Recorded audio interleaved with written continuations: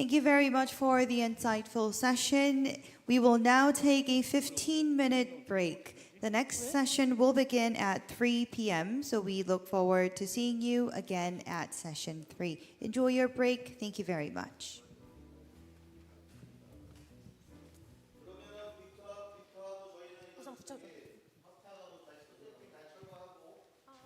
Excuse me, Mr. Toru?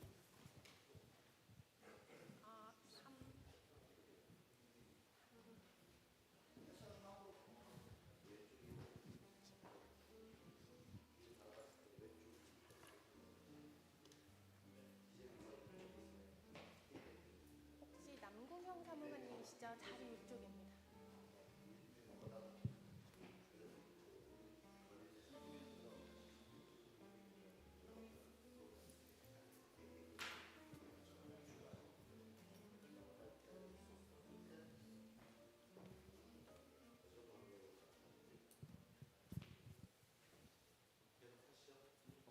네, 이어서 진행하겠습니다.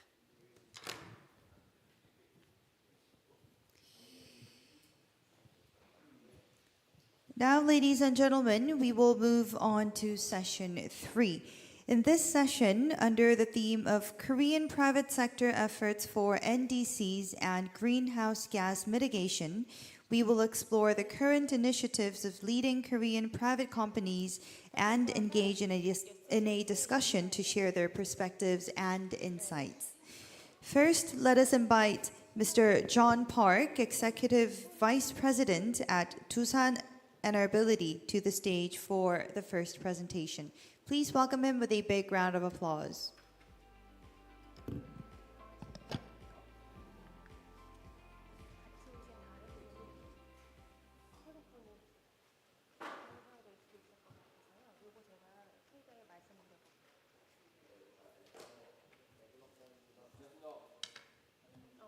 Thank you very much, Mr. Park. And now let's move on to the second presentation, which will be delivered by Mr. Myung-gyun Shin, Research Fellow of PostLab at POSCO. Please give him a warm round of applause.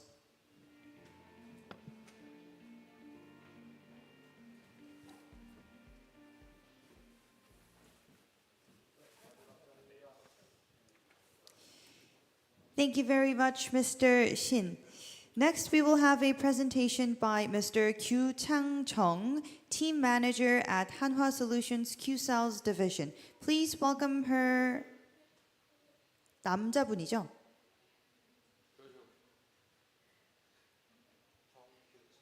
네.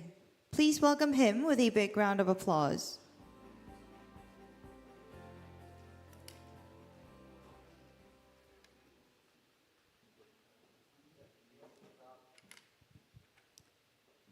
Thank you very much for the wonderful presentation.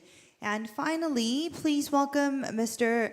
Yeonguk Cho, Head of Team at Hyundai Motor Company, to the stage.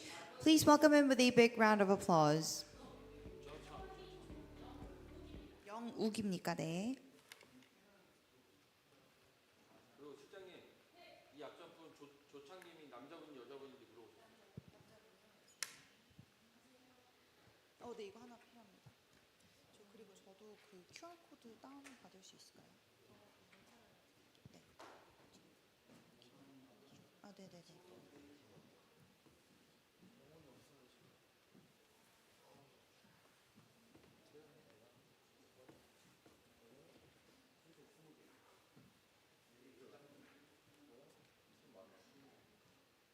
Thank you very much, Mr. Cho. And now we will begin the panel discussion for session 2. I would like to invite the speakers and our moderator to the stage. Please join me in welcoming them with a big round of applause.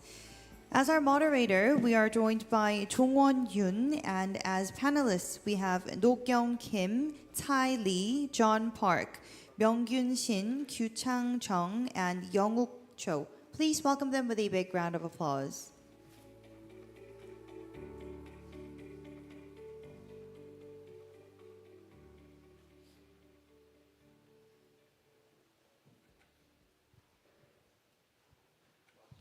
네, 토론 끝났습니다.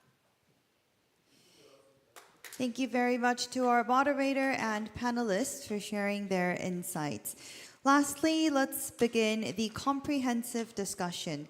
At this time, I would like to invite Mr. Dong-soo Kang, Executive Director at KDI GKEDC, who will chair the session along with the panelists, to come up to the stage. Please welcome them with a big round of applause. I would like to have Mr. Dong-soo Kang, Eric Kinde Ogyunleye, Kwang Chol-ji, James Shepard, and Chong Hyung Kwon to the stage.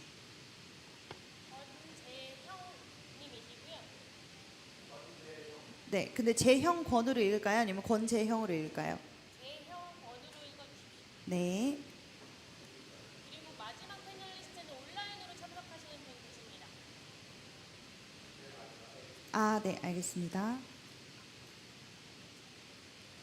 그러면 온라인으로 참석하시는 분을 마지막에 호명할까요? 네.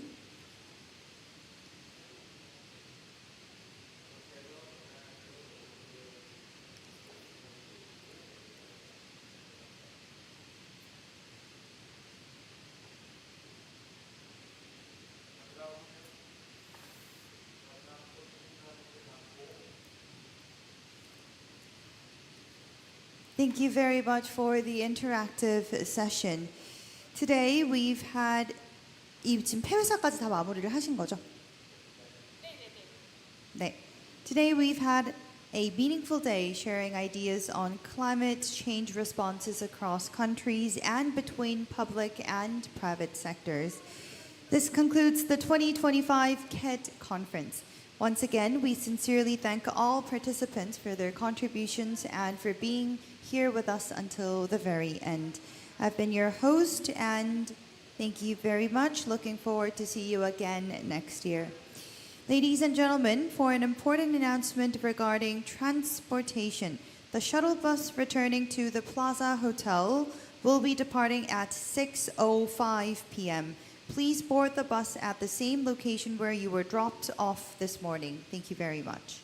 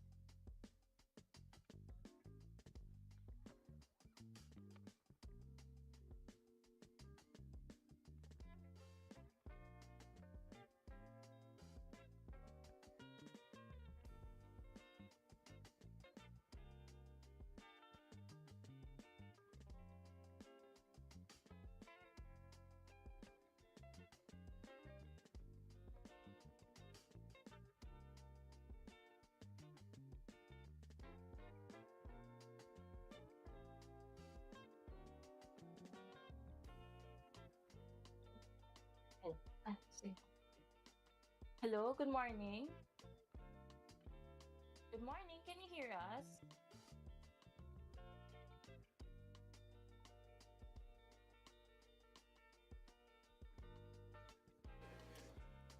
Thank you.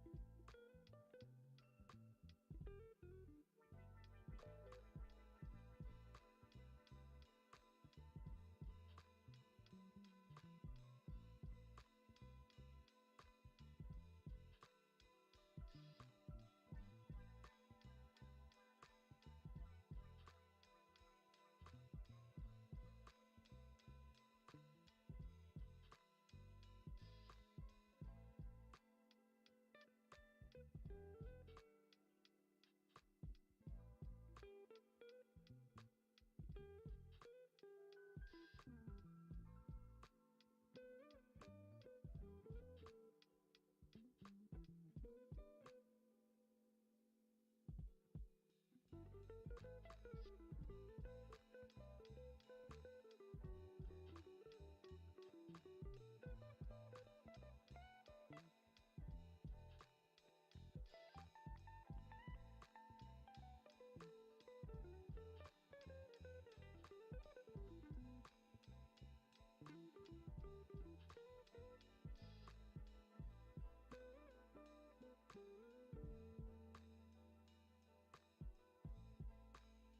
출근하고 이제 현장에서 말씀하시는 거예요.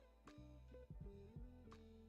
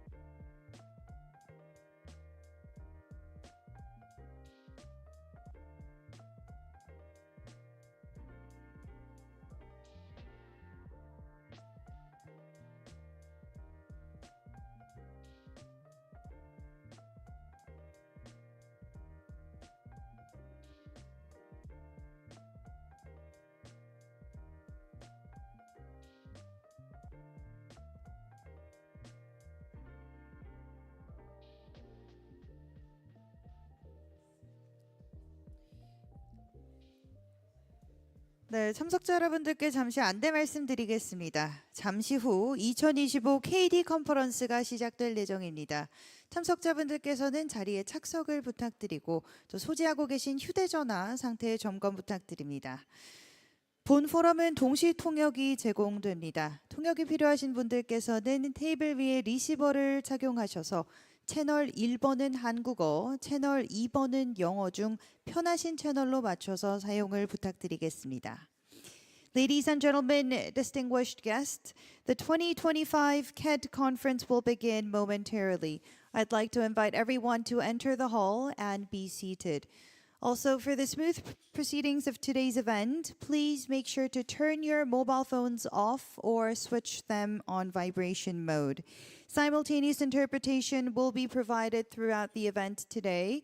Please use the receivers and set them to channel 1 for Korean and channel 2 for English according to your preference. A docent tour is scheduled during the lunch break. If you wish to participate, kindly make your way to the registration desk on the first floor before the tour begins. And just a quick note about your name badge. If you flip the name badge over, you will notice a convenient QR code printed on the back. So this is your single stop resource for everything you will need today. Please scan it to easily access the full program book and all of the speakers' presentation decks. And please do not forget, if you have any questions during any session, please use the same QR code that will take you straight to the Q&A submission page. Please make sure to drop down any questions if anything pops up in your mind. Thank you very much.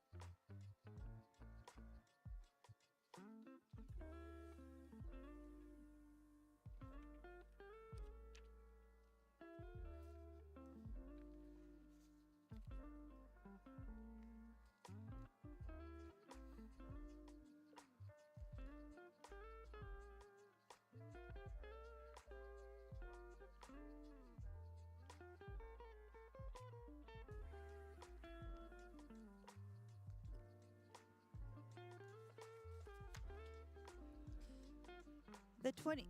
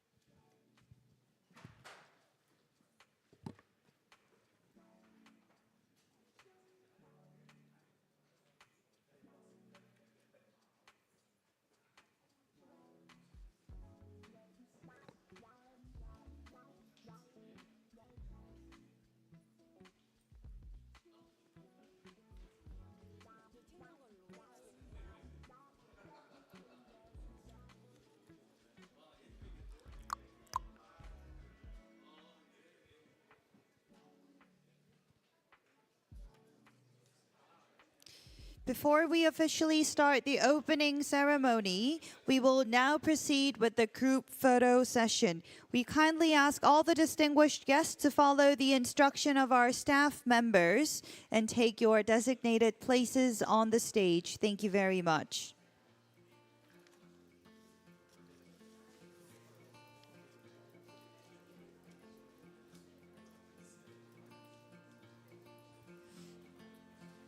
네, 저희 개회식 시작하기 전에 앞서서 먼저 단체 사진 촬영 진행하고 개회식 시작하도록 하겠습니다.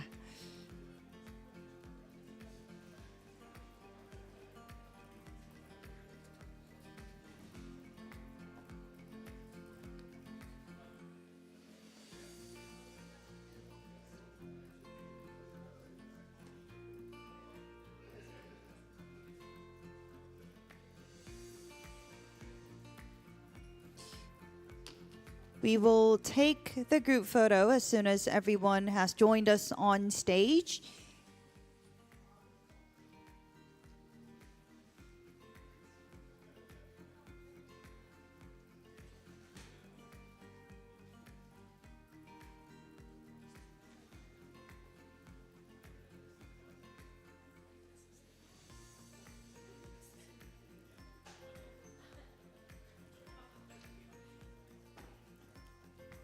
Please stand closer to each other so that we can have every one of you in the photo.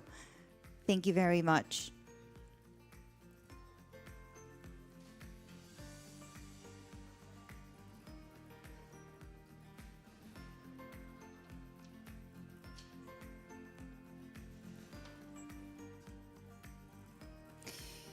Once you're ready, please face the camera and put on your brightest smiles. We're here today to create more milestones connecting with each other, creating partnerships for climate action.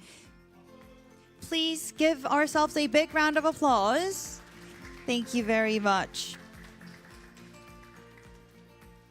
Thank you for your cooperation, and I would like to invite everyone back to their seats.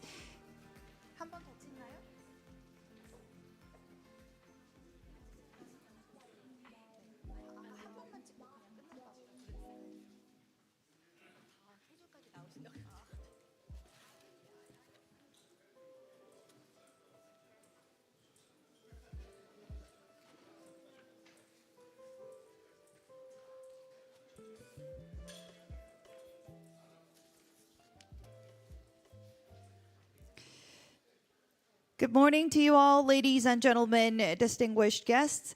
Welcome to the 2025 KED Conference. Please allow me to introduce myself. My name is Jin, and I've been given the honor and pleasure of being here as your MC today. Thank you very much for your presence. This conference is hosted by the Ministry of Economy and Finance of the Republic of Korea, Korea Development Institute, KDI, and Global Knowledge Exchange and Development Center, GKEDC. The 2025 KED Conference will explore the theme of integrating policy, technology, and finance to scale up climate action impact. First and foremost, ladies and gentlemen, we will dive right in with the opening remarks. The first opening remarks will be delivered by Mr. Hyung-il Lee, the first Vice Minister of the Ministry of Economy and Finance. Please join me in welcoming him with a big round of applause.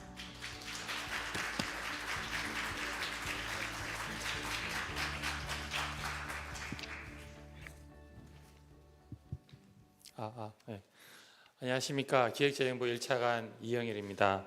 먼저 오늘 제2회 지식교류의 날 행사에 참석해 주신 모든 분들께 감사드립니다. 특히 이번 컨퍼런스를 준비해 주신 KDI 조동철 원장님, 기조연설을 맡아주신 GGGI 김상엽 사무총장님, AFDB의 자크 에장크 부총재님, UNFCCC 다니엘레 비올레티 선임국장님, 그리고 컨퍼런스에 참여하신 모든 참석자분들에게 감사의 말씀을 전합니다. 기획재정부는 한국의 발전 경험을 전 세계와 나누어 상호 발전과 성장을 이루기 위해 지난 20여 년간 KSP 경제발전 경험 공유 사업을 운영해 왔습니다. 글로벌 지식협력단지는 이에 더해 한국의 발전 경험을 공유하고 글로벌 공동 현안에 대한 협력을 모색하는 지식연대의 공간으로서 성장해 나가고 있습니다.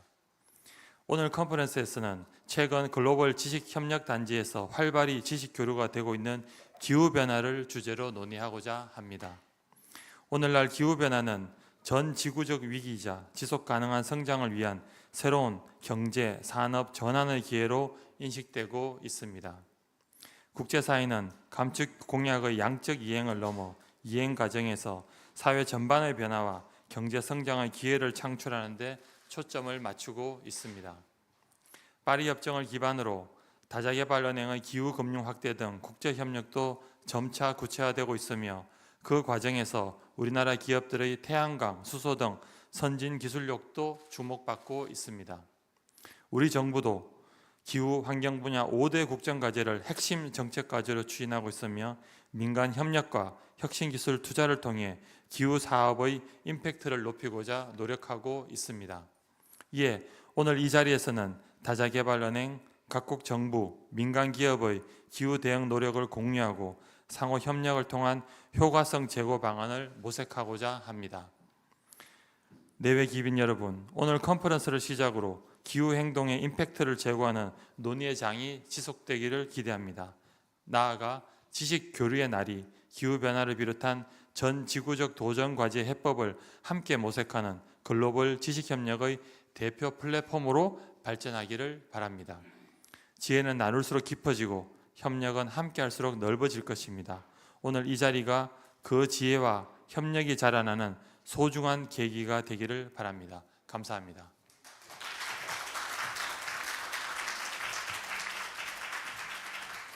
Thank you very much for your wonderful remarks that truly highlighted the meaning and the urgency of today's theme, integrating policy, technology, and finance to accelerate climate action. Thank you very much once again. Next, ladies and gentlemen, the following welcome remarks will be delivered by Mr. Dongcheol Cho, the president of Korea Development Institute. Please join me in welcoming him with a big round of applause.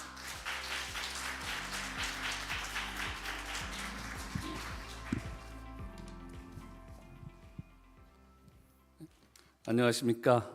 한국개발연구원 조동철입니다. 기획재정부가 주최하고 한국개발연구원이 주관한 2025 지식교류의 날에 여러분을 모시게 되어 매우 뜻깊게 생각합니다.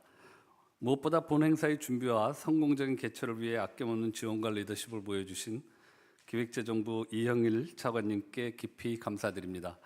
또한 바쁜 일정 속에서도 참여해 주신 아프리카 개발은행 작 애장 부총재님, 글로벌 녹색 성장 연구소 김상엽 사무총장님, 화상으로 함께 해주시는 아시아 개발은행 스캇 모리스 부총재님, 그리고 UN 기후 변화 협약 사무국 다니엘레 비올레티 선임 국장님, 그리고 귀빈 여러분들께도 깊이 감사드립니다. 우리나라는 한국 전쟁 이후 세계 최빈국 중 하나에서 세계적으로 손꼽히는 경제 규모로 성장하였습니다.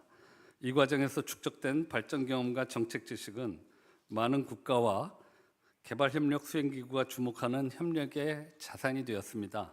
이를 바탕으로 기획재정부는 2018년 글로벌 지식협력단지를 개관하였고 한국개발연구원이 그 운영을 맡아 국제협력, 전시, 교육 등 다양한 사업을 추진해 오고 있습니다. 글로벌 지식교류 플랫폼으로의 도약이라는 비전 아래 KDI는 지식교류의 날을 시그너처 연례 행사로 주관하며 국내외 주요 파트너와 함께 글로벌 의제를 논의해 왔습니다. 지난해에는 디지털 전환을 주제로, 그리고 올해에는 기후변화 대응을 중심 의제로 설정하였습니다. 다자개발은행, 정부, 민간 부분의 기후대응 사업의 추진 현황을 공유하고 성과와 효과성을 높이기 위한 방안을 모두 함께 모색하고자 합니다. 기후위기 대응은 아시는 바와 같이 이제 어느 한 부분이나 한 국가의 노력만으로 해결할 수는 없는 그러한 과제가 되었습니다. 정부, 민간, 그리고 다자개발은행 간의 유기적인 협력이 필수적입니다. 오늘 행사는 이러한 문제의식 속에서 기후사업의 투자 확대와 임팩트 제고를 위한 방안을 함께 모색하기 위해 마련되었습니다. 다자개발은행과의 주요 과제, 협력국 정부의 국제 감축 사업, 민간 기업의 혁신적 친환경 비즈니스 사례가 논의됩니다. 정부, 민간 그리고 다자개발은행의 협업 방안에 대한 논의를 통해 기후 대응의 임팩트 제고에 기여하기를 기대하겠습니다. 지식 교류의 날은 올해로 2회째를 맞이하였습니다. 앞으로도 기후변화 대응을 비롯한 주요 글로벌 의제에 대한 논의와 협력의 장으로 발전하길 기대합니다. 내년에도 지속될 것입니다. 한국개발연구원은 기획재정부와 긴밀히 협력하여 글로벌 지식협력단지가 국제사회의 지식협력을 선도하는 플랫폼으로 발전하도록 최선을 다하겠습니다. 끝으로 귀중한 시간을 내어 함께해 주신 국내외 연사와 참석자 여러분께 다시 한번 깊이 감사드립니다. 감사합니다.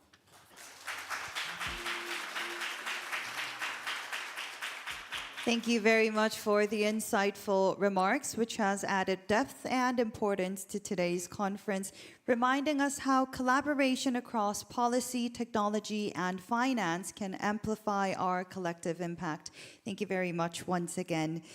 Now, ladies and gentlemen, the following congratulatory remarks will be delivered by Mr. Jacques Ejank, Vice President of the African Development Bank. Please welcome him with a big round of applause.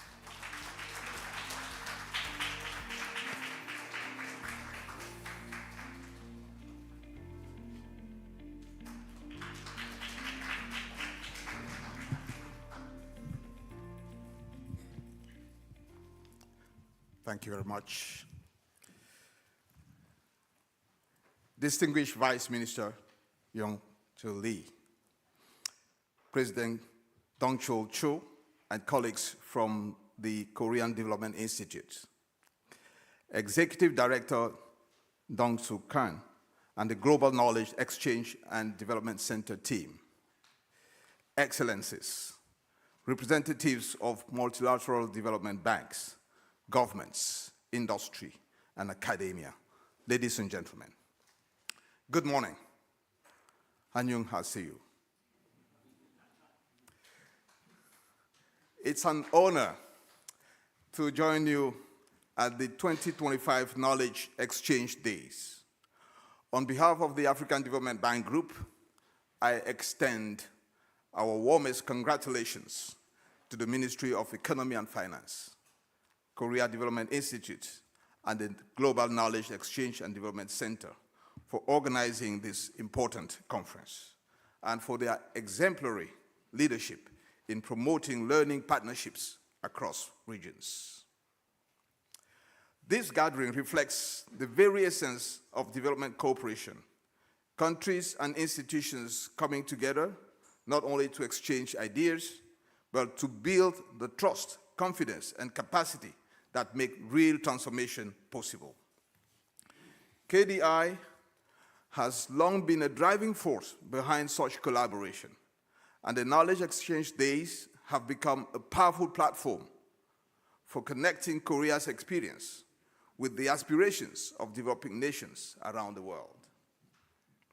The theme of this year's conference, integrating policy, technology, and finance to scale up climate action impact, could not be more timely. It speaks directly to the challenge that defines our era, how to align ambition with action, and how to ensure that climate solutions deliver tangible benefits for people, economies, and the planet, and how to develop human capital that drives this important agenda. For the African Development Bank Group, this challenge is also an opportunity across Africa. We see governments designing credible pathways for just energy transitions, investing in green infrastructure, and leveraging technology for resilience and inclusion. Yet, success depends on partnerships between public and private sectors, between nations, and among development institutions that share responsibility for financing sustainable growth. Success also depends on how we invest in our people, especially the youth.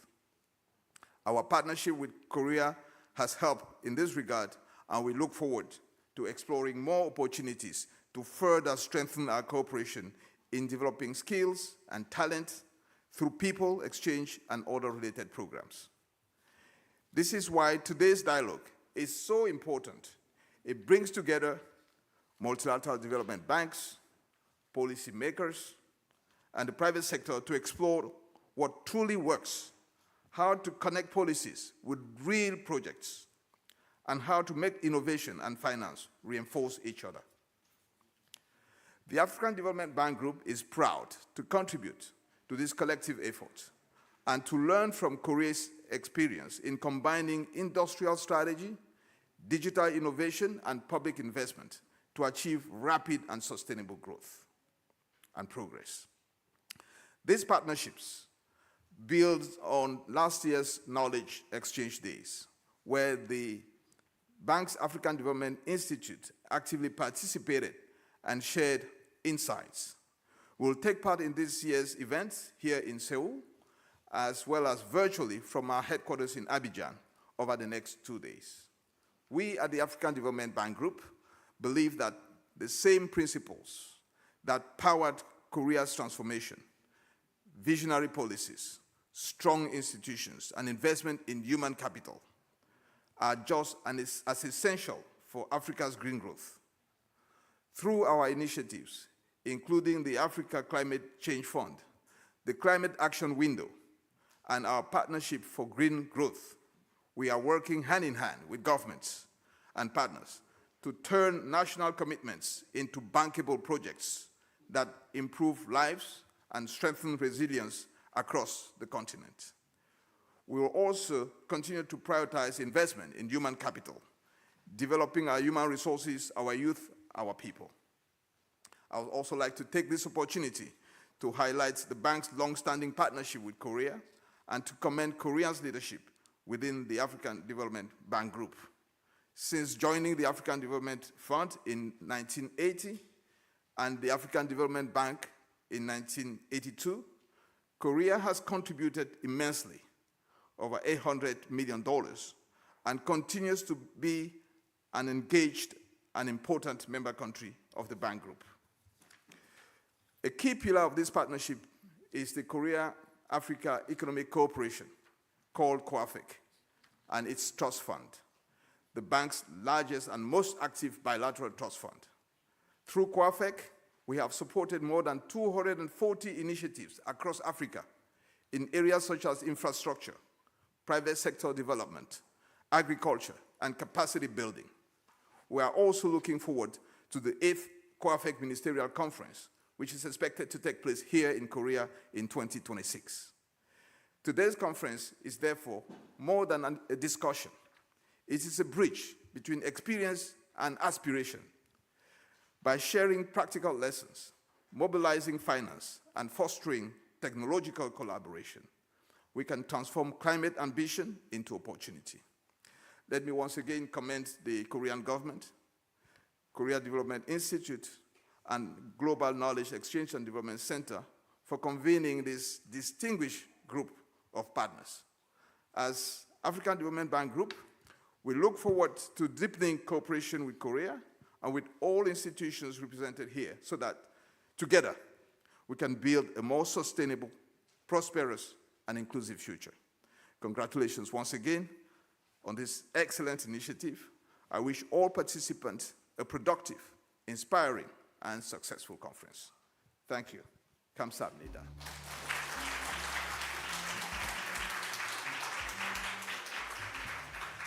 Thank you very much for the inspiring remarks. They've given today's conference an even deeper sense of purpose, reminding us that tackling the climate crisis requires more than just ambition alone. It calls for true collaboration and shared determination to turn ideas into real and measurable impact. I believe the conversations ahead will bring us one step closer to that collective goal. Thank you very much once again. Next, ladies and gentlemen, we will have a congratulatory address from Mr. Scott Morris, Vice President of the Asian Development Bank. Please do note that due to his schedule, the Vice President is joining us online. So now please direct your attention to the screen.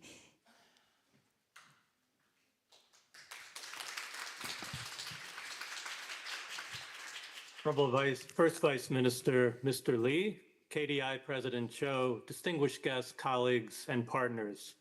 It is a great pleasure to join you virtually today for this Knowledge Exchange Day on integrating policy, technology, and finance to scale up climate action impact. I do regret that I cannot be with you in person today. Let me begin by extending my warmest congratulations to KDI for convening such a diverse and dedicated community of experts and practitioners. This event is both timely and important. As climate impacts grow more severe, our response must become faster, smarter, and more integrated. We know that policy, technology, and finance are essential pillars of climate action, but it is their integration that truly unlocks scale and impact. Effective policies set direction and build confidence. Innovative technologies enable and accelerate solutions. Finance, both public and private, turns ambition into action. And when these elements work together, they can drive transformative change. This Knowledge Exchange Day is more than a technical dialogue. It reflects our shared commitment to collaborate across disciplines, institutions, and borders. It's about breaking silos and learning from real-world experience, how sound policy has enabled technology adoption, how innovative financing has de-risked investment, and how partnerships have turned ideas into lasting impact. I commend all presenters and speakers whose work is being showcased today. Your achievements remind us that effective climate action is built on collaboration and continuous learning. Every policy reform, pilot project, and financing innovation adds to a growing foundation of knowledge that benefits us all. Knowledge is a key bridge between ambition and action. By learning together, we strengthen our collective capacity to design smarter, deliver faster, and scale what works. As we exchange insights today, let us also look ahead toward replicating successful models, deepening regional collaboration, and ensuring that developing countries have the access and capacity to scale up solutions that work. Together, by integrating policy, technology, and finance, we can accelerate progress toward a low-carbon, climate-resilient, and inclusive future. So once again, congratulations to KDI for organizing this Knowledge Exchange Day. May today's discussions spark new ideas, strengthen partnerships, and inspire action that delivers real and lasting impact for the people and communities that we all serve. Thank you very much.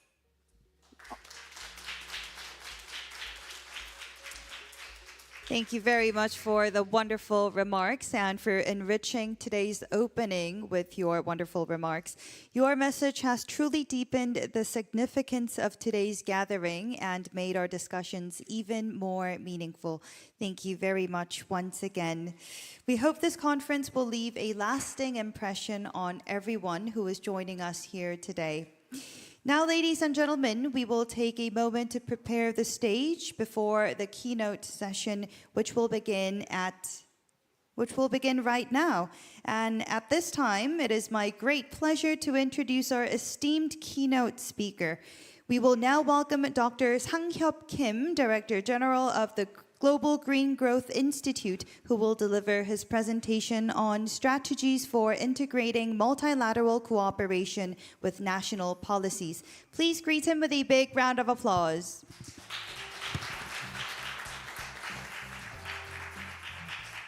Thank you. Very good morning, all of you. It is my great honor to join this important gathering at the opening of the Knowledge Exchange Days conference. Thank you, President Jo Dong-chul, for having me. And I'd like to express my special gratitude, Dr. Kang Dong-soo, for his remarkable dedication for the initiative of knowledge exchange and development for all of us.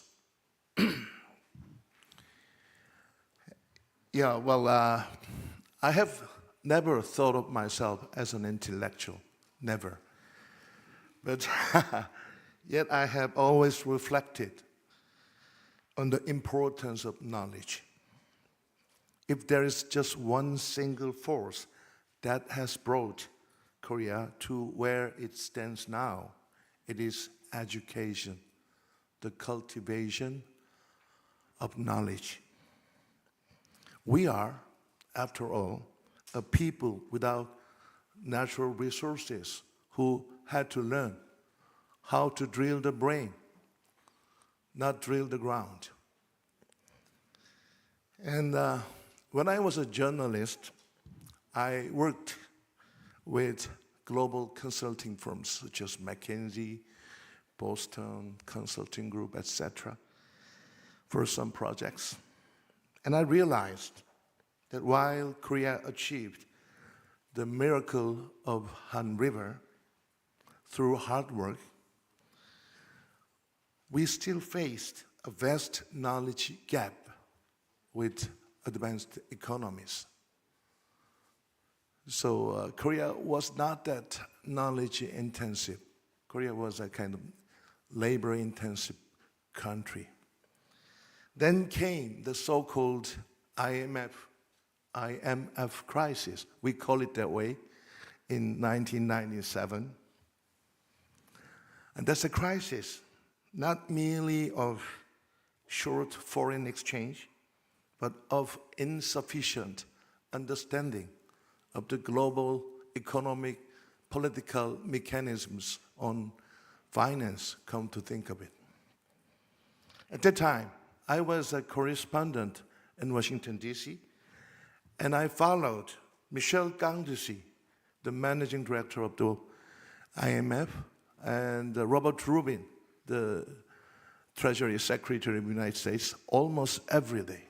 Almost every day. That was a tough time. And one day, the president of the World Bank, James Olfenson, told me Korea's crisis was not a short-term reserve, but a deficit of knowledge. And he told me that's why he was trying to transform the World Bank into a knowledge bank to help developing countries in a better way. So I asked him, then, can you visit Korea with me? And to my surprise, he simply accepted it. And that's how we were on the same airplane and visited Seoul together. And that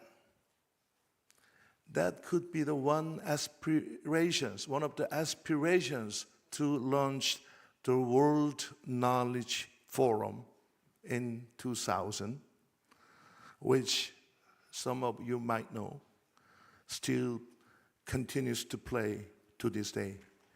And it is my great joy that what began by a small group of people has grown into one of the Korea's most prominent platform for knowledge sharing. And before I move to my main point, just let me tell you one more story. When I served as the secretary to the President Lee Myung-bak, the president of Korea, the president of KDI at the time visited my office with some concerns, and he said to me, KDI is relocating to Sejong City, but the main Hongneung site might be sold to the private sector, even private companies. And could the government preserve it as a public asset to keep the legacy?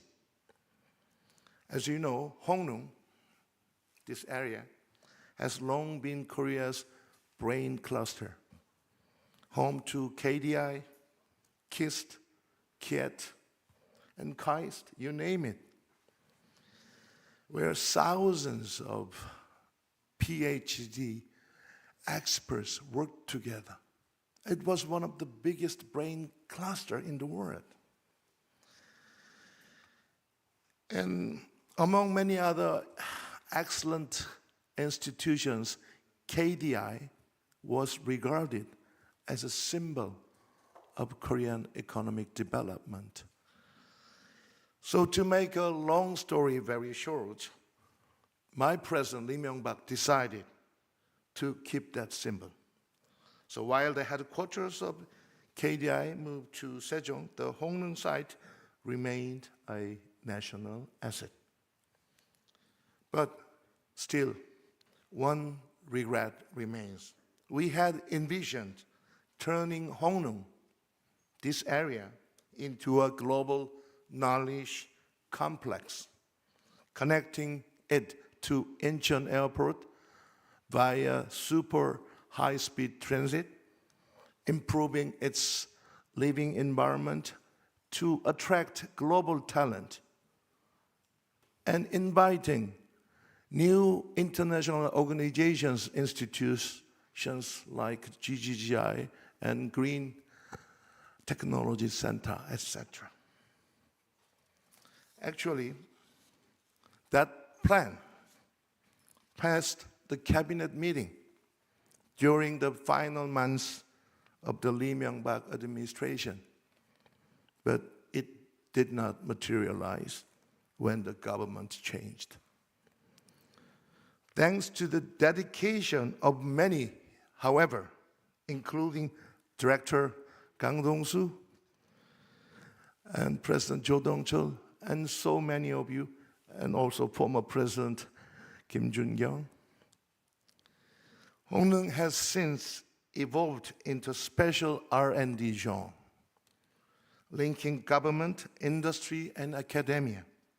And today, as you see, it has become a hub for global knowledge cooperation.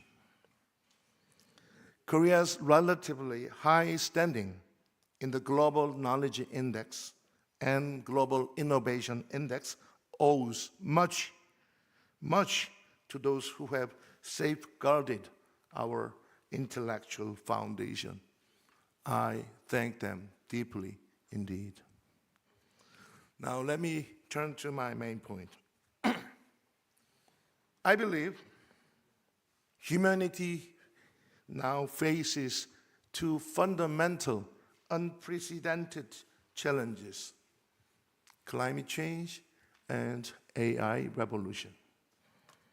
Climate change challenges our very survival, and AI challenges the meaning of being human. Both are existential risks demanding borderless, collective global responses, and GGGI is one of them. The Global Green Growth Institute was established in 2012. It's a relatively young international organization that was created to deliver practical solutions to climate change, while the UNFCCC builds negotiations, rules, and frameworks for climate change. GGGI implements green solutions, bringing developed and developing countries together through technology, finance, policy, and capacity building. Starting with 18 member countries under Korea's leadership, GGGI now has 54 members, about 1,000 staff across more than 40 offices around the world, running more than 250 projects and supporting the mobilization of green finance up to $15 billion so far. But GGGI is not big enough when you look at the scale, magnitude of climate change. So that's why we actively pursue collaboration with like-minded international organizations. Over the past decade, GGGI has built the Green Growth Knowledge Partnership with the World Bank, OECD, and UNEP. And earlier this year, during the Global AI Summit in Paris, I met with the UNFCCC Secretary General, Simon Steele, and we agreed to strengthen strategic cooperation, especially on carbon market, following the completion of the Article 6 of the Paris Agreement. GGGI has established carbon transaction facility to support developing countries' readiness for carbon trading.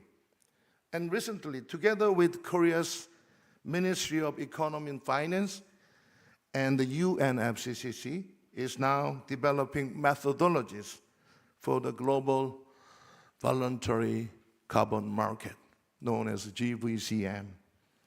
A special session on this initiative will take place next week at COP30 in Brazil. Actually, today I am on the way to Brazil. And as it happens, Director Kim Tae-hoon, the formerly of Ministry of Finance and Economy, now leading this work at GGI as the head of the GVCM unit, is here with us. I hope we can have a more conversation after this session.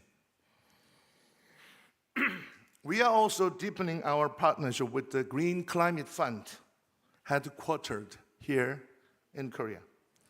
Just this Monday, a few days ago, senior officials from both institutions had a workshop to coordinate systematic cooperations.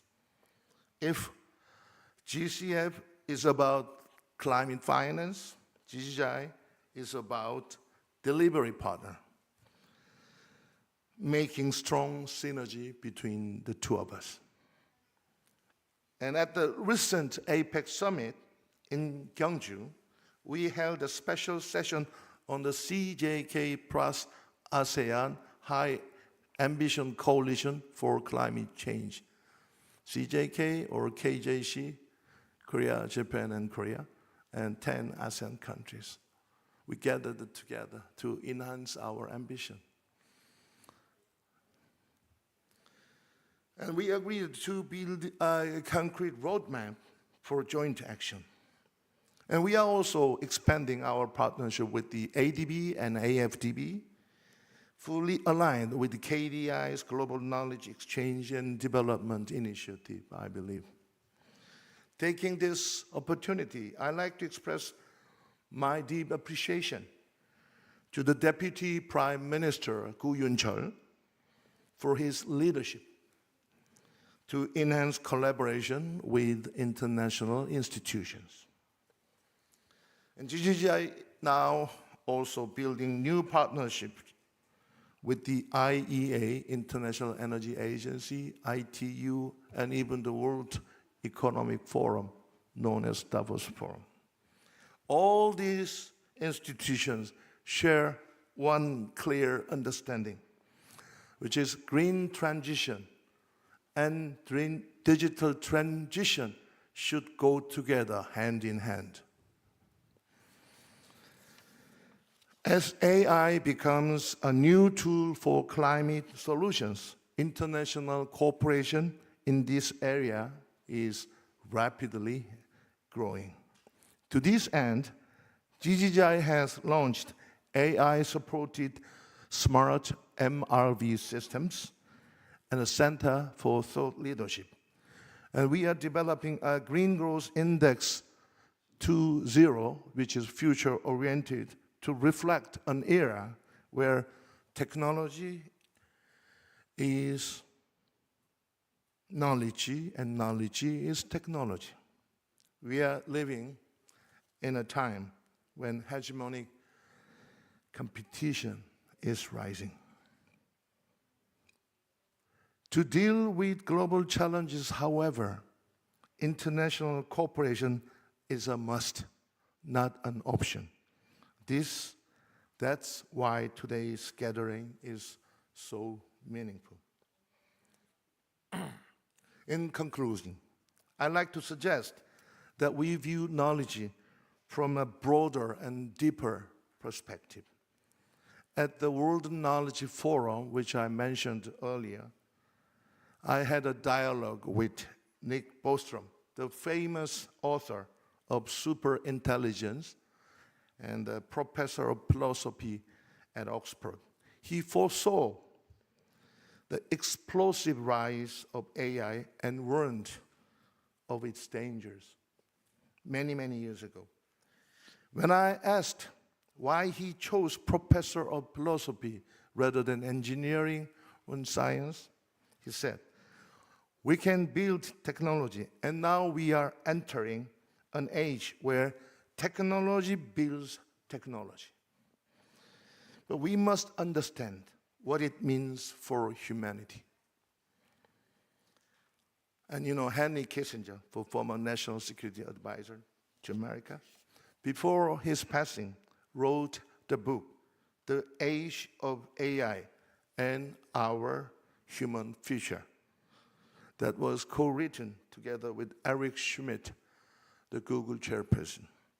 And he noted the race to develop AI has surpassed even the arms race in its intensity and scale and speed. Yet, humanity remains remarkably ignorant about the future that AI is shaping. This, he wrote, is an age that calls again for Descartes and Kant to understand the new world. So, if Korea's rise was driven by recognizing the importance of knowledge, then I believe the next stage must be guided by new ideas and philosophy, those that can illuminate our path through the climate crisis and AI revolution. Someday, I'd love to read a news headline that says, government dramatically increases budget for philosophy and new idea. So may our cooperation go beyond knowledge and technology, go toward shared insight, imagination, and the creation of a new era of sustainability together. Thank you very much.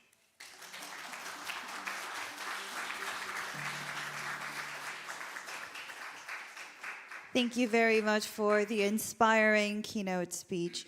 Your message on the importance of global knowledge sharing and international partnership as key enablers of progress truly resonated with all of us here today.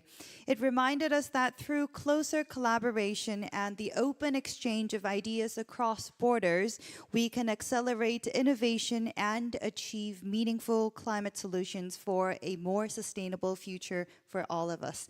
Thank you very much.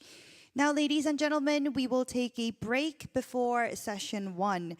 Light refreshments, including coffee, tea, and snacks, are available out in the lobby, so please feel free to enjoy them and make sure to return back to your seats by 9:50 a.m. as the program will resume shortly after. Thank you very much.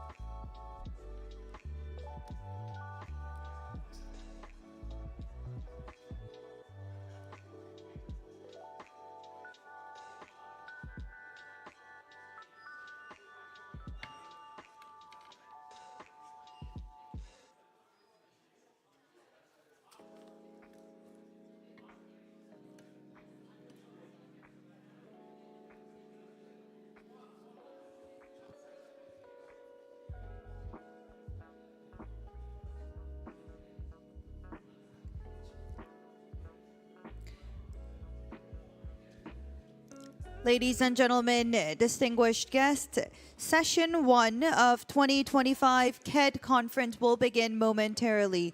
I'd like to invite everyone to enter the hall and be seated. Thank you very much for your cooperation.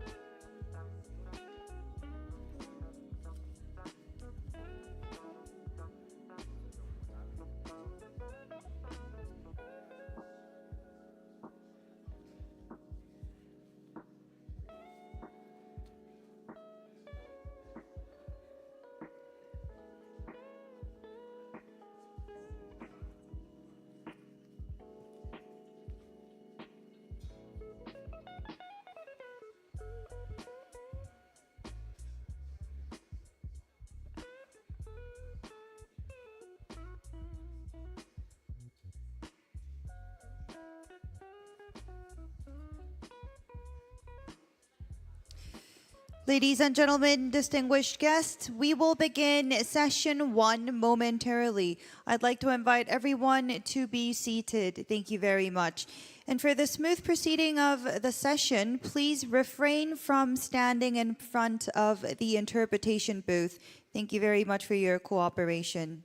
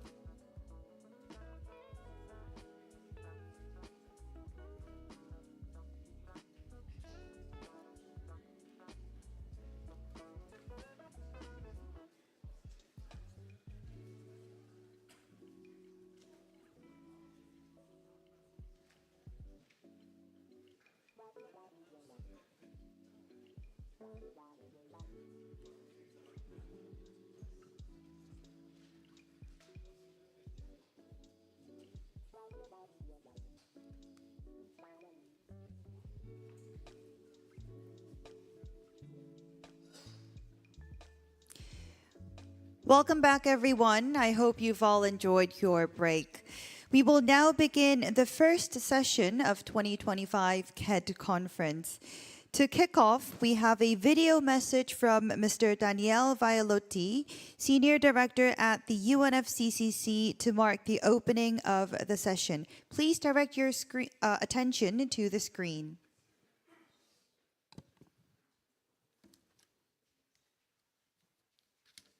Distinguished representatives, colleagues. On behalf of the UNCC Secretariat, it is a privilege to address the 2025 Knowledge Exchange Days. I extend sincere appreciation to the government of the Republic of Korea and to the Korea Development Institute for convening this important platform for global cooperation. This year's theme, integrating policy, technology, and finance to scale up climate action impact, speaks directly to what is needed now. As parties focus on the next round of NDCs and the implementation of the global stocktake outcomes, we know that ambition must be matched with practical solutions on the ground. Yet access to climate finance remains a critical barrier for many developing countries. Strong project ideas too often face challenges linked to technical capacity, coordination, and meeting requirements across finance institutions. And even where access is secured, delivery and implementation also demand sustained support.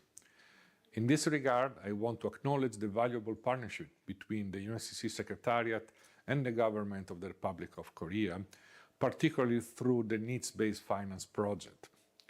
Together, we are supporting countries to identify their finance priorities, strengthen project pipelines, and connect to the right sources of funding, a concrete contribution to overcoming access gaps. Knowledge exchange is essential to progress in all areas. By bringing together multilateral development banks, governments, the private sector, research, and youth, KDI is contributing to enable the shared learning and collaboration that accelerate implementation. The UNCC Secretariat remains committed to supporting parties, strengthening access, preparing countries for market participation, and ensuring that capacity and knowledge are drivers of climate action, not obstacles. I thank our Korean partners once again for their leadership and continued cooperation.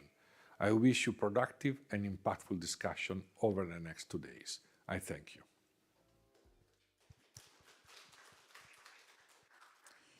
Thank you very much for opening this session with your wonderful remarks. We will now proceed with the main session.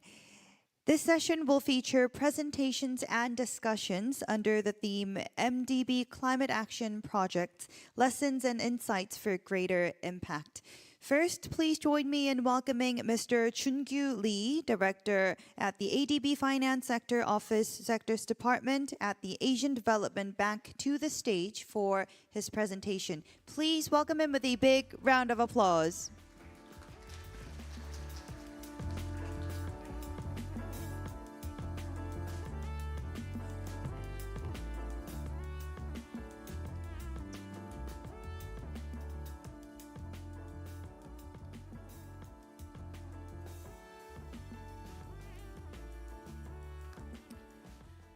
Thank you very much. My name is Shun-Gyu Lee, Director of Finance of Asian Development Bank, and taking this opportunity, and I want to say thanks a million and to Korean government and also KDI, and especially these knowledge center and also other MDB colleagues, and thank you very much for giving us this opportunity. ADB is very happy to share our experience, especially for this ADB's experience and insights. And initially, I was requested by KDI to share ADB's finance sector operation perspective in terms of those greater impact and for those mitigation and adaptation areas, and to address these existential threat and these Asian developing member countries. ADB continues to call that DMCs. When I say DMCs, in Asian developing member countries, that's a kind of short word. And so here, the focus on the finance sector operations, but I'd like to share what ADB is generally doing also. The first content is focused on 5 strategic focuses and also broad way of understanding what ADB's climate action has been done so far. And then coming back to finance and pass to sustainability, and then to support the sustainability of what is happening in the real operation field and the knowledge collaboration. And then building on this transition finance area, importance of the public-private collaboration, especially focused on the blended finance. And we are going to discuss a little bit about the blended finance from the perspective of the de-risking of the projects. And we will move from this path to sustainability transition finance and the foundation to serve as a sort of the platform and to attract the private investment is definitely reporting in the disclosure. So it's a little bit sensitive, but we can touch this, disclosure and reporting areas. And given this global shift, and then I'd like to finish this presentation with the stressed point for the importance of the regional cooperation. And as our distinguished speakers already highlighted a few times, and this challenge cannot be resolved by just one side and one actor. And we need to act together, we need to move together. So the importance of the regional cooperation, why I say regional cooperation is because ADB is regional MDBs. And so regional cooperation, global cooperation between these region and the global, I think those things is very, very important to address these challenges. And then some of the consideration I'd like to share. And so ADB's strategic focus and the performance of the last year until the last year. So we have 5 strategic focuses. So definitely this first one is included in this one of those 5 strategic focuses. And as mentioned here early this morning, and this climate and digitalization and will go together. I think this is really important, sort of the mantra and agenda and the principles we would like to keep it. So here, climate action, private sector development, and the regional cooperation, the public goods, and digital transformation, and also the resilience and empowerment.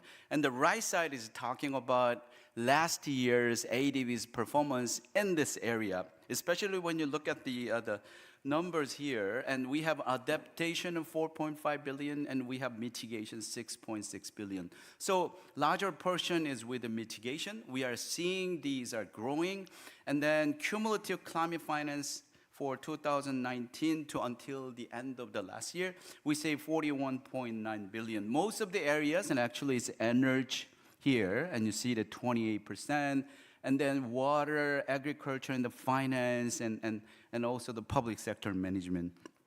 And here, I'd like to share what ADB has been doing, especially for the broad ways. And the key focus pillar is we call ADB's Climate Change Action Plan. In short word, we say CCAP. This Climate Change Action Plan has 7 guiding principles. Number 1 is definitely client-centric. Our clients is developing member countries in Asia-Pacific region. So we look at the very tailored approach so that the bottom-up definitely should be there because we focus on the client-centric. And then we are looking for the high impact. That's why how we engage not only upstream, but also midstream and the downstream. So the policy side and working together with the institutions and also with our specific projects in the operation field. And then we are going together, it's one of the most important point is that catalyzing the private sector participation. And private sector has the scale, so how we can work together with the scale owned by the private sector, it's one of the principles.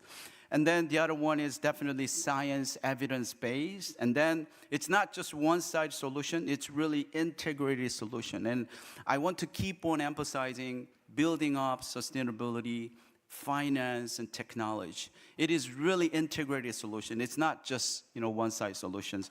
And then just transition and considering the impact of the climate change and our policies on the local community and the cities. And I think it is very, very important. And then these all climate change action plan, what ADB has been doing, like I said, it's not going to be done by one side, not just by ADB. It is really important to enhance our partnership with developing member countries. So ownership of the country is very important, and also other MDBs and other institutions.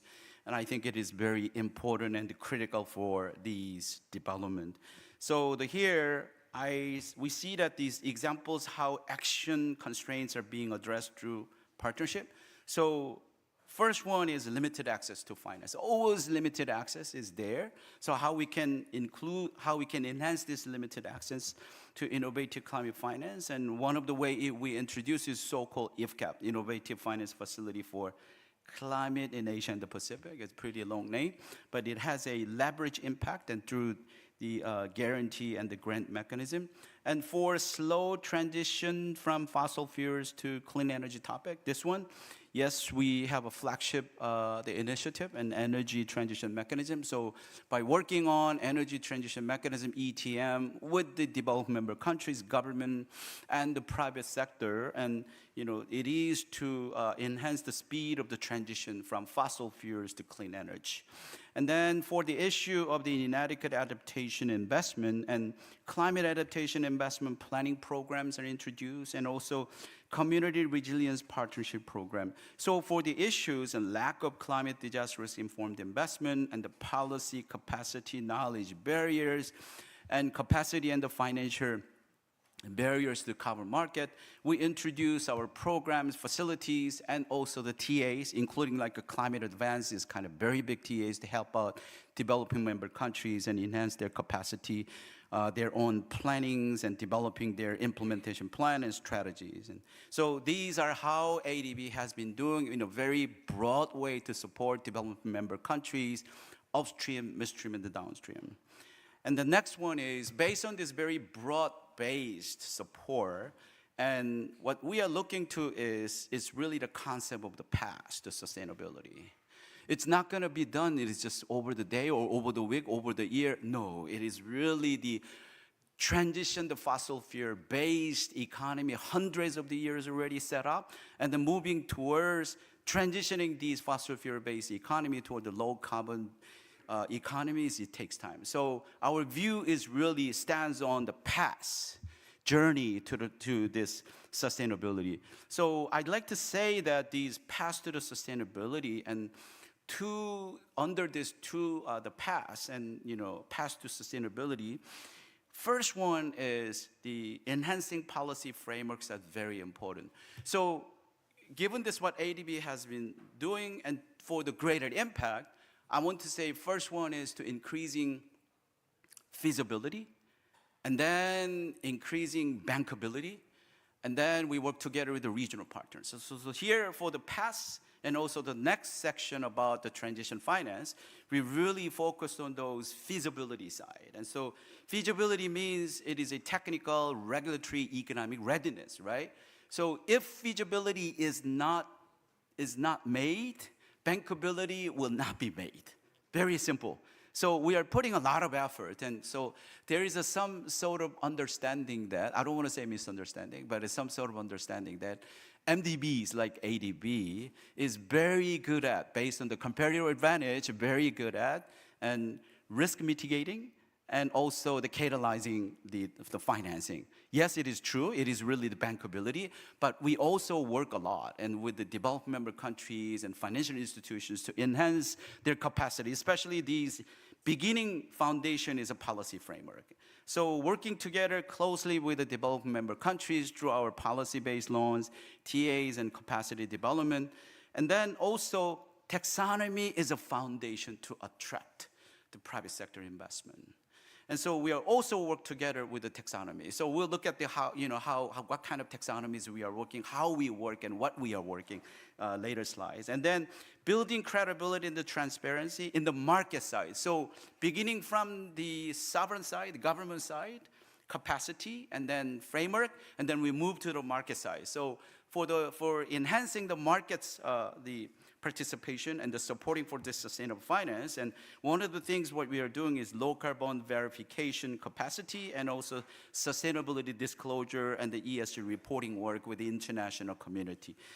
And the next one, building on this policy framework, and then the next market side support. And one of the example is the capital market development programs. And so we actually sitting together in ASEAN Capital Market Forum, ACMF. And ACMF is composed of ASEAN capital market regulators like Financial Services Commission, things like that, or Securities and Exchange Commissioners. So we sit together, so-called ASEAN Taxonomy Board, and then we work together to provide the technical assistance. And then once the support is done, one of the example is using this technical assistance and during the last couple of years, and we actually published the so-called ASEAN Sustainable Finance Taxonomy and also ASEAN Transition Finance Guidance.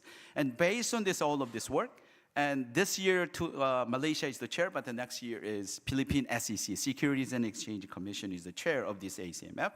So our track record shows that catalyzing private sector capital for transition, ADB has catalyzed $4 billion in sustainability bonds and $14 billion in the local currency bonds. We also help, and these individual DMCs issue their debt capital market tools in local currencies. And so this is also played the important role in filling up the gap in terms of this supporting the finance needs. And then the leveraging regional cooperation and integration. So I would have a more opportunity in the later slides about this regional cooperation.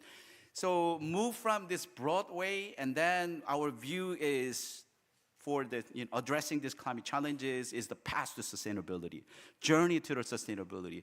And then over this journey to the sustainability, what is most important thing is that supporting transitioning the economy towards low carbon.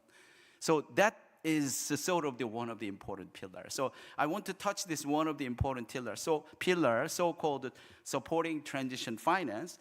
So this one, why transition finance is important? Simply because our economies was built on fossil fuel based. So we need to move, we call green and industrial development or green transformation, which is not going to be done over the years. It requires a decades of commitment and the policies and the collaboration between public and the private. It really needed. And then UNDP already said these pure green activities makes up only 8% of the global GDP. So that means non-pure green activities is most of the dominant share. So we need to put effort to decarbonize. So that's why we imported the taxonomy development of financing gap. But the key barriers are there. And transition finance itself is lack of clear definition of transition activities.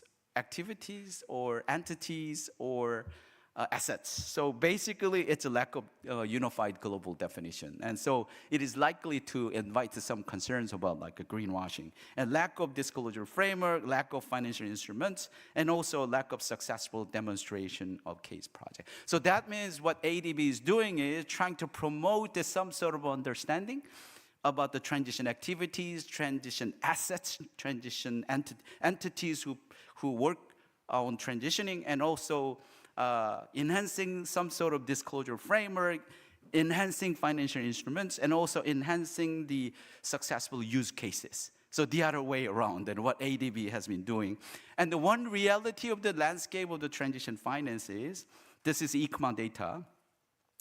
They issue bonds, the corporates and sovereigns issue bonds, green bond issuance, but when they look at the actual contents, 90% of the green bond issuance are actually related to climate transition.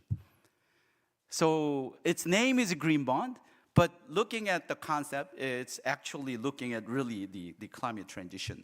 So this is the reality. Interesting is, this is a debt market data and landscape of transition finance. And the left side, when you look at it, this left side, and these transition bonds, market for the transition bonds is moderately increasing, like around 3 to 5 billion.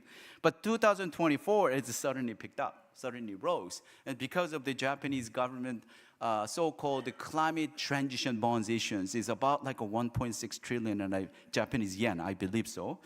So currently it is modestly increasing. The market's looking at this as a sort of tools, and also sustainability-linked bonds is also in the market, is getting more traction. And then right side is much more interesting. When you look at the right side, this right side show that finance sector, most of them is there, they issue green bonds is 52%, and utility sector only 24%. But here, the name under the transition labeled bonds, financial sector is only 12%, and the utility sector is 59%.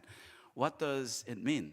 So the financial sector can play a more role if some of the concerns are addressed, like those framework and transition plans and those kind of things is well planned, and I think it's more the great opportunities there. And then what we are actually working together with ASEAN. First, ASEAN, ADB is sitting at the taxonomy board with the ASEAN Capital Market Forum. So working together very closely, with ASEAN capital market regulators. So we already published ASEAN Taxonomy for Sustainable Finance in the version 3, and then ASEAN Transition Finance Guidance Note. So this Transition Finance Guidance Note published version 1 and version 2 already. So in the right side is talking about some of the key explanation for clarity. So even this Transition Finance Guidance Note never tried to define. It tried to clarify. So there are 3 areas of the applications which includes a transition concept, transition element. First one is a green finance, finance directed towards green activities or assets with low to zero emissions. And the second one is asset level transition finance. Third one is entity level transition finance. And then approaches, and so that means ASEAN's actually adopted so-called AMBER. So AMBER is brown, and then amber, and then the green. So it's really based on the reality. And so here, it's pretty much ASEAN, like here we put in place the example Thailand, Indonesia transition, and they classified amber activities actually as a transition activities. And the right side is our ADB's actual loan and investment. First one is, and I told you from the beginning, bankability and feasibility. Feasibility and bankability. So here, Georgia Capital Sustainable Linked Bond Project, ADB's subscription, 20 million, and the SLB. And the second one is ADB's FIL, and financial intermediate loan modality, our project, and promoting industrial park green and low carbon development projects in PRC. And the first SLB is for the bankability, and the second, our financial intermediate loan, is feasibility and the bankability both. And then Philippines ACN, and so ACN is a Philippines private company, but ADB provided a partial guarantee to financial institutions to increase their funding capacity. So the role of ADB, it's a kind of the providing those innovative tools to enhance the size of the funding. So here, and lessons from the promoting transition finance, I can say that energy security, its important thing is the country's ownership, and here, country's ownership, policy consistency, and then social dialogue are equally vital. From our own experience from energy transition mechanism, working with the developing member countries, it's not just financially sound asset. It's not just simply we applying discount rate and to calculate the current coal-fired power plant asset. It is really the national infrastructure. So now we are really looking at energy security, affordability, and employment protection from the just transition concept. And then de-risking and the catalyzing through this blended finance. I think I can share a little bit more the blended finance and this public collaboration, public and the private collaboration. And no single actor can close the climate finance gap alone. Governments, development banks, and the private sector must work together to align capital flows with the climate goals. So here, ADB's definition is blended finance as the combination of concessional finance from donors or third parties with its own funding, or commercial finance from other investors. So actually it is involving using public funds to attract the private investment to projects that might not be commercially viable on their own. So because of this blended finance approach, it becomes commercially viable. I think that's very important. So like I mentioned, it's feasibility should be ensured first, and the bankability, and moving to the bankability. What is the bankability? It's a affordable, risk-adjusted returns. How we can ensure the affordable, acceptable, risk-adjusted returns, and with this blended finance approach, and which will enhance the size of the private sector investment. So important thing is that the ability to structure and right size risk. It is very important from the whole step of this project, the cycle. And then the case studies, and ADB case studies, actually we look at our financial intermediate projects and also the blended finance project, and then we derive 4 implications. So the first implication from ADB project is, first, catalyzing decarbonization investment. So ADB's blended finance approach actually is highly effective at catalyzing decarbonization investment. And then implication 2, and blended finance facility, and like the SDG Indonesia One Green Finance Facility, bridge the financing gap by leveraging public funds to de-risk project and catalyze a multiple of up to 8 times the ADB funds from private and commercial sources. Third implication is deploying innovative instrument. This innovative instrument it's a so-called the risk mitigation products, and these products, including those the partial credit guarantee and the first loss observance and those kind of things, it is really important role. And then implication 4 is the large-scale transition investments is unlocked by this blended finance. So this one is actually the projects and India's solar rooftop investment programs. And then and also Philippines ASEAN Sustainable Link Facility. And because of this ADB's loan guarantee, the facility played a role and enabling the partner bank to increase the facility, size of the facility. And international sustainability disclosure, like I said, is a bit of sensitive because it's really related to the domestic regulation. So when you look at these countries, some of the examples of the countries, and these are domestic regulation, these are international alignment, their plans and the status. When you look at it, they have a phase-in plans and announcement. And then interesting here, we face global policy shift. Not only the one very important country in the North America, and also the EU's so-called streamlining effort. And then also there's an economic pressures and then public sentiment. So given these things, I just want to focus that very important short words. I show that the presentation, those domestic regulation and also their alignment, right? But regulation doesn't mean sustainability disclosure practices. So when we discuss with ADB DMCs, they actually pointed out three things: organizational capacity challenge, and operational cost, and then limitations on assurance and verification challenge. These are the things. So ADB's work, we strongly believe that and should stand on and regional cooperation. It's not just one country's solution provider. We really need to work together. That's why we first, Sustainable Finance Framework, Transition Finance Guidance, working together, ASEAN, capital market regulators. And then second, or how we can implement, and we focused on capital market development. It's like I said, this is a finance sector sort of the operation implications for the greater impact. So one of the things, we launched our TA, so-called the GSS program. This one actually facilitated over 4 billion in issuance.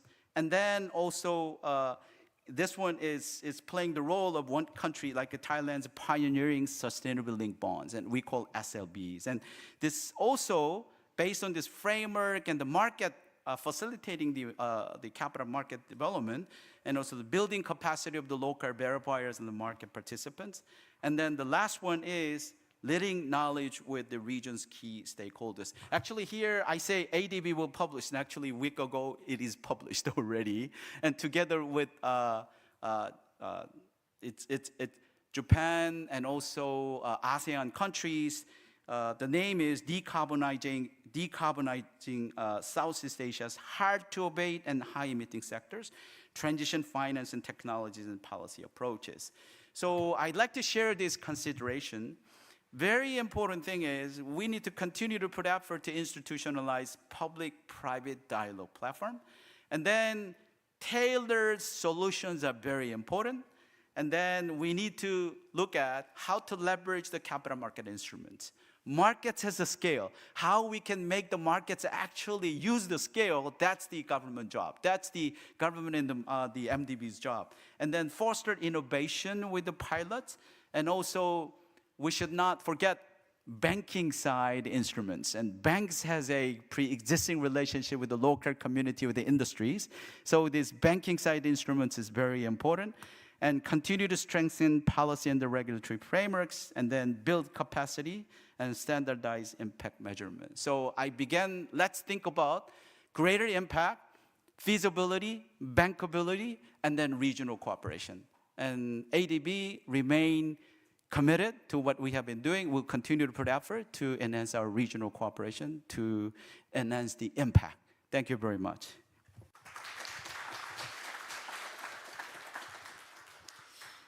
Thank you very much for the insightful presentation. It was an excellent overview of how collaboration across sectors, from private and public partnerships to regional cooperation, is driving more effective climate action.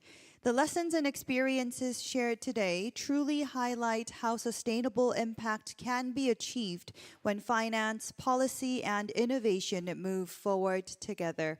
Thank you very much once again. Next, ladies and gentlemen, let's move on to the second presentation, which will be delivered by Ms. Zuo Cheng, Senior Climate Finance Specialist of the World Bank. Please welcome her with a big round of applause.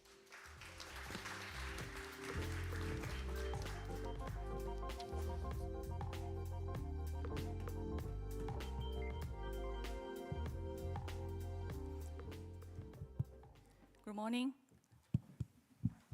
Thanks for the opportunity. So my name is Zhuo Chen. I'm from the World Bank Climate Change Group, based in the World Bank Singapore hub. In the next 20 minutes, I will walk you through the World Bank highlighted experience on carbon market over the past 25 years in a summarized way, also supported by 3 concrete examples we did in 3 different regions.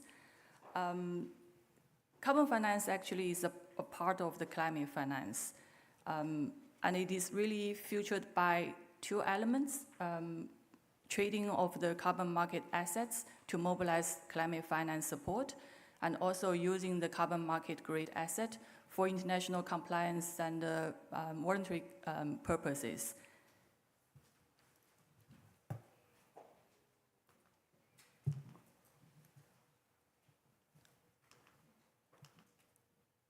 So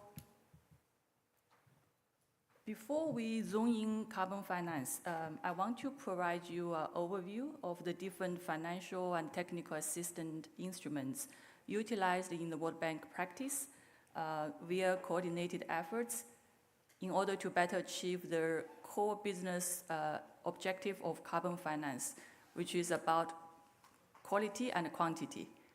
Our engagement in carbon finance market actually covers 3 parts: the upstream country assistance support, the middle stream sector planning, sector budget allocation, sector technology development, and also sector operations, as well as the downstream, which is the individual carbon transaction structuring and also the delivering of the results. As you can see from these slides, in terms of the upstream country assistance enhancement and implementation, we have very dedicated trust fund called CSF, Climate Investment Facility, and also PMI, Partnership for Market Implementation. So those are just 2 examples. In the middle stream support, we have typical World Bank financing support. In addition, we have IFC. But we also have very delegated sector analytical trust fund, like SMAP for energy sector, Pro-Blue for the blue economy sector, Pro-Green for the forest and the landscape sector. So from the investment side, we have different, bank has been implementing different financial instruments. I think some of the delegations are also attending this workshop, so like GCF and CIF. So go back to the slide next to me, which is the part of my core presentation for today, like how bank is supporting carbon finance engagement for different countries. So bank has been acting as trustee in managing several delegated carbon funds over the past 25 years. Those are the main carbon funds are still active now. Moving forward, we will have one umbrella trust fund, which is called Scaling Climate Actions by Lowering Emissions, to provide one-stop service to our client countries. So on top of all this, actually, we also have MEGA risk guarantee products recently developed in order to share some of the market risks related on carbon results perceived by the market players.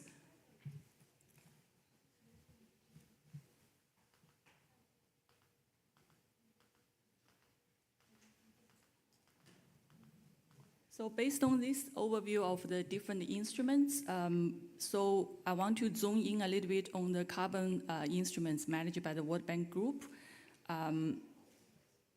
The main purpose of our carbon finance instruments is primarily support the conversion of the mitigation outcome generated by different investment and policy actions into tradable carbon assets. So that's the essential business part of the carbon funds managed by us. So we have been observed the conversion process, the opportunities and the challenges has been evolving. I saw some of the presentations in the earlier part of this workshop talking about UNFCCC, talking about the GVCN led by the Korean government. So I think it's all actually come from as a force to address some of the challenges and also to capture some of the new opportunities. So if I may summarize, I think from the investment activities and the policy actions undertaken by different countries, There are three categories of the main gaps where we should focus our efforts to address. First is we notice there's still lack of incentives for actual actions and actual sector reforms without guaranteed carbon payment. Second, we found there's an insufficient capacity with the public sector and also with the market participations to really understand what's behind the high integrity carbon credits, what exactly it forms, what kind of rules and standards to pursue. And also we notice most of the country are still facing the challenges to have a full-fledged legal and regulatory system to really support the carbon market participation. So along these gaps assessment results, our carbon funds, especially the umbrella trust fund scale, will focus on the green part of the supports. Basically, we want to,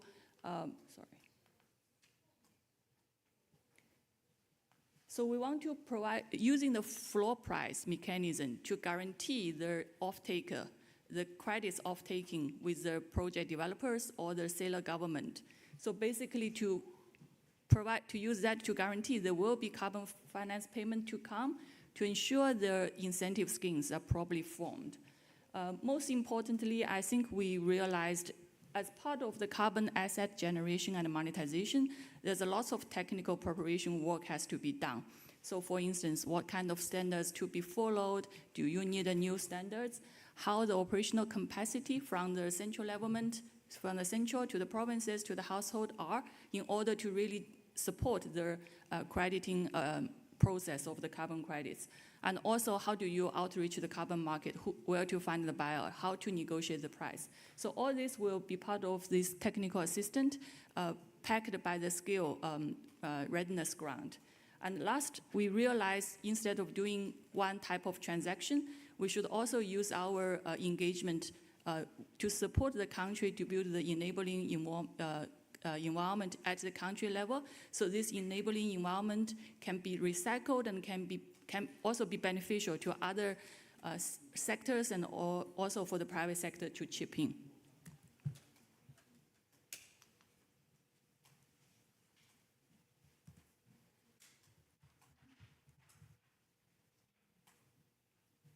So this one actually based on the identified gaps and the offer we are formulating, actually summarizing our reading and our recommendations on the roles and responsibilities and the guiding kind of position for the central government to play. Just take one step back because we know carbon asset actually serves different markets depending on the use of the carbon credits. So generally, we're talking about two types of carbon asset, compliance carbon asset or voluntary carbon assets. The difference between these two assets can be simplified as in order to generate and trade the compliance carbon credits, the country has to conduct corresponding adjustments and also has to issue letter of authorization. By doing this, the compliance carbon credits will be named as ITMO, International Transport Mitigation Outcome. So for the voluntary carbon market, the voluntary carbon credits do not necessarily require corresponding adjustment, do not necessarily require letter of authorization from the seller countries, with the understanding from the buyer that you won't be able to claim the full use of the carbon credits. So given these two types of the assets, we feel the central government actually can still play a very active wholesale approach role in order to optimize the generation and monetization of two types of the assets. So this is our, through our continuous dialogue and engagement with different seller and buyer sovereign governments, this is our takeaway. So we found the carbon market engagement should be led by the central government and supported by individual actors from both public and private sectors. By creating this consortium from the national side actually can improve the transaction efficiency for both the individuals and also for the government in terms of approval, authorization, registry, transferring process. So it's a means to really improve the cost effectiveness. And also this is very important to ensure the quality so-called high integrity quality of the carbon credits, because the central government has been playing a quality enhancement role in terms of approving the standards, in terms of developing the registry to check and to transfer different assets. So this is how we see from our experience. So along with this thinking, the skill actually has been designed along these 4 different thinking. First, the skill transaction. The skill itself is a carbon fund, but it will be fully blended with the World Bank lending operations in order to really leverage, because we know carbon is result-based. Without having the upfront investment or the needed sector reform secured, the carbon finance itself will not flow and it will not be sufficient to incentivize. So it will be fully blended with the World Bank financing instruments.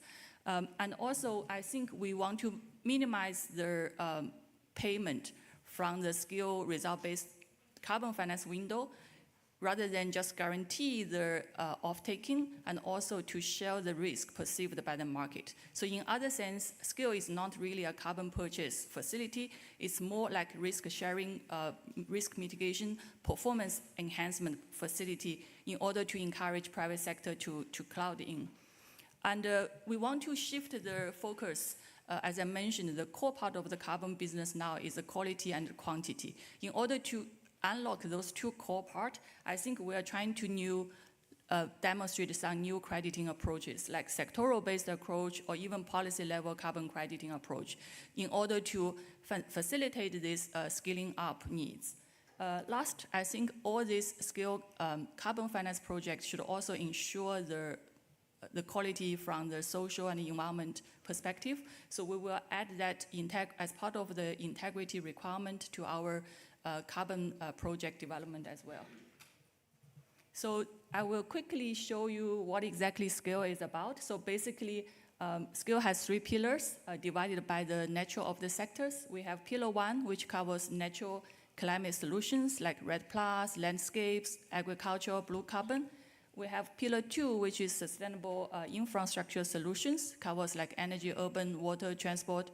And we also have an innovative pillar, which is called fiscal and financial solutions. Basically, this pillar will cover policy reform, subsidy removal, this type of policy sectors.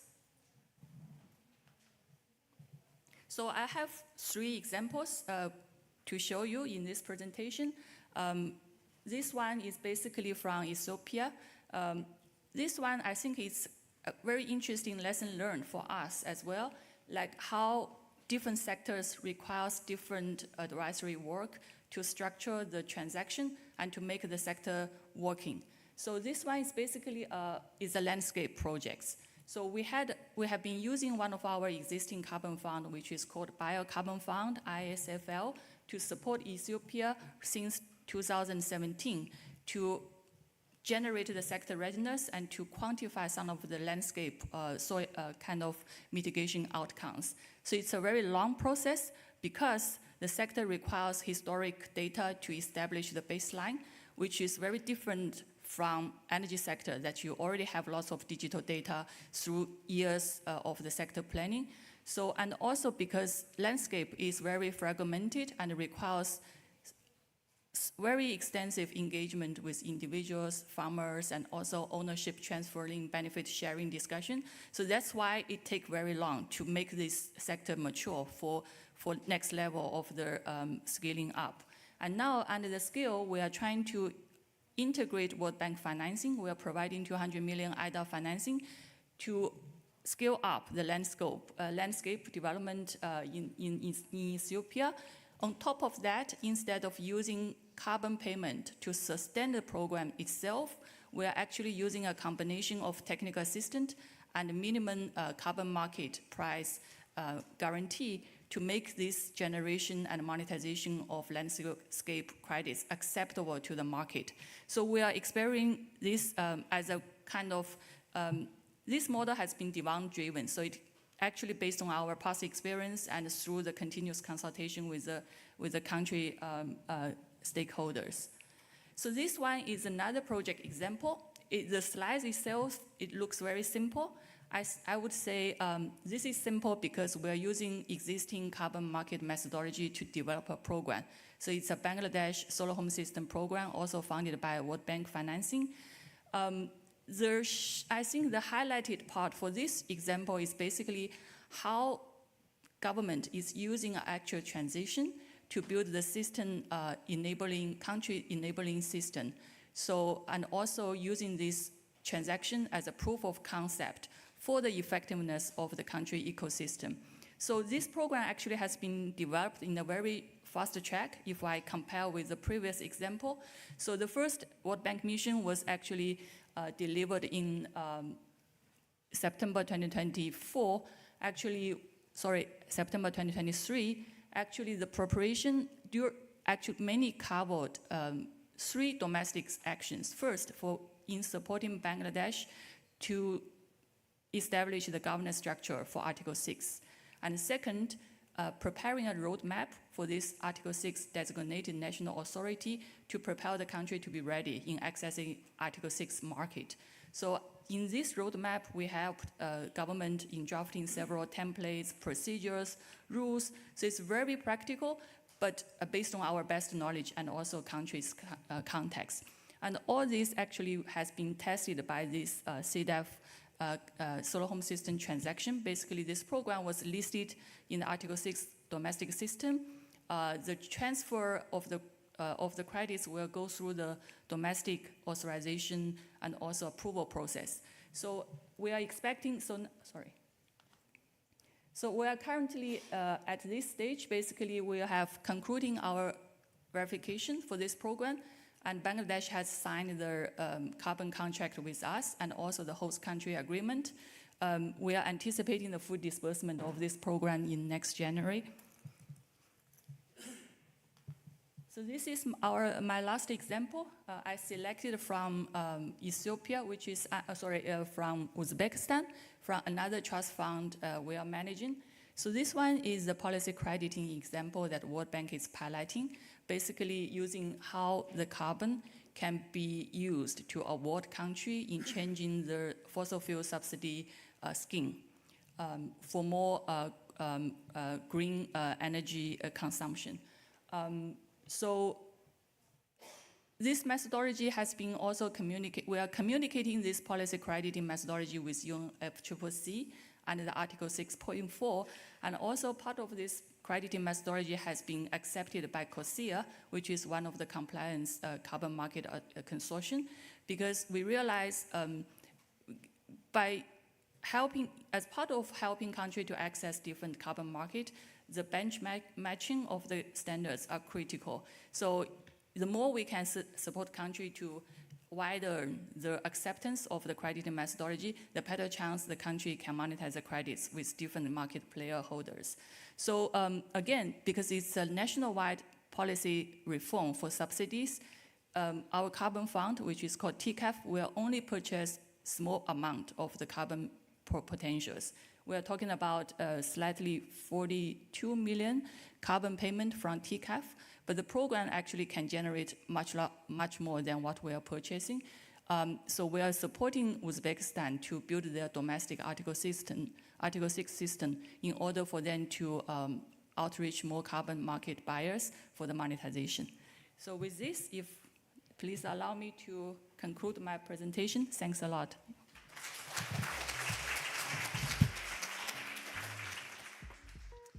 Thank you very much for the insightful presentation, which offered a very clear look at how coordinated efforts and innovative mechanisms can expand to access to carbon markets and make climate finance more effective. The lessons shared today truly highlighted the importance of collaboration and strong governance in achieving lasting impact. Thank you very much once again. Finally, ladies and gentlemen, we will have a presentation delivered by Mr. David Boland, Economic and Sustainable Finance Manager at the Green Climate Fund. Please welcome him with a big round of applause.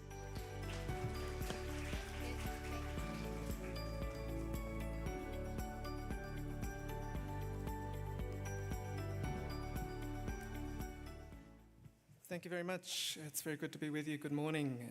And thank you to our hosts, KDI, the Ministry of Economy and Finance, and also the Global Knowledge Exchange and Development Centre for hosting this event today. My name is David Boland. I work in the Office of Strategy and Impact at the Green Climate Fund.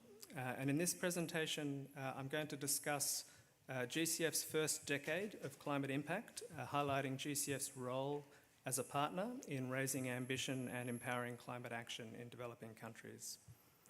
I'm going to illustrate the role of GCF and its network of partners, many of which are represented in the room today, who together are building resilient infrastructure, transforming energy systems, strengthening ecosystems, and unlocking private sector finance in challenging markets. The GCF is based here in Korea with our headquarters in Incheon, but we do operate globally, for which I'll share a few case studies with you. And this week, this moment, actually in November 2025, actually marks a significant milestone. It's 10 years now since the Green Climate Fund approved its first climate investment in developing countries, and also nearly 10 years since the Paris Agreement was adopted. And so this dual anniversary is a good moment to reflect on the progress so far and our approach to further ambition. So I'm going to start with some of the climate context. Many of you, of course, will be familiar with much of this, so I will go through quite quickly rather than dwell on the specifics. You would have seen this kind of diagram, whether this one or something similar to it, in a number of different forums. And this is about the real-world actions which are based on current policies, as of last year, I think updated this year, I think it was, which are projected to result in temperature increases of almost 3 degrees by the end of the century. And if we look at the 2030 NDC targets alone, we can project an end-of-century increase of around 2.6 degrees Celsius.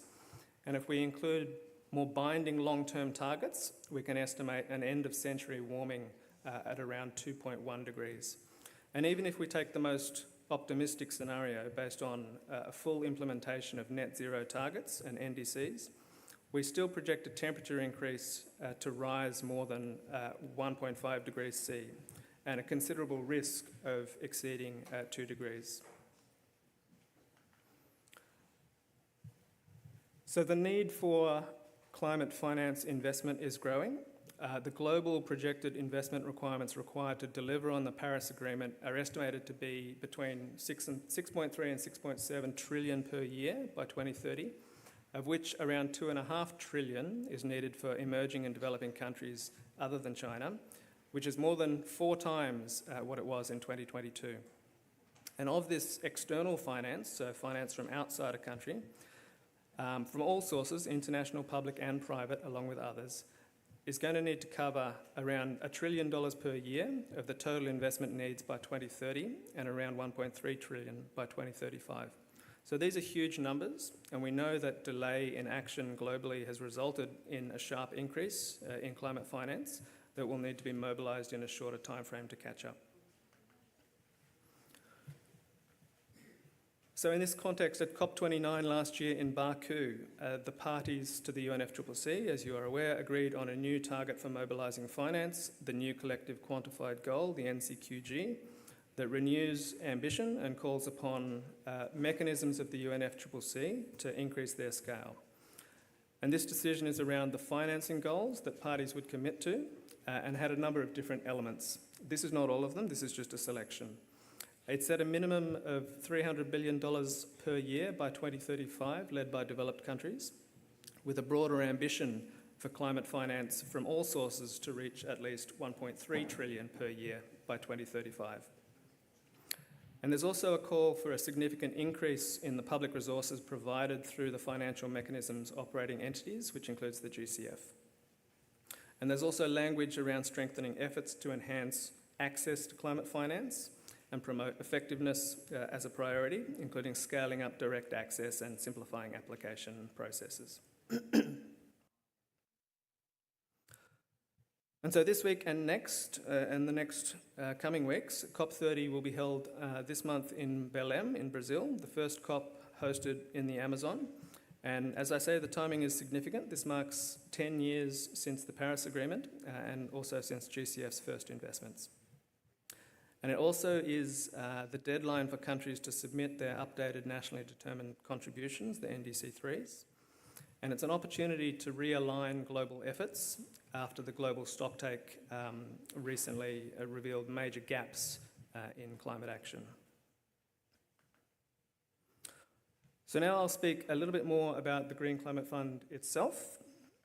The GCF is the world's climate fund for developing countries. It was established as the primary operating entity of the financial mechanism of the UNFCCC and also serves the Paris Agreement. And our focus is on transformative systems change and delivering impact at scale across developing countries within a country-owned approach. And we also have a vision, this 50 by 30 vision, where GCF is aiming to be or to become a fund of a portfolio of $50 billion by 2030 and the climate finance partner and fund of choice. And we describe what we do along these three priority areas. We focus on mobilising and delivering capital at scale, strengthening institutions and supporting transformative change, and bringing together an extensive partnership network to deliver that impact. We have the largest financial scale among the multilateral climate funds, which includes a number of organisations you're aware of, and that includes funding committed, allocated and dispersed. And these are some of the elements that really make GCF quite unique. It has a lot more flexibility across the capital stack than some of its peers. We can deploy a full suite of financing instruments to maximise the catalytic impact of our funding. We hold a considerable appetite or tolerance for risk, for financial and non-financial risks, which enable us to crowd in other sources of funding and also drive innovation by establishing proof of concepts. And this allows us to reach into and invest in places that others can't. And so we're actively targeting the most climate vulnerable countries and communities, and that's reflected in our focus on both adaptation and mitigation. And as I mentioned, we have this extremely broad and diversified network of partners, which is a well-established distributed network that positions GCF to channel increasing volumes of climate finance as we scale up. So delivering capital at scale. Climate finance is growing, but not at the speed and scale required to meet climate adaptation and mitigation needs, and nor is it reaching those who need it the most. So GCF is focused on mobilising and crowding in private capital and creating innovative investment structures that are going to be critical to bridging that funding gap. GCF targets impact and what we call paradigm shifts in both climate mitigation and adaptation efforts, and we target 50-50 in our mitigation and adaptation balance over time. Because they're critical parts, both of them, in our response to climate change, and these are the 8 result areas that GCF focuses on, and we aim to balance these across the portfolio. And these are targeted, these result areas, because of their potential to deliver substantial impact across mitigation and adaptation. And so our goal is to seek the sweet spot between what are national priorities, what are the concrete climate benefits, what are the costs of deliveries, and what are the opportunities for co-benefits.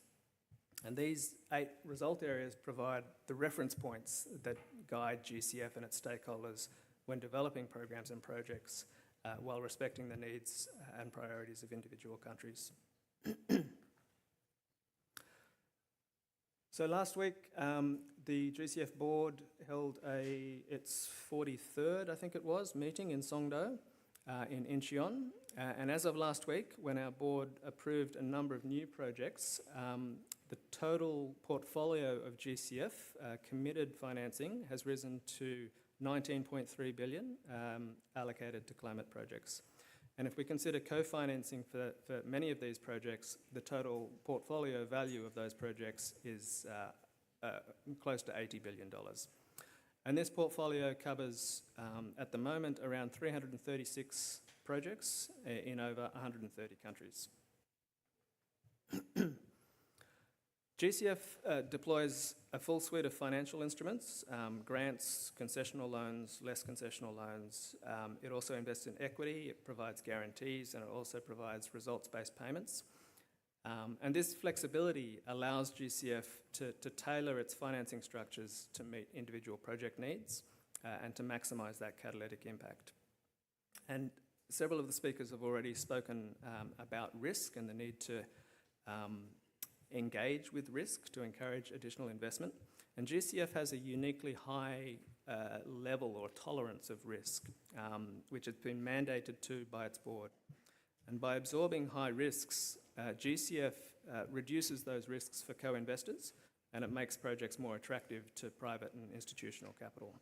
So GCF can act as an anchor investor, it can provide reimbursable grants, and it can structure its loans with different pricing flexibility and tenor, including the ability to take subordinated or first loss positions where needed. The majority of our investments are concessional loans and grants still, but an increasing number of equity investments as well as guarantee products and results-based payments. These numbers have not been updated since last week, but do give an illustration of the breadth of the portfolio. And I touched on several of these already. You can see the 50-50 split between mitigation and adaptation. And the overall portfolio is quite diversified across different regions, different instruments, and different thematic areas. But I did want to note that we do have some targeted priorities, which includes a majority of our adaptation funding being prioritised for the least developed countries, the small island developing states, and African states. So I'm going to run through a few case studies throughout this presentation. Just as examples, it's a very small selection of our total portfolio. I won't go into all the details for each of them, but if you want, you can scan this QR code down in the corner if you wanted to go to more details on the project information. This was a first loss equity investment in Gaia, which enabled Gaia to support insurance companies, pension funds, and other institutional investors to issue long-term, lower-cost loans at large scale for sub-sovereign entities in developing countries. And so 70% of the portfolio investments were targeted towards adaptation projects, and a further allocation of 25% for least developed countries and small island developing states. This is a project in India with the Small Industries Development Bank of India, which is focusing on MSMEs, micro, small and medium enterprises, as a major contributor to GDP, but also employment. And through this project, SIDBI, the bank, is addressing barriers to affordable financing for MSMEs through low-interest local currency loans and capacity building to increase the adoption of low-emission and climate-resilient practices. The next major area I wanted to focus on is strengthening institutions, because we know that countries need to be able to set their own priorities for climate action. We all talk about country-driven approaches and country-owned approaches, but many countries also face limited capacity or limited bandwidth even in what is an increasingly complex and fragmented development and climate landscape. So GCF is actually the largest provider of climate capacity building support, focused on lasting change and impact, and we do that through our readiness program, or the Readiness and Preparatory Support Program, which is a flexible grant-based mechanism available equally to all developing countries, which can support them to take a longer-term perspective in building institutional capacities, governance mechanisms, and planning and programming frameworks towards longer-term change. And so far, the Readiness Program has approved over 800 grants from 142 countries, totaling over 650 million. So it's quite significant. This is an example in Micronesia, where readiness funding is going to enable the Micronesian government to strengthen institutions at the nexus of climate and health in particular. And climate change is having an increasing impact on the health sector in Micronesia through foodborne, waterborne, and vector-borne diseases. So GCF is supporting the resilience of vulnerable communities by focusing on those climate-related health impacts through institutional capacity support.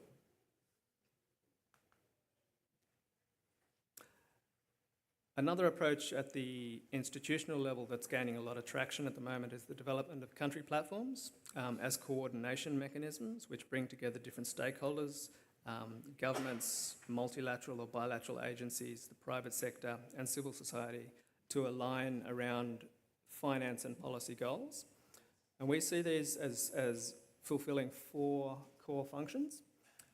Translation of country commitments, the NDCs, the NAPs, the LTS, coordinating stakeholder engagement, catalysing finance at scale by structuring opportunities, and implementation and monitoring of policies and projects designed under those platforms.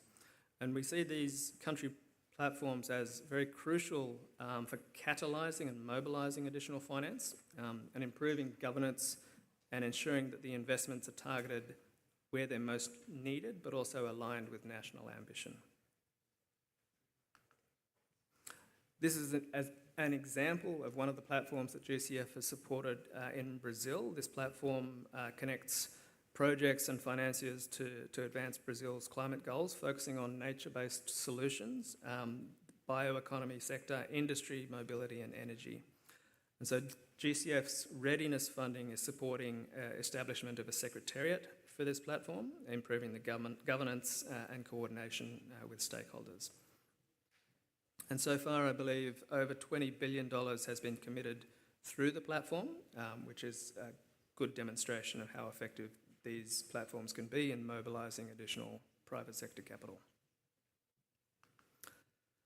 So partnering for impact, GCF brings together a very large network of partners and expertise, and as I say, many are represented in the room today. And we use this to deploy capital and deliver long-lasting, high-impact programs in developing countries. And the diversity and breadth and scale and reach of that network is actually one of GCF's greatest strengths and will continue to be critical in scaling up our efforts in the future. And so this network includes different levels of entities. We have nationally designated entities, government authorities, appointed by the governments of each developing country. And we also have over 150 what we call accredited entities or project partners to implement projects. Almost 2/3 of those are actually direct access entities. And that includes international partners, including multilateral banks, some UN agencies, and civil society organisations. And this network on the ground really enables us to partner with beneficiaries on a country-owned approach and using that readiness funding for country platforms to facilitate high-priority programs.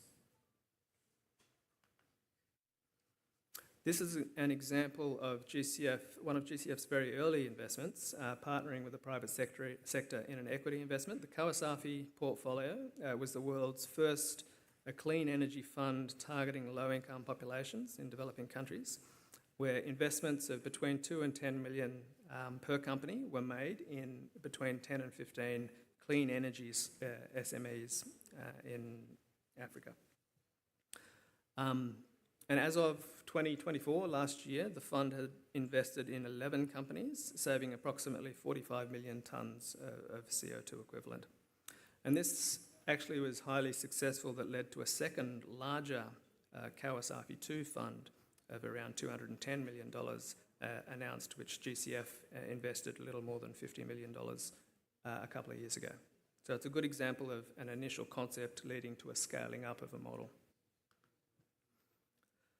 This is a more recent one. GCF's funding partnership with Novastar is focused on early stage investments in innovative African climate ventures, where despite the high level of needs, Africa receives only a fraction of the required investments for climate action. And there's a lot of reasons for that, and some of that is around the perception or the reality of risks that can deter investors from committing to private equity opportunities in Africa, including the perception of a weak exit window, a currency risk, or a less attractive risk-return profile than other markets, as well as political risk. And so GCF's equity investment in Novastar is going to mobilise funding for additional African climate ventures. The fund's going to support early and growth stage companies that promote a clean, inclusive and sustainable development path in the region.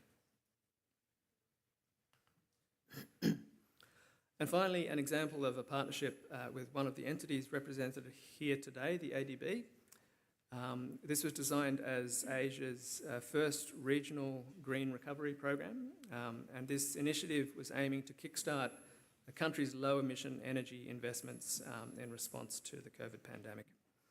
And the program is going to support, at least GCF's involvement in the program is supporting at least 20 high-impact, low-emission sub-projects in the region, and that grant and loan investment from GCF has been fairly instrumental, I believe, in helping ADB to catalyse additional funding, which I believe is over $3 billion of investment to date from both private and public sector. So in closing, I just wanted to sketch a little bit of where the GCF is heading over the next 10 years and more. As I mentioned earlier, our unifying vision is 50 by 30 to become a $50 billion fund by 2030 and the climate finance partner and fund of choice. So partner of choice for developing and climate vulnerable countries and fund of choice for climate finance contributors to maximise their impact. And we know that GCF will play a central role in channeling resources to meet the ambition of the NCQG. And as we grow in scale, this requires a much more efficient and precise delivery of the climate finance that we receive to deliver impact.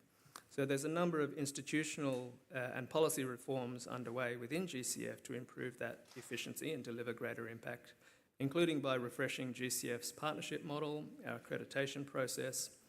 We're also moving towards a more regionally focused structure, which will enable our staff to be closer to the countries that they work in and to focus more effectively on the unique needs of each country. And we're also exploring new mechanisms to pool finance from different sources so that we can more effectively deliver on the expectations of the NCQG and the 50 by 30 vision. So I'm going to stop there. I hope that was a useful snapshot of GCF's operations and impacts over its first 10 years, and I'm looking forward to discussion as we go. Thank you very much.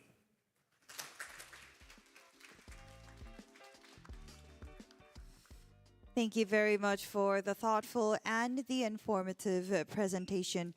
So we heard how the Green Climate Fund plays a central role in supporting developing countries through climate finance, emphasizing partnership, institutional capacity, and the delivery of capital at scale as key drivers of effective global climate action. And with that, we've now heard from three major institutions, the Asian Development Bank, the World Bank, and the Green Climate Fund, each contributing unique perspectives on how multilateral organizations can work together to maximize impact. And across these presentations, a clear message emerged. Scaling up climate action requires more than just funding. It requires alignment between policy, finance, and technology, and collaboration across sectors as well as borders. From the ADB, we learned about the importance of regional cooperation, public-private collaboration, and blended finance to translate strategies into tangible projects. The World Bank shared its experiences in mobilizing carbon finance and strengthening national frameworks that enhances access to carbon markets. And the GCF reminded us of the need for strong global partnerships and large-scale capital flows to accelerate transformation in developing countries. So taken together, these insights illustrate how each institution plays a complementary role, one building the foundation for innovation and investment, another enabling effective market mechanisms, and another channeling resources to where they are needed most. And to explore these ideas more deeply, we will now move into a panel discussion where our distinguished speakers and moderator will share their views on how to enhance cooperation among multilateral institutions, leverage financing tools, and generate lasting impact on the ground. And for those who may have questions for our speakers, please scan the QR code on the back of your name badge. It will take you directly to the Q&A page where you can freely leave your questions. So then, without further ado, please allow me to invite our moderator and panelists up to the stage.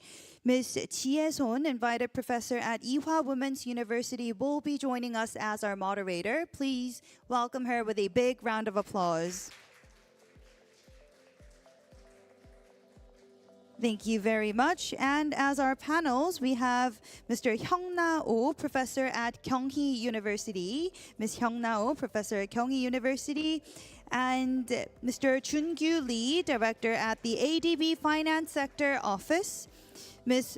Zo Chung, senior climate finance specialist at the World Bank, Mr. David Boland, economic and sustainable finance manager of the GCF, and last but not least, we also have Mr. Eric Kehinde Ogunlele, Director of African Development Institute, who will be joining us online. Please give them another big round of applause.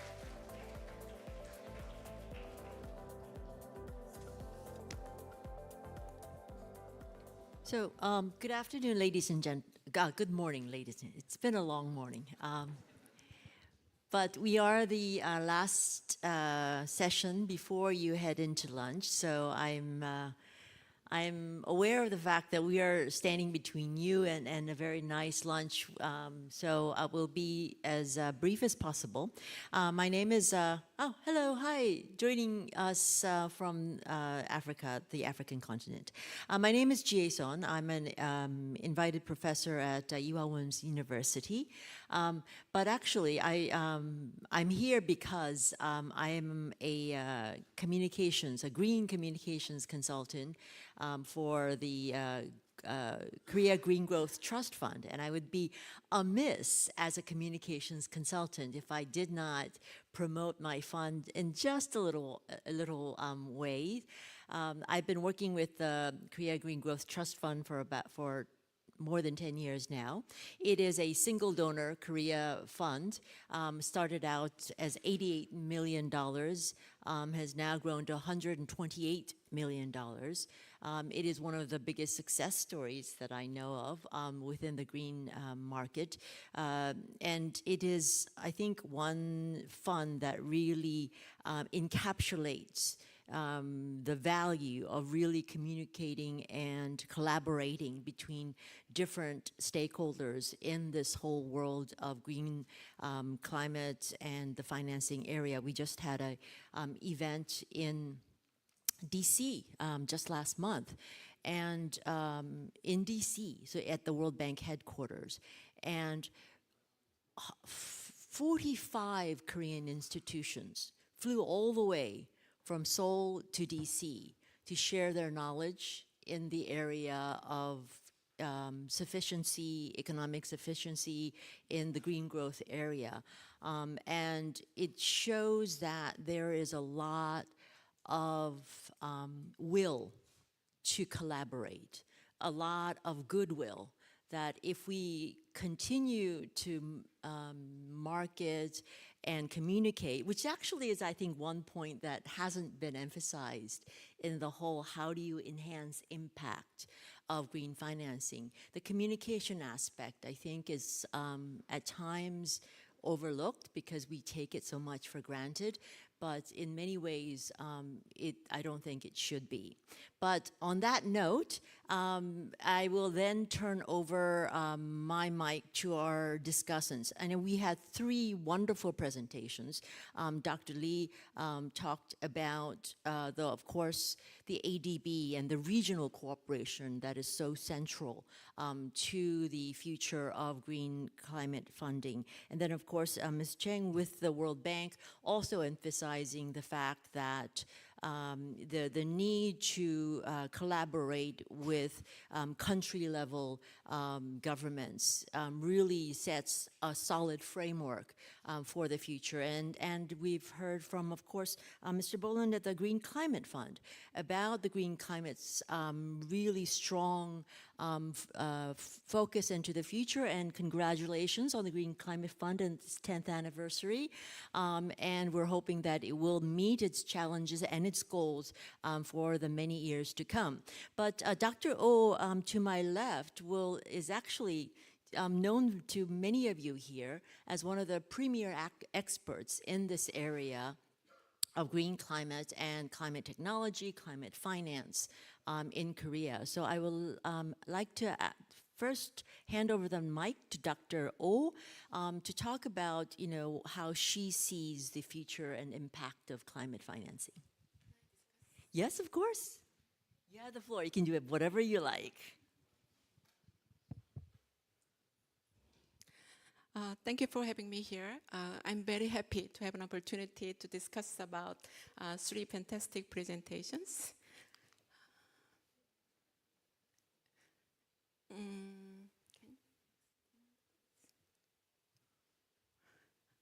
Yeah. The screen is very small, but we talk about transition, sustainable transition or low carbon transition, and the climate finance. So we will start with the transition framework first. In order to achieve low carbon transition, we need various inputs, including the government's roadmap or pathway, or the policies, including taxonomy. And also we need the public sector investment. And also we need some bottom-up inputs. The company need to make, as Dr. Lee mentioned, the companies need to make a science-based transition plan. And the financial institutions also need to set their own transition plan to make a capital flow to the corporate which want to implement their own transition actions. And to avoid greenwashing risk, we need data, because based on this data, the financial sector will evaluate the economic feasibility or environmental feasibility of a company's action plan. So these inputs are not very easy to achieve even in advanced economies. And there are some policies which can be used for low carbon transition, and the government in developing economies will select and mix some of these policies. And there are some finance framework which the MDBs can assist. So they can make some loans or bond, and also they can provide some indirect support by establishing some green bond guidance or transition finance guidance, or they can measure the carbon footprint by establishing the carbon data. And also, recently, more active roles of MDBs was started to be established. That is the kind of a climate bad bank, which facilitate early retirement of high-emitting facilities. That one example, actually 2 examples, and many examples were provided by Dr. Lee's presentation and Dr. Chung's presentation too. And actually, in advanced economies, there is complementarity among transition policies. For example, in Korea, we have emission trading scheme. So when we have carbon pricing, then we have some revenues from carbon pricing policies. Then those revenues can be used to support green transition for carbon-intensive material industry sectors, or to support natural transition of power sectors. And we have some fund observed in EU and Japan's GX fund, Green Innovation Fund, and in Korea we have a Climate Response Fund. And all of these funds are based on the revenues from carbon market. And when we look at the climate finance in advanced economies, 88% of climate finance in advanced economies is secured domestically. And also the private sector covers more than 70% of those domestic climate finance. If you look at the investors, the commercial financial institutions and corporations like Tesla, and household or individual investors provide some money which can be used for climate finance. But the sources of domestic climate finance in developing economies are not sufficient. That's why the MDBs are focusing on this role, the supporting developing countries' access to carbon market. And this, according to the survey conducted by Overseas Development Institute, this direction is right because when you look at the first figure, and the government officers in developing economies view providing long-term financing at low interest rate, concessional loans, as the most important role of MDBs. But usually the long-term finance from MDBs are earmarked, right? And the question is whether or not the money should be used for climate mitigation and adaptation. And you can see some perception gaps between government officers in developing economies and MDB staffs. And MDB staffs listed climate adaptation and mitigation as the most important sector that money should be used, but the government officers in developing economies have different idea. It was not included in top 3 priority sectors. The reason is they saw this as the public good. They will work to resolve the global problem, but the national benefit is not that large. And that's why the focus should be changed from green finance to transition finance, which was emphasized by in the Dr. Lee's presentation. Because the transition finance is targeting not only the green transition, but also improving the industrial competitiveness of the domestic, of the beneficiary countries. And we said, but the green transition, in order to achieve a green transition, the finance is not only one input. We need many things because transition itself is a process of moving from one equilibrium to the another. And the green was just in niche, but it gained some momentum, and one day it became the dominant regime. And in order to make the green as a dominant regime, we need new technology, new social system, and new institutions. And it is very painful because the new system is not evolved yet, but the existing system, which is shown as a blue color, is now does not work anymore. And the difficulties and uncertainties will be severe for developing economies.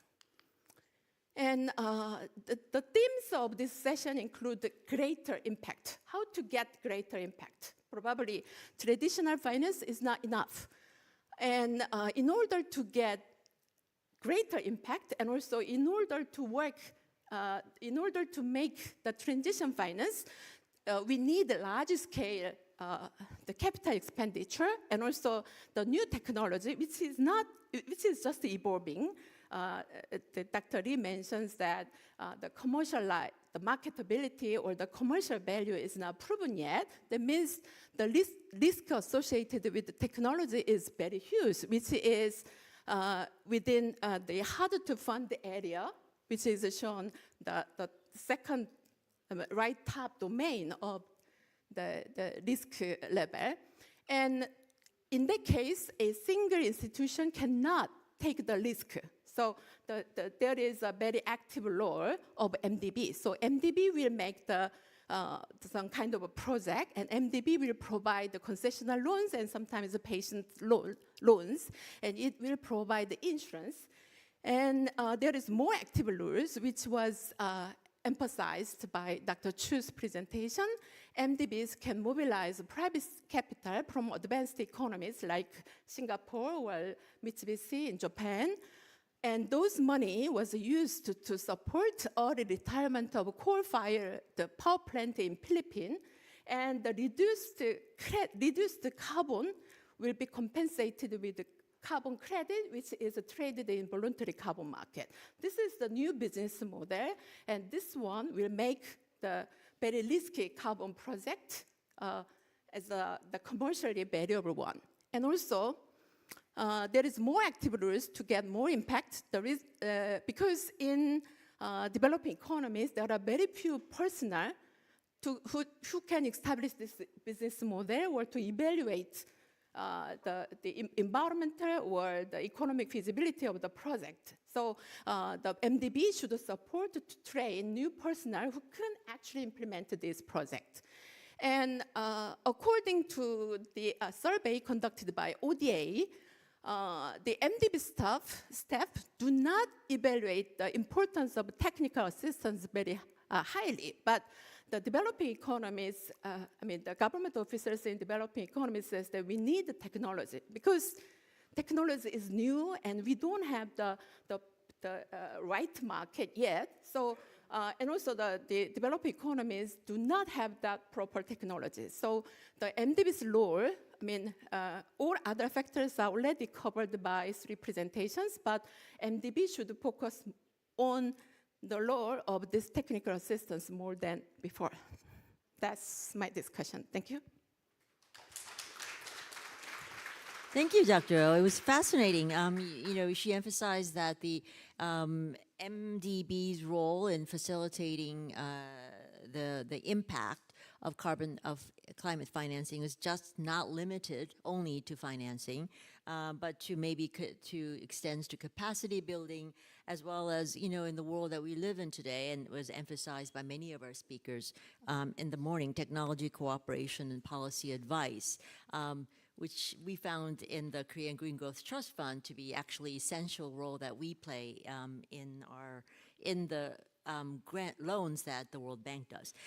Next, we are getting our comments from all the way from the continent of Africa. We have Mr. Ogunle from the African Development Institute of the AFDB. You have the mic. Thank you for joining us.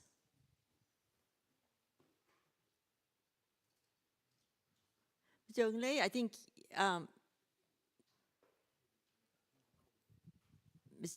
Mr. Ogunle, can you hear us? I don't think you can hear us.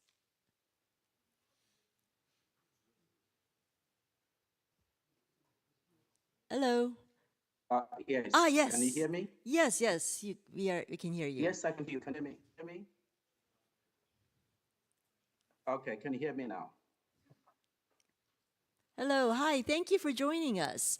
We would love to hear your opinions about the discussion that we're having today. Okay. Thank you very much. Just confirm that you can hear me. Yes, we can hear you very, very clearly. Thank you. Okay. Okay, super. So let me start by really expressing or preserving protocol, as we say, to the distinguished colleagues, the esteemed panelists who are there, also the representatives of government, the private sector, and development institutions.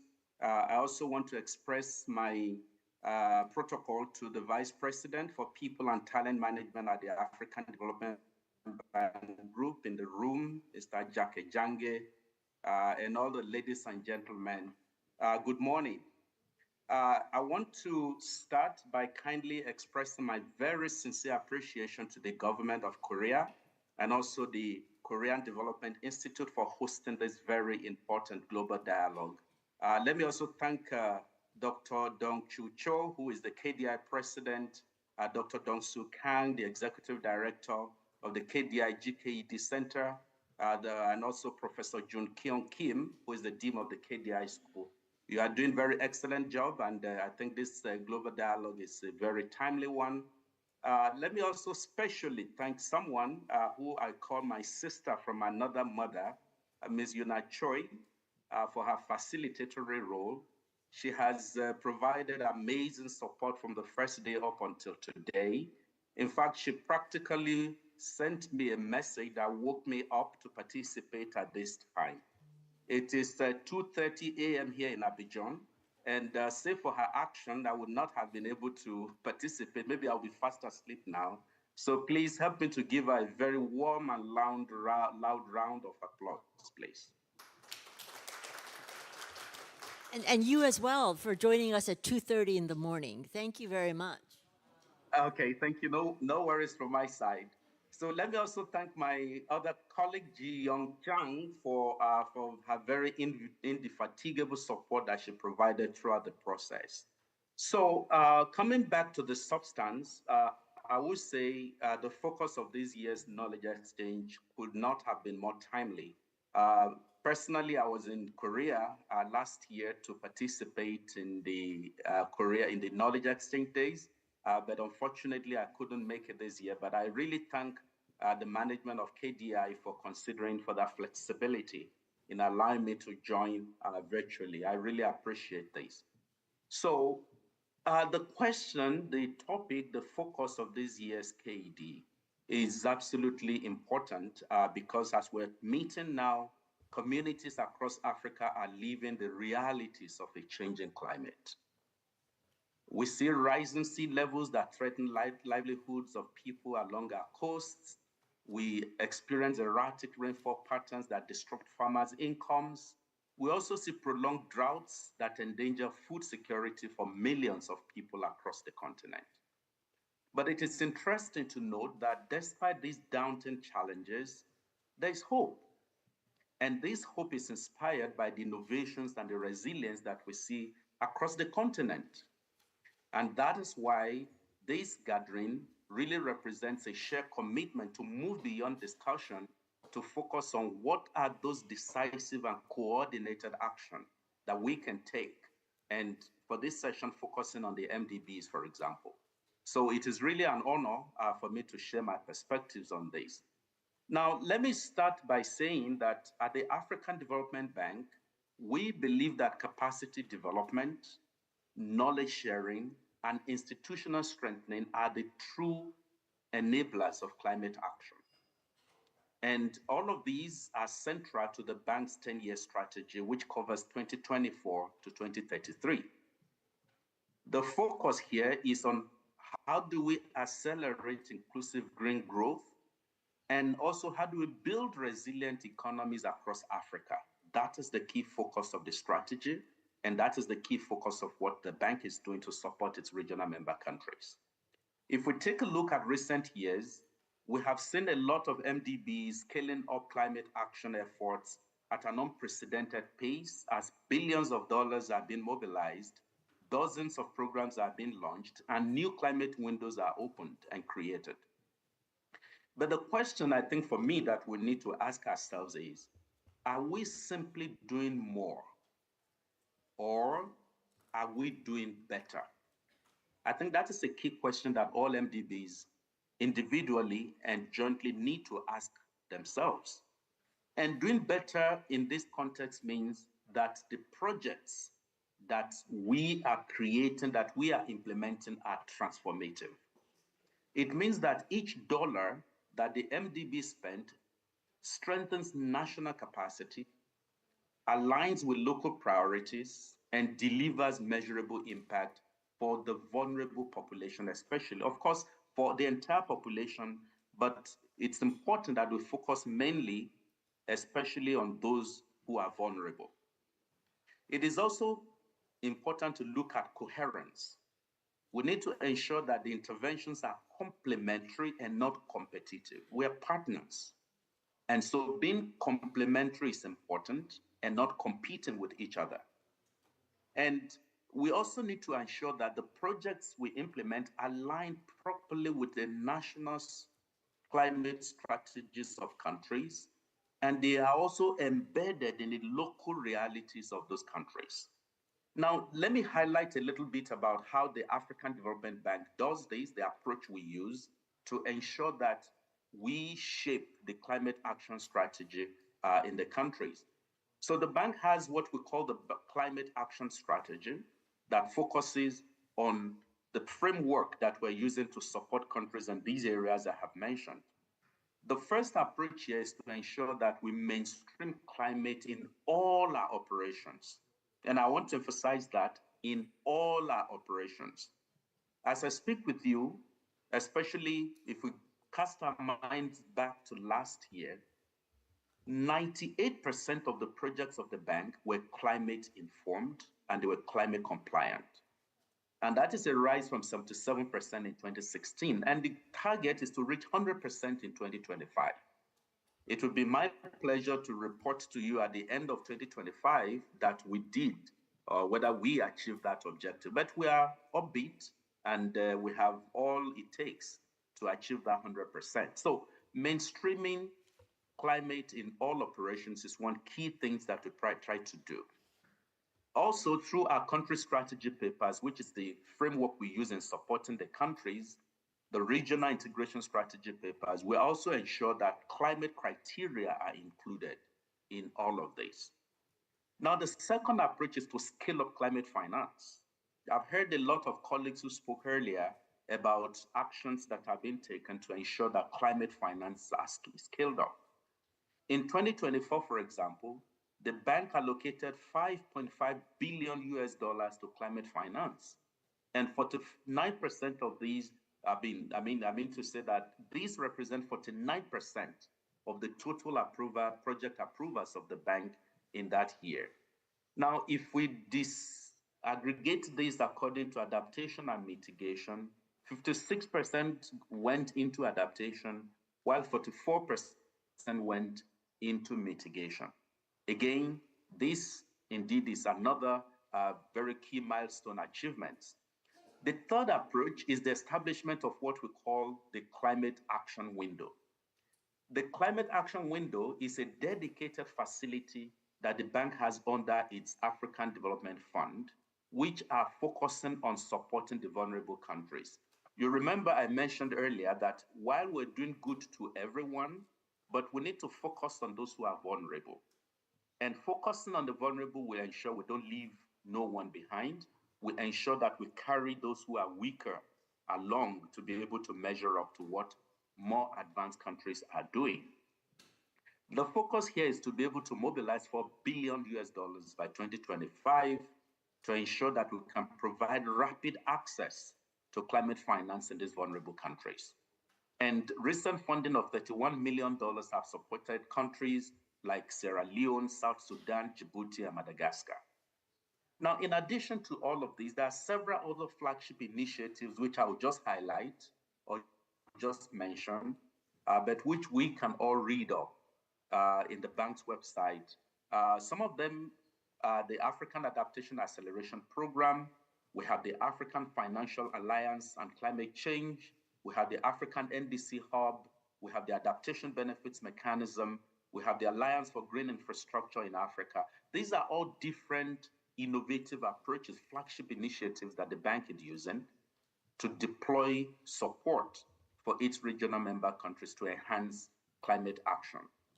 And the fifth and the final one I want to mention is the innovative project design that the bank has.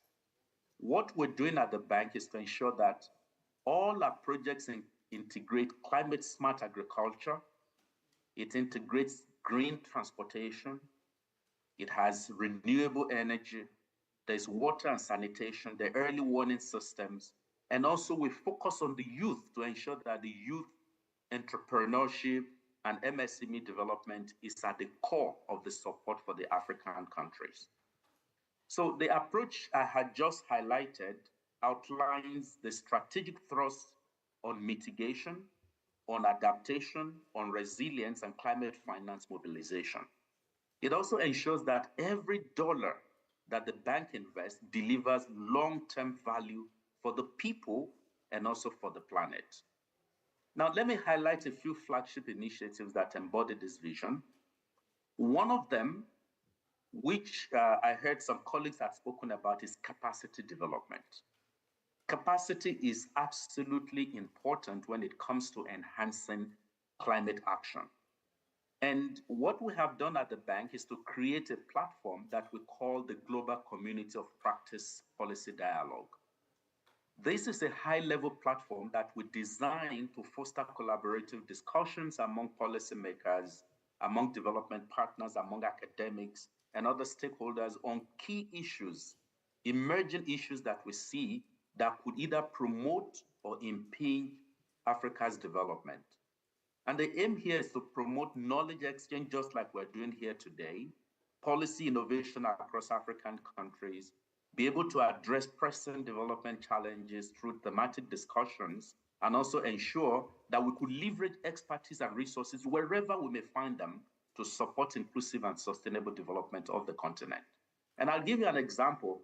The 12th edition of the Global Community of Practice that was held on the 30th and 31st of October 2024 convened over 2,000 participants globally. And guess the title? Climate Financing for Green Transition and Building Resilience in Africa.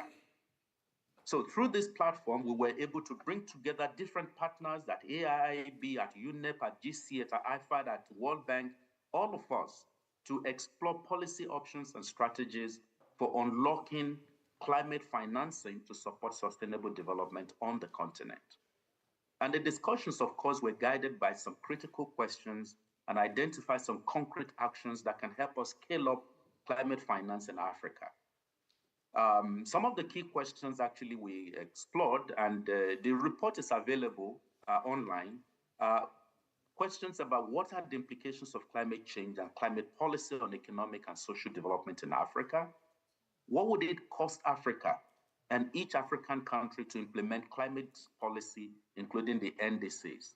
What are the barriers and opportunities for mobilizing more climate change financing in Africa?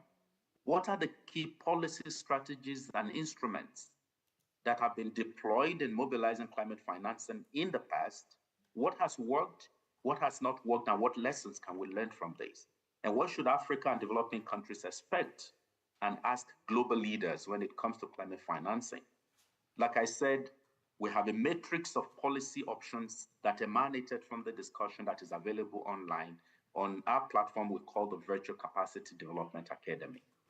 So these are some of the things that the bank has done. So let me go straight to just talk about some of the way I see it, what I see as some of the policy actions we need to take as MDBs that can help us to enhance the impact of MDB climate action projects. The first one will focus on alignment. And when I'm talking about alignment, I'm talking about that there is need to ensure that all MDB investments should align with the Paris Agreement and, more importantly, with national climate strategies. What that means is that there is need to prioritize low carbon and climate resilient development. There is need to use climate screening tools to assess project alignment. There's also need to ensure that climate action projects are country-driven and they are embedded in institutional systems. What we have seen on the continent in Africa, and I'm sure this is applicable in most developing countries, is that standalone projects risk fading out immediately once the funding cycle ends. That is not what we want. We want sustainability, and the only way to achieve sustainability is to ensure proper alignment. Now, the second proposal I want to make is that we need to scale up climate finance, and we'd also need to mobilize private investment through innovative financing products. What MDBs need to do in this respect is to increase direct climate financing. And this will happen, or this should happen rather, through grants and concessional loans. Again, like I said, in developing countries, you have a number of countries that are very weak financially. And so they need some support, they need concessional loans, they need grants that can help them to achieve these objectives. It's also important that we use innovative risk mitigation tools. I've heard a lot of colleagues who presented earlier talks about the need for blended finance, need for concessional models, and so on. Again, like I said, the climate action window that the bank has is helping to ensure that solutions are tailored to the specific realities and needs of the countries. And that is what we need to do to ensure that we're able to attract private co-financing. In Africa and globally, we have a lot of resources that are locked up in the private sector, either in insurance or in pension funds and so on. We need to devise innovative products that can help to unlock these opportunities, these funds that are locked in there that can be deployed for use in climate financing. Now, my third proposal is that we need to prioritize support for vulnerable countries and communities. I'm very sure you've heard that a couple of times from my presentation. These countries are really, really in need because capacities there are very low and resources are also very low. So what MDBs need to do is to ensure that in their climate finance projects, they reach out to low income and climate vulnerable countries. They also need to ensure that there's transparency.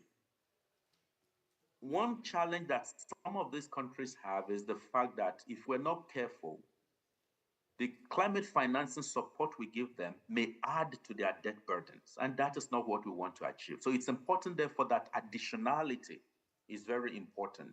We need to be sure that whatever support we're providing adds value, and also we're transparent in the process of making that to happen. Then we need to support locally led adaptation and inclusive development. So let me go to the fourth point, which is we need to improve collaboration and reduce fragmentation. I think I've heard that also a couple of times from previous presenters. What that requires is that we need to coordinate our efforts across institutions to ensure that we avoid duplication and we avoid fragmentation. We also need to ensure that we share notes, as it were. We could create some digital tools, some data and best practices that we can all share among ourselves that help us to know what is working in some context and what is not working and why, and what we need to do about them. Now, the fifth point is what I alluded to earlier, which is the point about transparency, accountability, and tracking impact. And I want to emphasize that tracking impact. Currently, there's a lot of talk about what we do. But the more important thing we need to focus is what is the impact?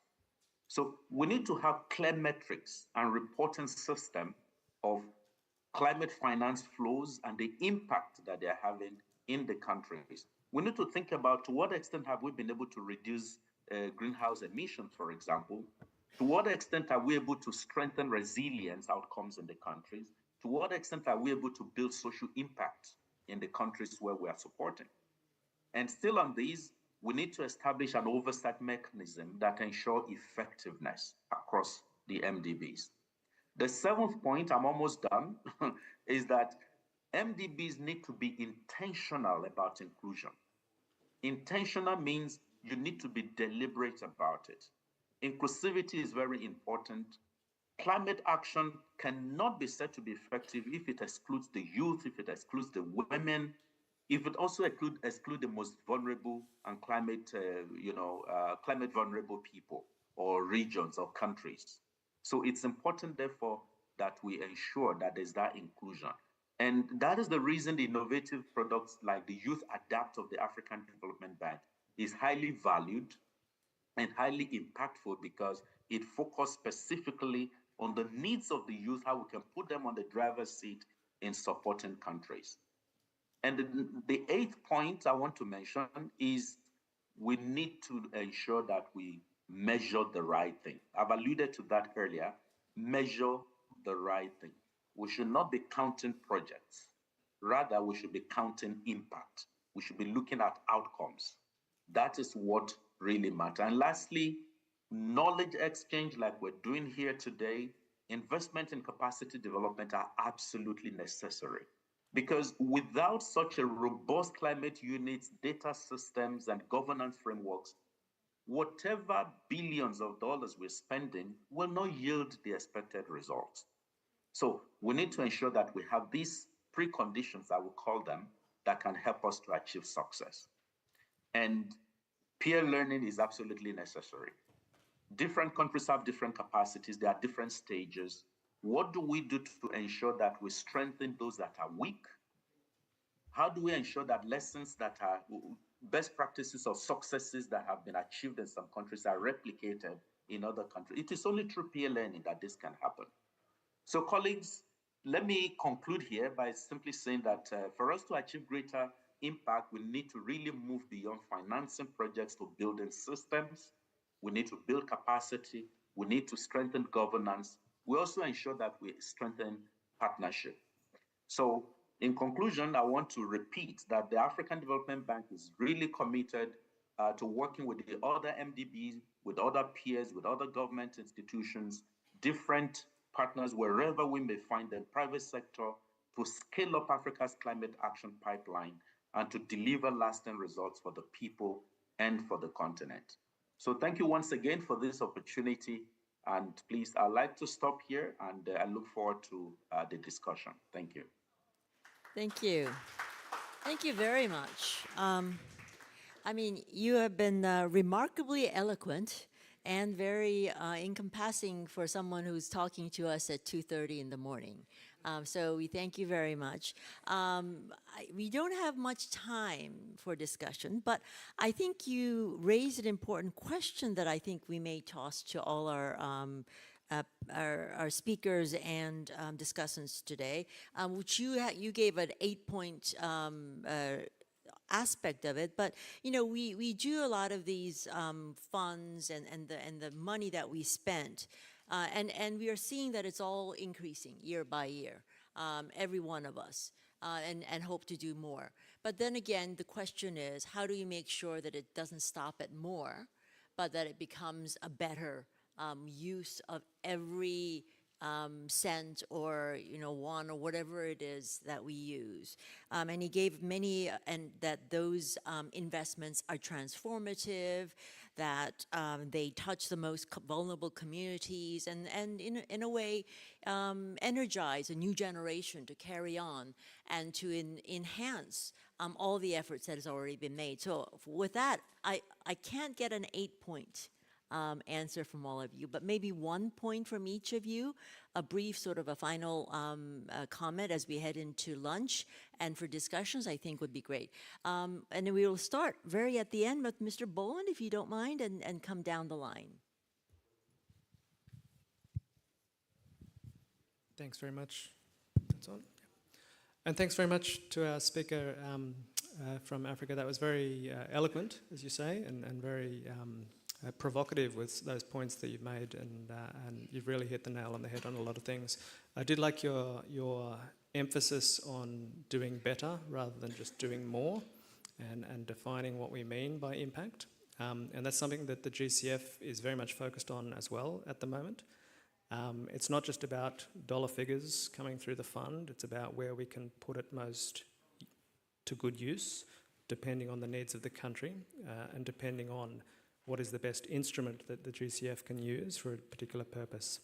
And so the niche that the GCF can fit will very much depend on the specifics of a project, the specifics of co-financing partners, and we're very fortunate to have flexibility to contribute in different ways to that. And that issue of being more effective in measuring our impact is something that the GCF is also investing a lot internally on. At the moment, we've gone through a recent restructure within the organisation secretariat, which has created the Office of Strategy and Impact, where I'm located, and it's also created a new department specifically focused on monitoring, evaluation and learning, which is really drilling down into those questions of impact from the projects that GCF invest in. So ex-post assessment as well as ex-ante assessment. On top of that, we of course have an independent unit which does evaluations of projects that the GCF invests in on a cyclical basis and reports to our board. So thank you very much for those provocative comments. I would heartily agree with all of them. Thank you. Thank you, Mr. Boland. So measuring impact was his main point. Ms. Chung? I will be very short. So I think the leverage is something I would like to pick up. How to leverage, how MDB can play a critical role in using our incentive scheme and seed money and technical assistance to really leverage more impacts and also more more market participation. Thank you. Yes, the leveraging impact is also an essential aspect of it. Dr. Lee? Yeah, thank you very much. And I think ADB project, the process, we always look at these very important principles and what is ADB's value added? What is ADB's additionality? And it is in our paper. Always we are required to put what is our value and in terms of the greater impact, and also what is our additionality. So because of ADB, what is created more? So I think that is one of the important aspects what we are doing. But I completely agree, our African development colleagues mentioned. I think it is important thing is that framework and technical assistance are very important. It's the beginning. And like I stressed that importance of the feasibility and the bankability. Without feasibility, without readiness, bankability is not coming. So here, when we do the knowledge work, when we do these all TA work, it really should contributing to the pipeline building. That is the key part. If it's not ready, we can go for a pilot project so that we can enhance the use cases more. So all of those are TAs and our knowledge work, and I think it is very important to drive this knowledge and framework and contributing to the pipeline building. When we have a more pipeline building, we'll share more with others, and that is going to be the great example to enhance our impactable outcome. I think that's one of the things I really like to stress. Last one is building bridge between sustainability, finance, and technology. It's not the easier job, but we can work it out. Like, introducing digitalization, and we can track the GHG reduction in a more real-time basis. We can do that. We use a blockchain technology also. So I think this current sustainability should go together with the finance and digitalization. It helps enhance the impact. Thanks. Thank you, Dr. Lee. I heard bankability and then the building bridges between the finance and technology. Professor O. Thank you. When the governments of the developing economies established the climate action plan, then the government should consider the strategic position in global value chain. I think that is important. And that means when MDB assisted their transition, then MDB should be flexible.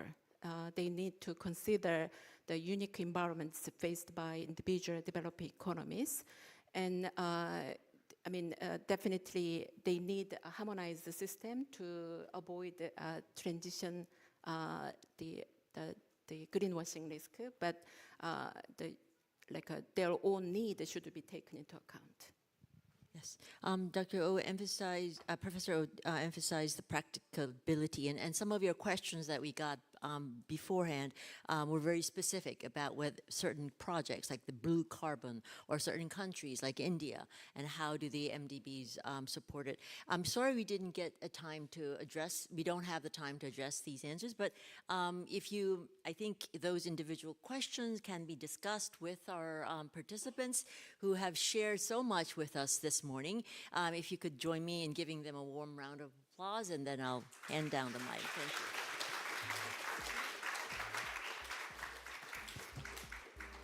A very big thank you to our moderator and our panelists for such an interactive session. Thank you very much once again. So with that, we would like to conclude session 1, and I believe everyone must be hungry, so we will dive right into lunch. For those who have pre-registered for lunch boxes for the general attendees, please pick them up in the lobby and enjoy them in the dining area on the 3rd floor. And representatives from the KDI school, the ADB, and all DMC partners, please proceed to the designated dining area. It is in the live studio located on the 2nd floor of the exhibition hall. Thank you very much. And for our VIP guests, you will find a meal invitation card on your tables, just like this. So if you have received one, please proceed to the 1st floor for lunch.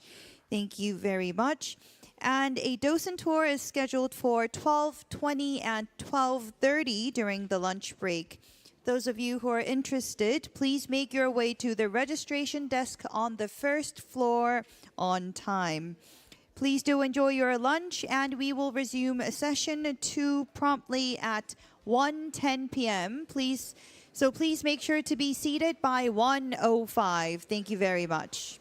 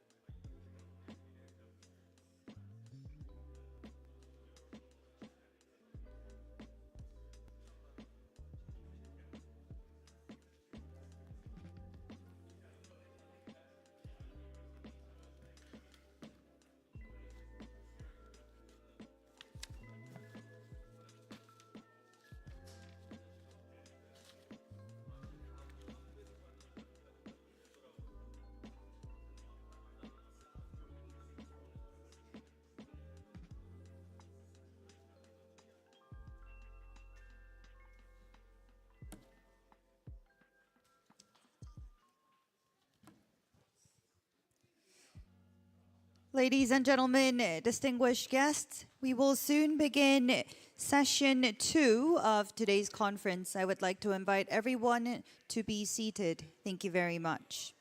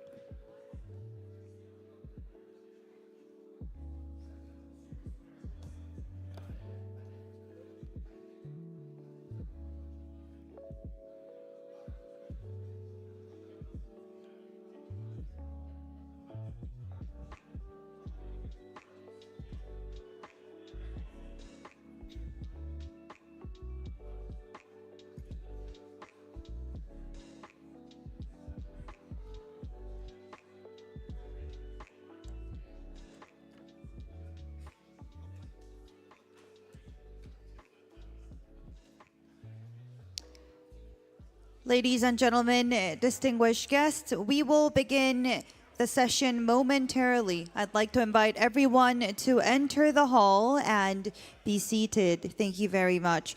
We will start the session as soon as everyone is seated. Thank you very much.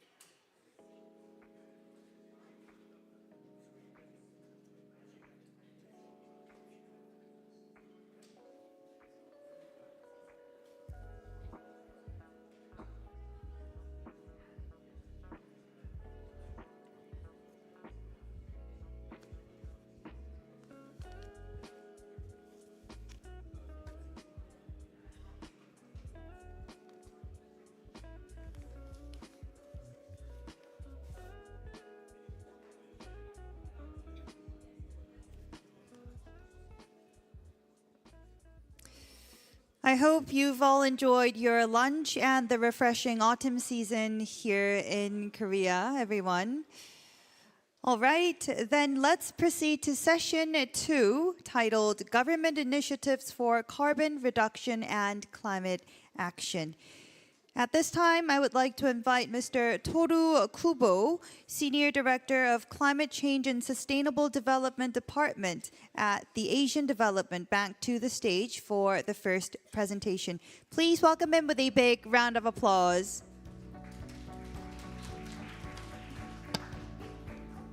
Thank you very much. Welcome back from lunch. I hope you're not too sleepy. So, distinguished participants, ladies and gentlemen, good afternoon. Thank you again to KDI for inviting ADB here, and also a double thanks to KDI for partnering with us for the first ever K-Hub annual forum yesterday.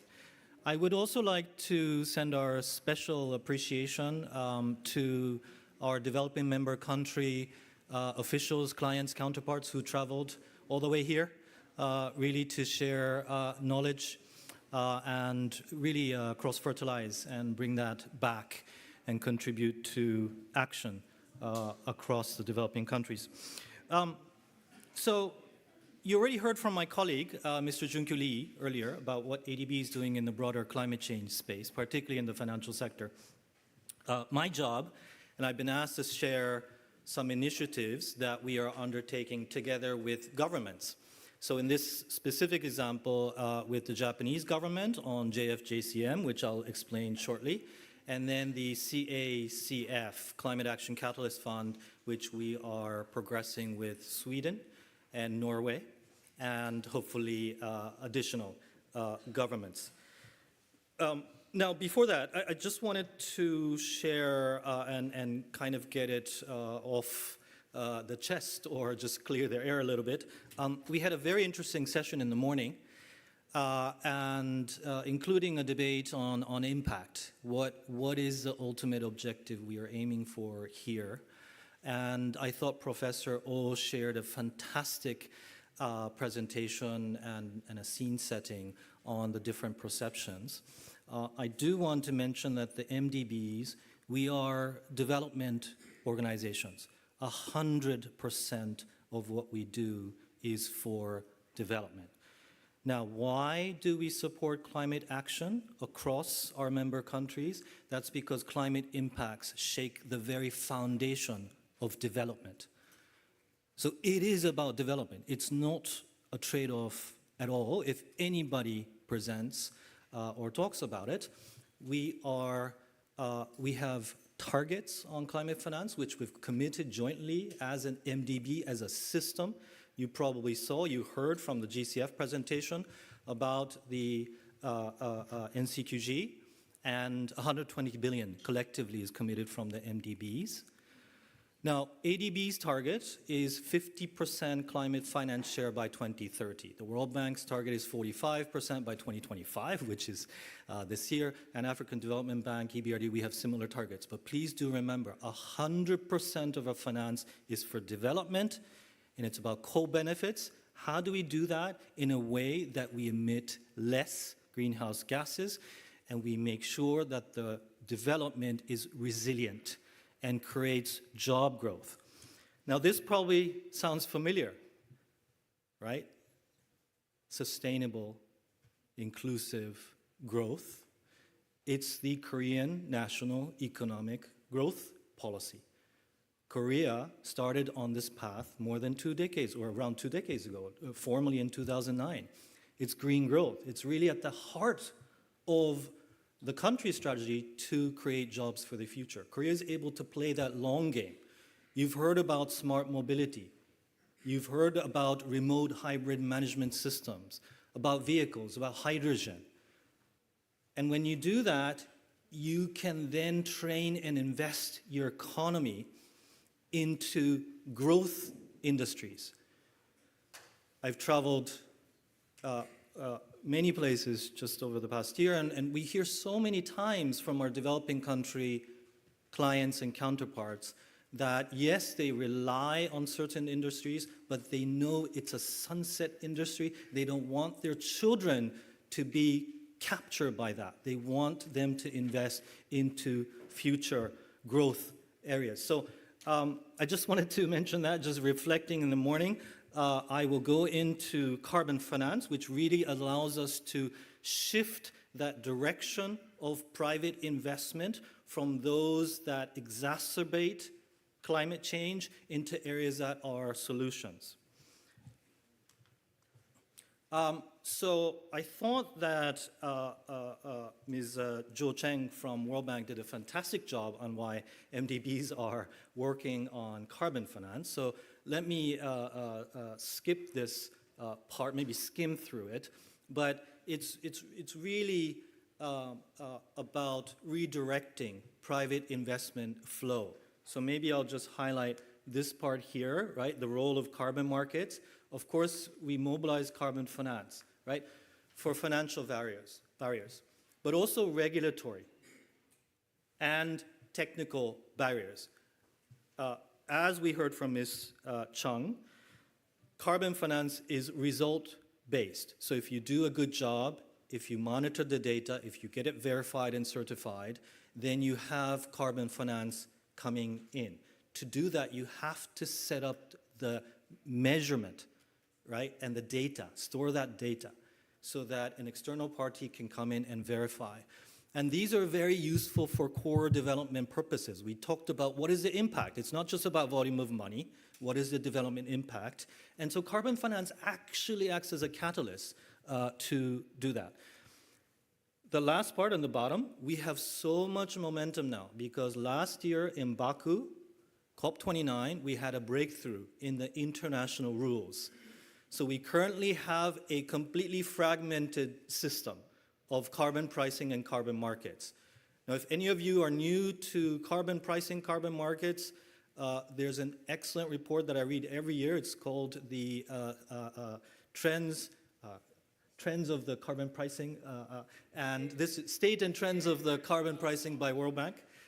It's really fantastic, and we appreciate for the effort there. But there are about 80 carbon pricing schemes, and about half of them are carbon markets. Some countries employ both.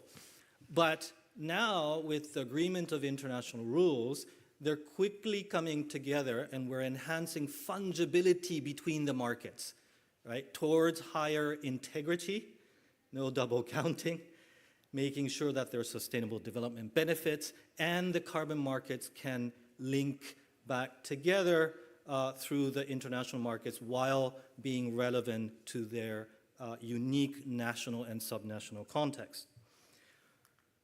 Now, I'll skip this. This is why, and this is how ADB works on carbon markets. But we don't just work on transactions. And you also heard this from World Bank earlier. GGGI, based in Korea, is also a very significant development partner in carbon markets. But we want to make sure that it goes from country readiness to market. This is about the enabling environment, and then into the transactions and the finance that flows. So this is just the key elements of ADB's carbon market program. World Bank was the first MDB to start on carbon markets with the prototype carbon fund. We followed a few years later, 2005, carbon market program.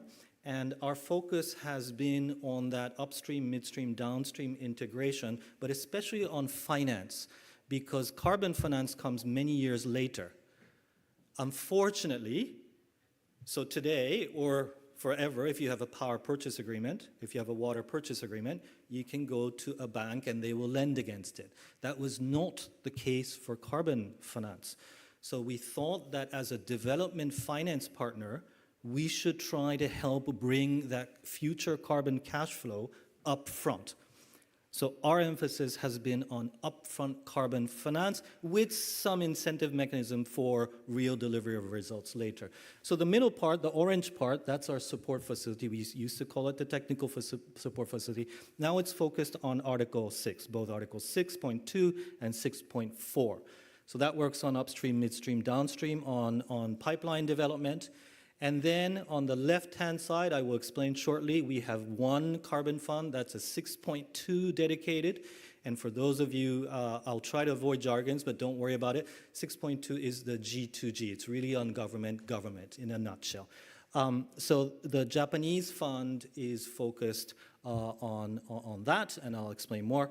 And then on the right-hand side, we have the Climate Action Catalyst Fund. This is a multi-participant carbon fund. It's still open for participation, and that can work on both 6.2, again G2G, and then 6.4, which is a project-based mechanism. It's a successor to the clean development mechanism that we had in the past.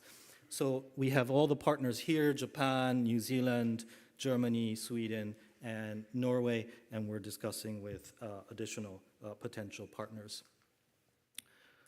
So I'll just share one example of that upstream to downstream. So we're supporting Mongolia, Philippines, Pakistan, Indonesia, Kazakhstan, many countries on that.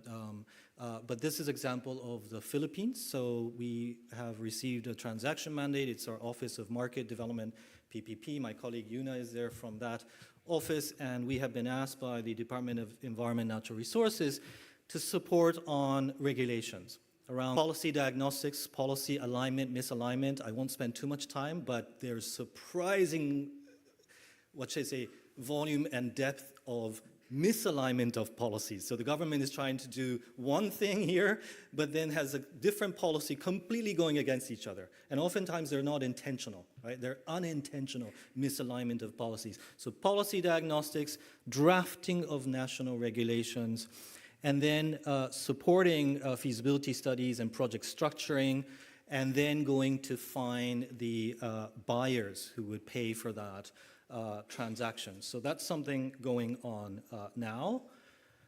And to this example, now I happen to be Japanese. I've never worked for the Japanese government. I'm not associated, but we partner with the Japanese government. So this has been going on for more than 10 years.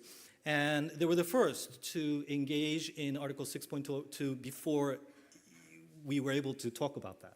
It's called the bilateral mechanism, a precursor to 6.2.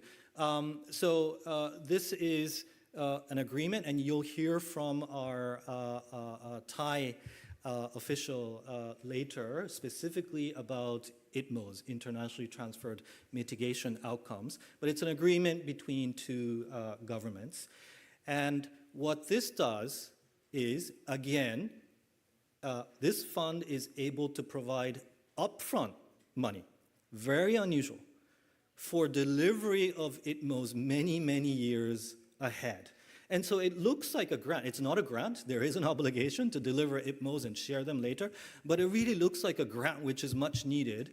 And what that has done, and I'll show some specific examples, but for public housing in Kyrgyzstan, there was a regular public housing program, just like we do in every country. There's, of course, heating you need in Kyrgyzstan. It's very cold there. But there's a different technology element that can be brought in to reduce the greenhouse gas emissions from that. And that incremental cost is covered by the JFJCM without having to borrow additional upfront on that. We have another example on geothermal in Indonesia. Of course, you can use a high temperature steam, but about the mid and low temperature, well, the JFJCM covered the cost of a binary system to capture the thermal value and convert that electricity, adding to the outputs of the geothermal plant. So that's what JFJCM does. So all the ADB developing member countries that have signed an agreement with the government of Japan are eligible. So far, these are the countries. India and Japan just signed. There's support for Pakistan to potentially join, but this has been going. I think there will be some announcement of the first delivery of ITMOs between two countries. I can't spill the beans later, maybe even next week in Belém. And those are the eligible projects. So we look at the projects that have gone through the ADB due diligence. So there's no double due diligence. That's often a problem in the carbon finance space.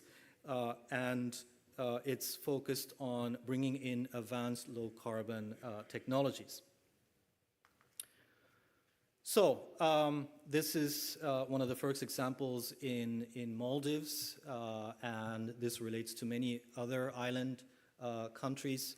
So oil imports is roughly around 10% of their expenditures, and they really want to reduce that through a solar and solar battery system. It's not new in many countries. Korea has been supporting this in the Pacific.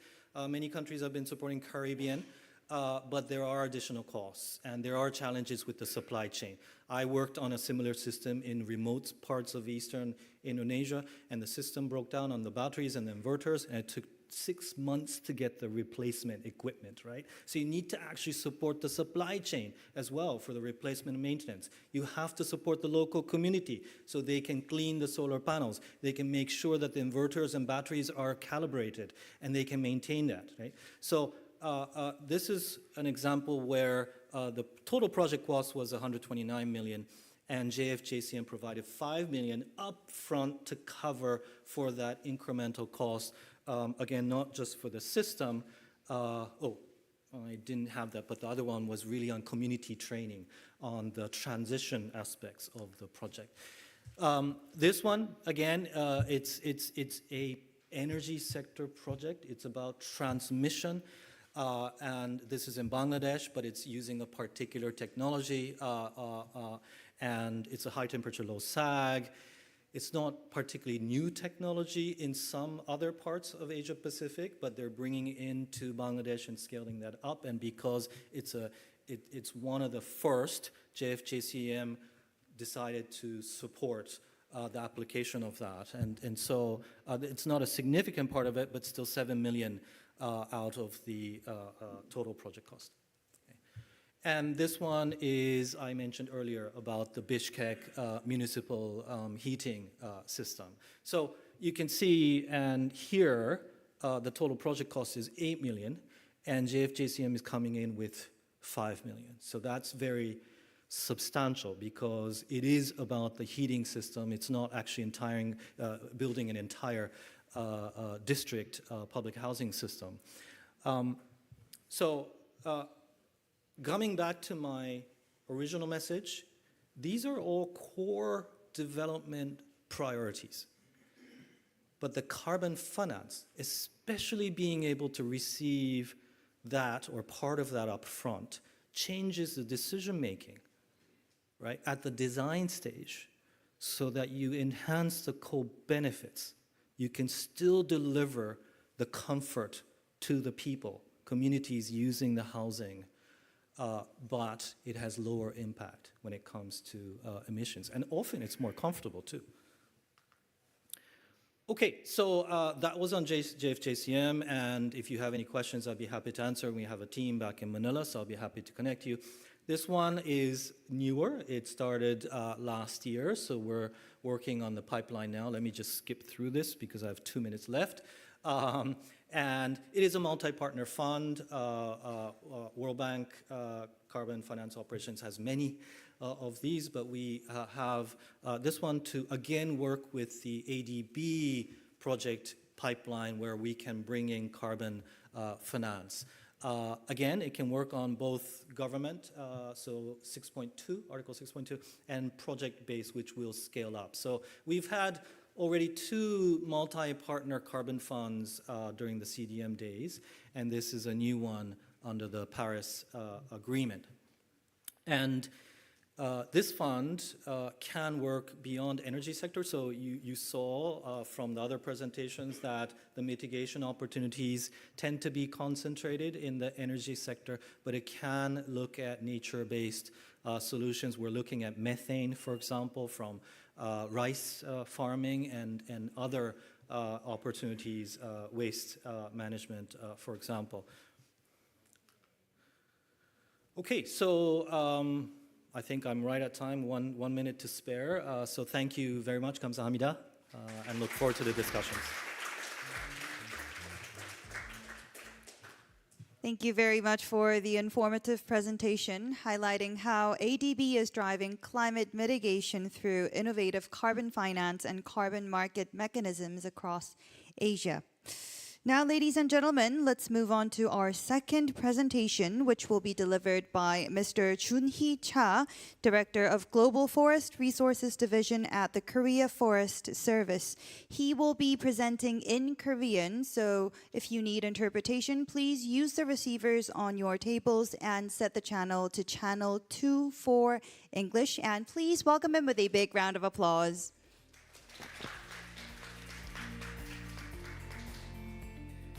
Good afternoon. I am pleased to be a presenter at this Knowledge Exchange Symposium organized by KDI. My name is Junhee Cha. I'm working for Korea Forest Service of Korean government. I'm working at Global Forest Resources Division. Most of my project is Red Cross and other international cooperation project. Today, my topic is Korea's Red Cross policy status and private sector support. Please excuse me for presenting in Korean. Thank you.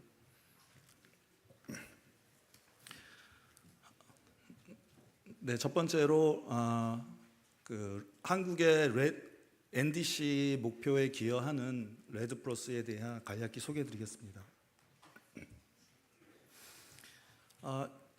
많이 보셨던 도표일 것 같은데요. 한국은 2030년 NDC 목표로 2018년 배출량 기준 40% 감축을 공격적인 목표를 제시하고 있습니다. 여러 가지 이제 배출 부문이 있고 또 산림이 포함된 흡수원 CCUS 그리고 이제 제도적인 보완책으로서 국제적인 감축 수단을 활용하는 그런 부분이 있겠습니다. 2030년 이제 최종적으로 2023년 수정된 자료를 보시면은 4억 3,700만 톤 배출량을 이제 목표로 하고 있습니다. 그래서 배출 부문만 보시면은 약 5억 1,200만 톤이 되고요. 그 흡수원에서 이제 산림 부분에서 기여량이 2,670만 톤. 이거는 국내 산림 부분에서 흡수, 그러니까 산림 축적이 증가함에 따른 산림 흡수량의 증가분을 얘기합니다.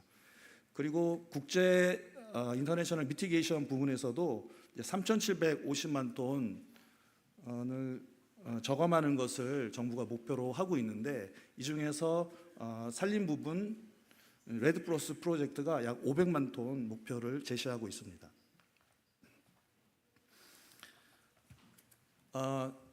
여기 보시면은 이 세계 산림 기후대를 나타낸 그림이 되겠습니다. 보시면은 동남아시아 지역 그리고 중앙아프리카 그리고 중남미 지역에 보시면은 이 트로피칼 포레스트 지역이 되겠는데요. 이 지역의 특징을 보시면은 이제 뭐 아마존이라든가 산림이 크게 분포하고 있는 지역입니다.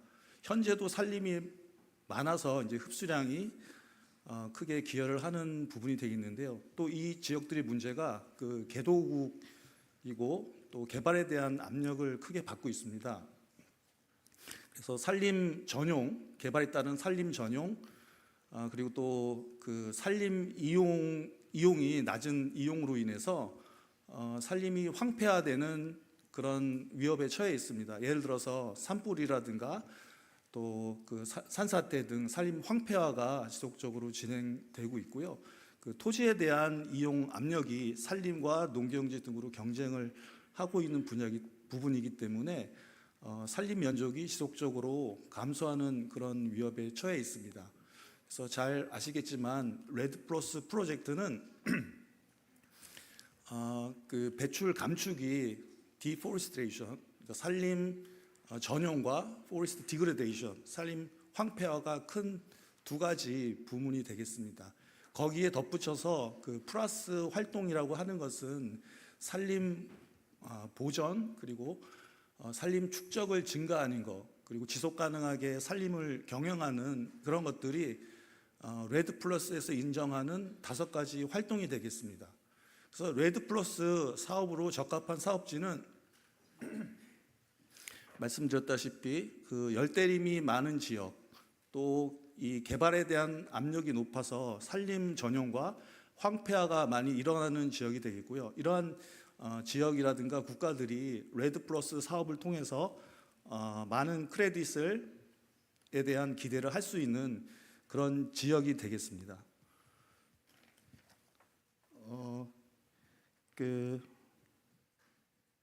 산림 레드 플러스 프로젝트는 아랫부분에 보시면은 지금 한국 정부가 하고 있는 레드 플러스 프로젝트는 현재 라오스에 대규모 사업을 하고 있습니다. 대규모 사업은 이 준국가 수준, 그러니까 지방 정부 이상 또는 전체 국가를 대상으로 하는 그런 프로젝트를 말하는 것이고요. 온두라스하고 베트남하고도 또 협력 관계를 시작을 하고 있어서 이 부분은 다음 부분에서 또 말씀드리겠습니다. 이 사진들을 보시면은 레드 플러스 활동들이 어떤 것들이 이루어졌는지를 보여주는 그림이 되겠습니다. 일단은 산림 부분에서 흡수량을 이제 모니터링하고 측정하는 활동이 중요합니다. 그래서 베이스라인 배출량 그리고 이러한 산림 보호 활동으로부터의 감축이 얼만큼 되느냐를 그 모니터링하고 측정하는 그 MRV 체계를 구축하는 것들이 중요합니다. 그래서 레드 플러스 단계에서는 레디니스 단계라고 일컫는데요. 이런 작업들 그리고 아울러서 그 개도국의 레드 플러스 그 산림 전략이 있어야 됩니다. 그런 전략들이 레드 플러스 사업을 추진하기 위한 기본적인 요건이 되겠습니다. 그래서 이런 모니터링 방법은 뭐 드론이라든가 위성 영상 등을 활용하는 그런 내용들이 많이 적용하고 있습니다. 그리고 산림 황폐화가 산불로 인해서 일어나는 부분이 많기 때문에 산림 보호 활동을 적극적으로 할 수 있는 산불 진화 장비의 제공이라든가 산림을 보호할 수 있는 그런 활동을 지원하는 사업들을 하게 됩니다. 이 아랫부분에 보시면은 그 불법 벌채로 인한 훼손이 또 크게 일어나는 내용이기 때문에 그 지역 주민의 산림 보호대를 구성해서 그 자금을 지원합니다. 보호 활동에 대한 자금을 지원해서 산림 보호가 잘 일어날 수 있도록 하는 것들을 하고 있습니다. 그리고 산림과 또 농업과의 그 경쟁 관계에 있어서 그 산림에서의 가치를 높이는 산림 경영 활동을 지원하고요. 이런 부분에 있어서는 뭐 양묘장이라든가 또 대체 소득 작물 이런 지원이 있겠습니다. 그래서 농업과 산림을 함께 하면서 산림을 보호하고 또 지역의 소득을 같이 향상시킬 수 있는 혼농 임업 모델을 국가별로 개발하여 적용하는 그러한 노력들이 모두 이 레드 플러스 활동에 해당한다고 볼 수 있겠습니다. 다음은 한국 산림청이 추진하고 있는 레드 플러스 사업에 대해서 간략히 설명드리겠습니다. 현재 라오스하고 지난해 레드 플러스 센터를 이제 설치를 했습니다. 이제 레드 플러스 센터는 관련 법에 따라서 레드 플러스 사업을 본격적으로 추진할 수 있게 하는 그 협력 기구가 되겠습니다. 그래서 레드크로스 센터를 통해서 올해부터 본격적으로 이 라오스 북부 지역에 이 퐁살리 프로빈스가 되겠는데요.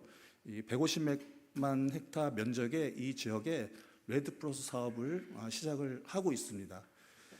그리고 올해 초에 이 온두라스와 레드크로스 협력에 대한 그런 MOU나 LOA를 체결해서 순차적으로 타당성 평가를 추진하고 또 타당성이 확인되면은 라오스처럼 예산을 확보하고 투입해서 본 사업으로 추진하는 그런 계획을 하고 있습니다.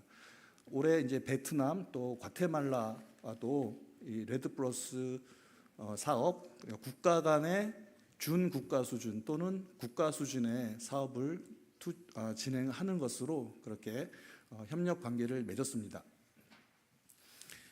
그래서 그 한국 정부가 2030 NDC에 그 국제 감축 목표로 제시하고 있는 3,700만 톤 감축에 약 13%에 해당하는 500만 톤을 2030 NDC의 REDD 부분이 기여하는 것으로 목표를 잡고 있습니다. 좀 더 자세하게 살펴보면은 이 세 나라들은 기존의 자체적인 사업 또는 월드뱅크라든가 FAO 등 국제기구의 도움을 받아서 레드크로스에 대한 경험을 가진 나라들이 되겠습니다. 온두라스 같은 경우에는 전체 산림 면적인 약 630만 헥타에 대한 국가 단위의 사업을 추진해서 2021년부터 2023년까지 약 1,200만 톤에 달하는 엄청난 그런 배출 감축을 확보했고요. 이거를 이제 검인증하는 그런 과정이 있습니다. 그래서 이게 확인이 되면은 또 이제 국제사회에 매각 협상이 진행될 수 있는 그런 상황에 있습니다.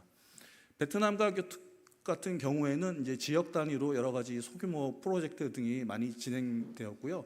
또 FCPF의 지원을 받아서 또 배출 감축을 한 그런 사례가 또 있습니다. 과테말라는 온두라스 인접 국가이긴 하지만 약간은 산악 지형이 많이 있습니다. 그래서 전 국가적인 산림 면적을 합해도 약 350만 헥타 정도가 되는데요. 과테말라는 기존에 하는 사업이 있고 또 소규모 사업도 일부 있기 때문에 만약 한국이 과테말라의 사업을 추진한다면 기존에 있는 사업 부분은 제외하고 일부의 약 준국가 수준의 사업 규모로 그 레드 플러스를 추진하지 않을까 예상하고 있습니다. 베트남 지역인데요. 베트남에 대해서 좀 설명을 드리면은 베트남하고는 이제 산림 분야의 여러 가지 양자 협력이라든가 ODA 프로젝트들이 이제 진행이 되고 있는 국가고요. 레드 플러스에 대해서 협력을 요청하고 레드 플러스가 가능한 지역 단위의 15개 그 지역에 대한 제안을 받았습니다. 그래서 한국 정부의 전문가들이 그 레드 플러스 타당성이 있는지 조사를 진행했고요. 여기서 이제 4개의 지역에 대해서 타당성이 있고 경제성이 있는 것으로 분석이 되어서 올해 이 지역에서 실제적으로 사업을 진행하는 것으로 그렇게 LOA를 체결한 내용이 되겠습니다.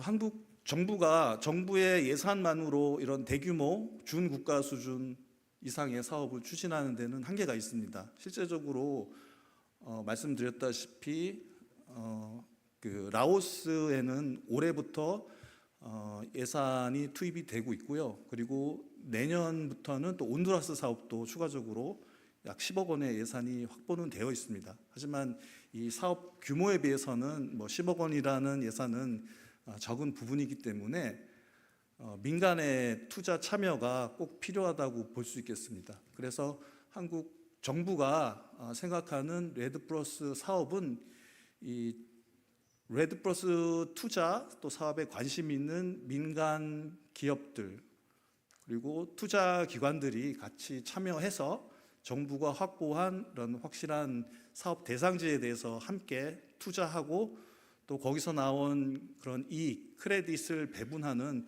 그런 구조를 생각하고 있습니다. 쉽게 이야기하자면은 이 같은 지역에 대해서 투자할 수 있는 지역을 그 기관 또는 회사별로 나누는 것이 되겠습니다.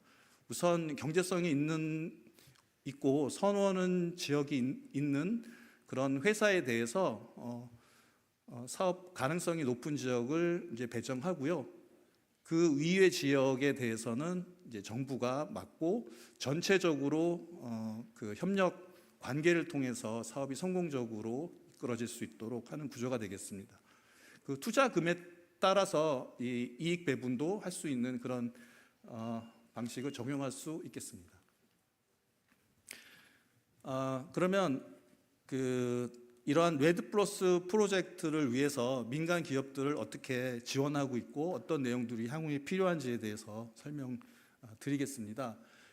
특이한 것이 이런 레드 플러스 프로젝트를 여러 나라들이 또 국제 기구들이 시행을 하고 있지만 한국은 그 산림 분야의 이 적극적인 감축 수단으로 레드 플러스를 인식을 했습니다. 그리고 관련 법제화를 추진해서 그 레드 플러스 관련 법이 있습니다. 아마도 제가 알기로는 그 법이 레드 관련 법이 제정된 나라는 한국이 현재는 유일하지 않을까 생각이 되는데요.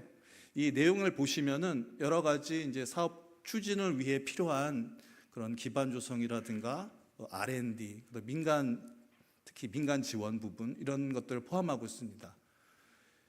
그리고 보시면은 또 국제 기구와의 협력 체계를 구축하는 것이 이 민간이 참여하고 정부가 추진하는 사업의 성공을 위해서 중요한데요.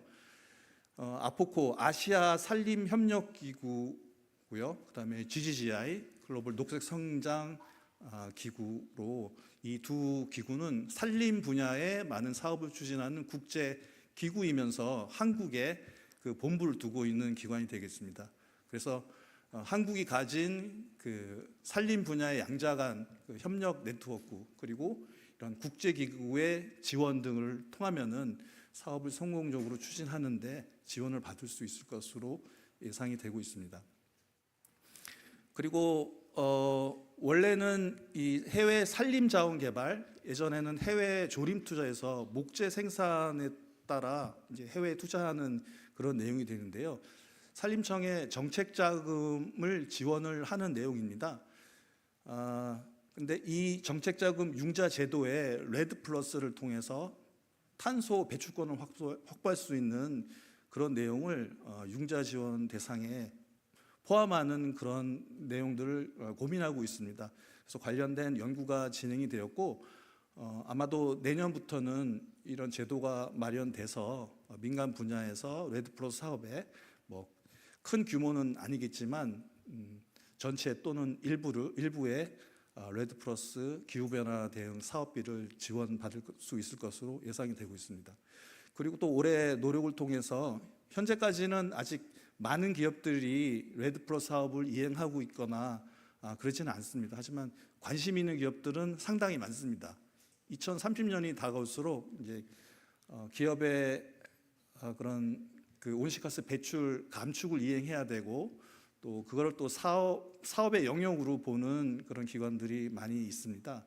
그래서 이들을 지원하고 관련 정보를 나눌 수 있는 그런 레드 플러스 전문 협회를 설립을 추진하고 있습니다. 그것도 연말 정도면은 설립될 수 있을 것으로 그렇게 기대를 하고 있습니다.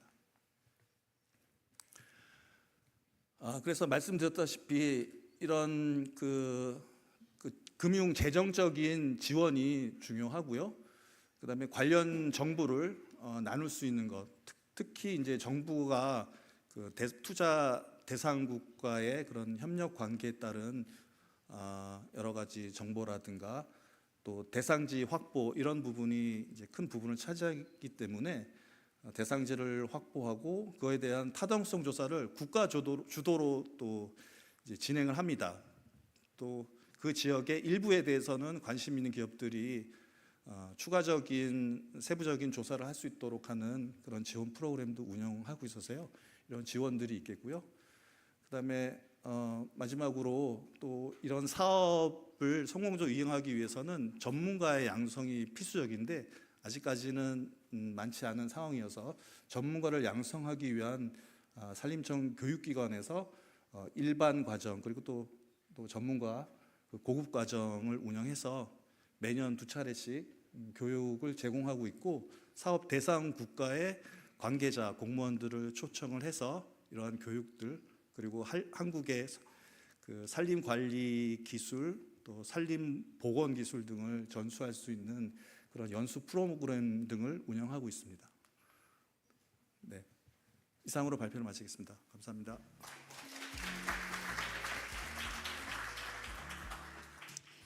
Thank you very much for the insightful presentation, highlighting how Korea's RED Plus initiatives are linking forest conservation with real, measurable climate action through public-private collaboration.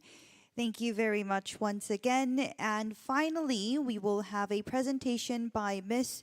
Putipar Rokitikun, Director of Carbon Credit Certification Office at the Thailand Greenhouse Gas Management Organization. Please welcome her with a big round of applause.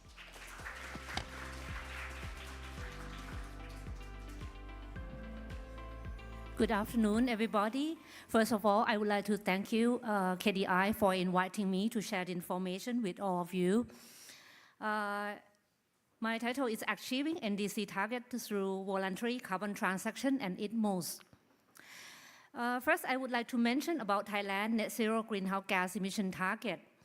For 2030, we intend to reduce greenhouse gas emission 30 to 40% from business as usual. And we would like to achieve carbon neutrality target in 2050. Before this, we propose to achieve net zero in 2065. But last Tuesday, the Cabinet had just approved to accelerate the target to 2050. There are many measures that will support our country to achieve net zero greenhouse gas emission target, including hydraulic cement, renewable energy, low methane paddy fuel, manual management, electric vehicle, reforestation, CCUS, CCS technology, hydrogen. For the first part, I would like to mention about Thailand crediting mechanism. For crediting mechanism, there are 3 groups. On the left-hand side, international crediting mechanism, we known for a long time the crediting mechanism that called CDM under Kyoto Protocol. And right now we have PACM or Article 6.4 mechanism under Paris Agreement. In the middle is governmental crediting mechanism. Right now, there are 33 carbon crediting mechanism implemented and 11 carbon crediting mechanism under consideration or in development. In the right-hand side is the independent crediting mechanism, including VCS or Verified Carbon Standard, Gold Standard, CAR, ACR, Handweaver, and also there are some other independent crediting mechanism as well. For Thailand, we developed our own crediting mechanism named Thailand Voluntary Emission Reduction Program or TVER. You can see from the National Crediting Mechanism map, you can see that as I mentioned earlier, there are 33 national crediting mechanism. For Thailand, we have TVER program. For this slide, I would like to mention about crediting mechanism in Thailand. We started CDM project in 2007. At that time, there were some projects that also developed under Gold Standard and VCS. In 2014, we would like to encourage all private sector and public sector in Thailand to reduce greenhouse gas. So we developed our own crediting mechanism named TVER. Right now, due to we have 2 levels of TVER, this one called standard TVER. On 2015, we have bilateral agreement with JCM, with Japan on under JCM or Joint Crediting Mechanism.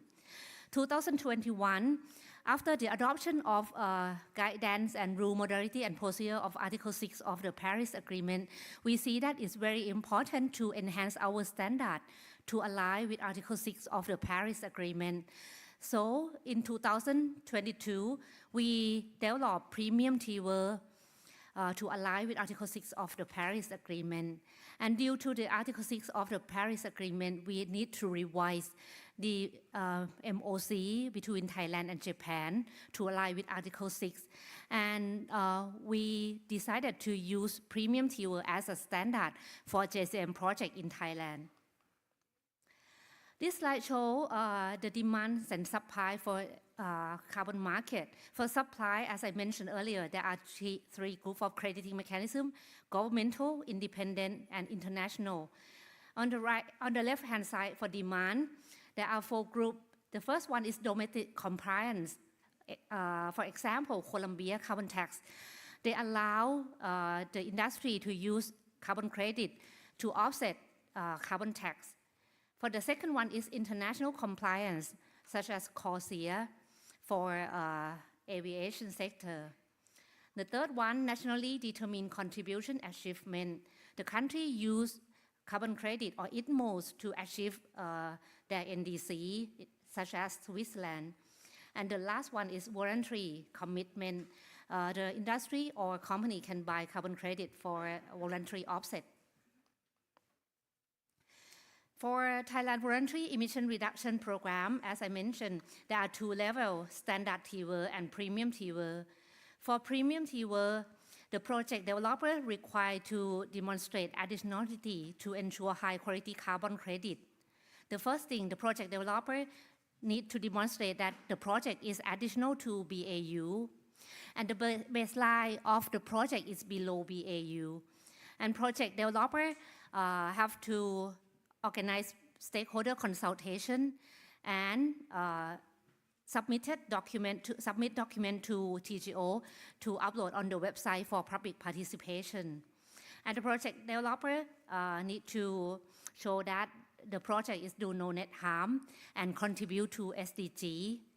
And the last one, for forestry project, it's very important to show that the mitigation outcome is permanent. This slide shows TWER cycle. It's similar to CDM or other crediting mechanism. But there are some difference between premium TWER and standard TWER. For premium TWER, the project developer need to submit modality of communication to demonstrate their intention to develop carbon credit project. After that, they have to organize local stakeholder consultation before starting the project, and then prepare project design document, SD and safeguard assessment report.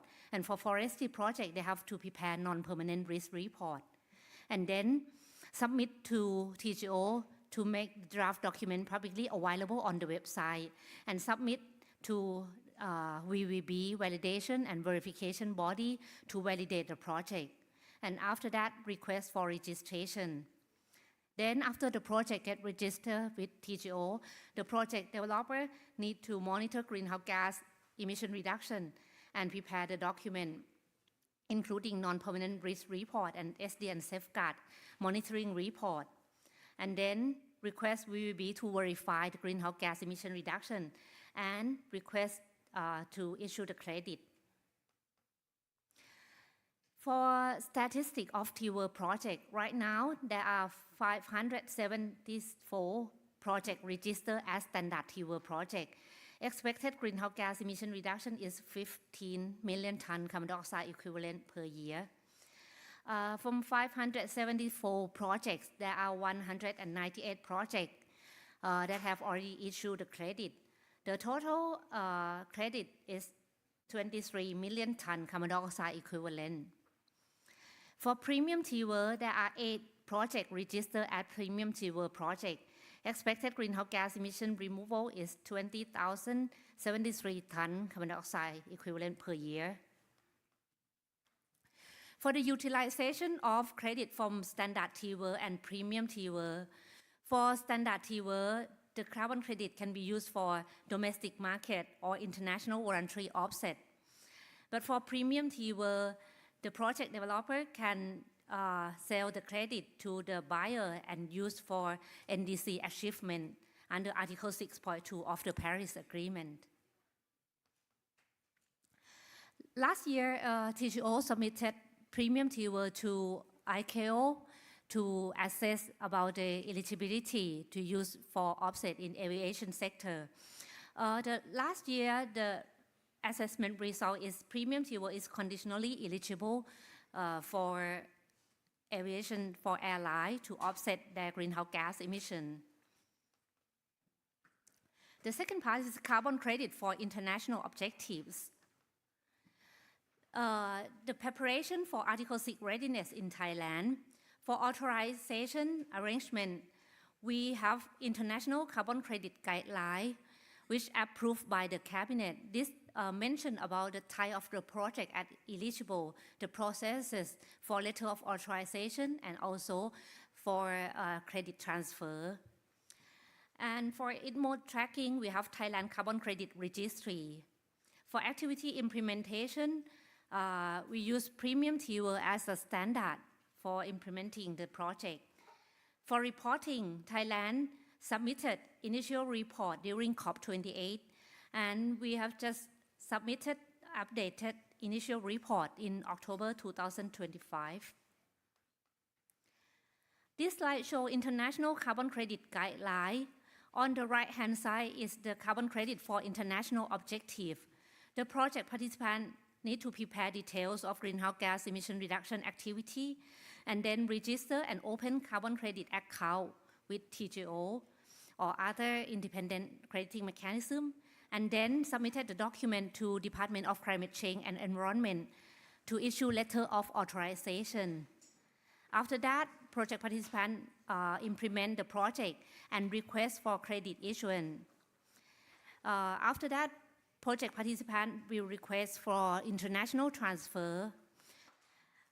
After get the positive examination from Department of Climate Change and Environment, project participants inform TGO for carbon credit transfer. And finally, the Department of Climate Change and Environment will conduct corresponding adjustment. This slide shows potential project types under the international cooperation framework that mentioned in International Carbon Credit Guideline. There are 9 types of projects that are eligible. The first one is capture, storage, or utilization, including CCS, CCU, and DAC. The second one is renewable energy of fossil fuel replacement. The third one is energy efficiency improvement in buildings, factories, or households. The fourth one is energy efficiency improvement in electricity or heat generation. Next is transportation sector, including hydrogen vehicle, plug-in hybrid electric vehicle, fuel cell, EV improvement of energy efficiency. The sixth one is production process improvement or industrial waste management, including low carbon cement, methanol production using carbon dioxide or green hydrogen, fluorinated gas reduction, reclamation, recovery, reuse, and environmentally friendly disposal. The seventh is process improvement or waste management in agriculture and livestock. Next is wastewater or waste management, and the last one is forestation. Right now, Thailand have 3 bilateral cooperation. The first one is implementing agreement with Switzerland, which signed on June 24, 2022. The second one is MOC with Japan. We signed the MOC last year. And the last one is implementation agreement with Singapore. We have just signed on August 19 this year.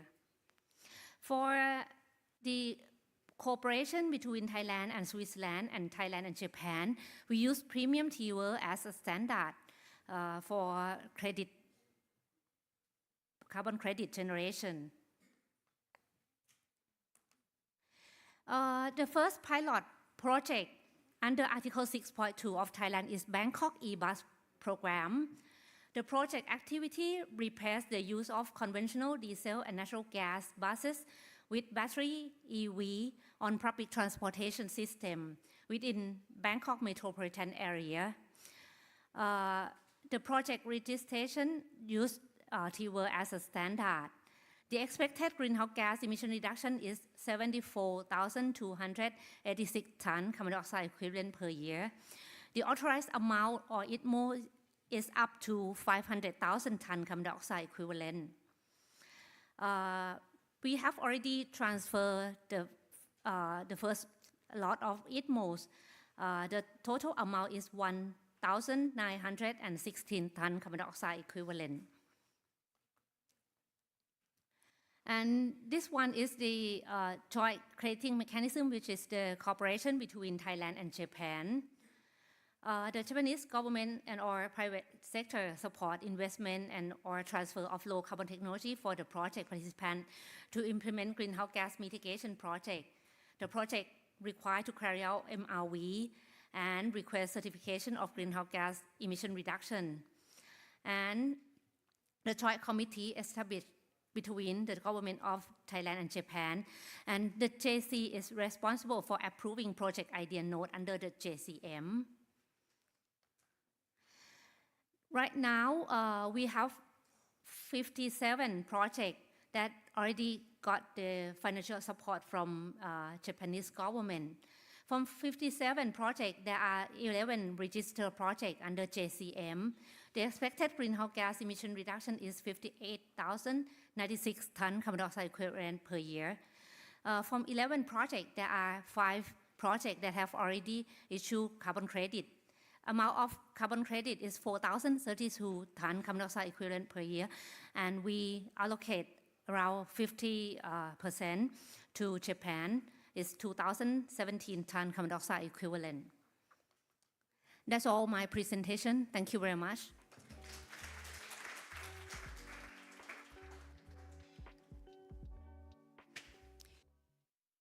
Thank you very much. Thank you to all three presenters for those insightful presentations. Together, they've shown how carbon markets, forest initiatives, and integrated policy efforts are driving stronger climate action across Asia and the Pacific. We began with the Asian Development Bank, highlighting how innovative carbon finance programs like the Japan Fund for the Joint Crediting Mechanism and the Climate Action Catalyst Fund are helping other countries, such as the Maldives, Bangladesh, and the Kyrgyz Republic, overcome financial and regulatory barriers while accelerating low carbon growth. The Korea Forest Service then shared how its RED Plus projects are reducing emissions through sustainable forest management and public-private partnerships. These efforts not only support developing nations like Vietnam, but also strengthen Korea's contribution to global NDC goals. And finally, the Thailand Greenhouse Gas Management Organization presented how Thailand is integrating policy, technology, and finance to scale up climate impact through initiatives like the TVER program, Article 6 Readiness, Bangkok e-bus project, and the JCM. So altogether, these examples remind us that achieving net zero requires innovation, collaboration, and shared commitment. And with that, ladies and gentlemen, let's move on to our panel discussion to explore how these approaches can be aligned and expanded across the region. So please allow me to introduce our moderator and the panelists once again. This session will be moderated by Mr. Jason Alford, Country Manager to the Republic of Korea at the World Bank. Please welcome him with a big round of applause.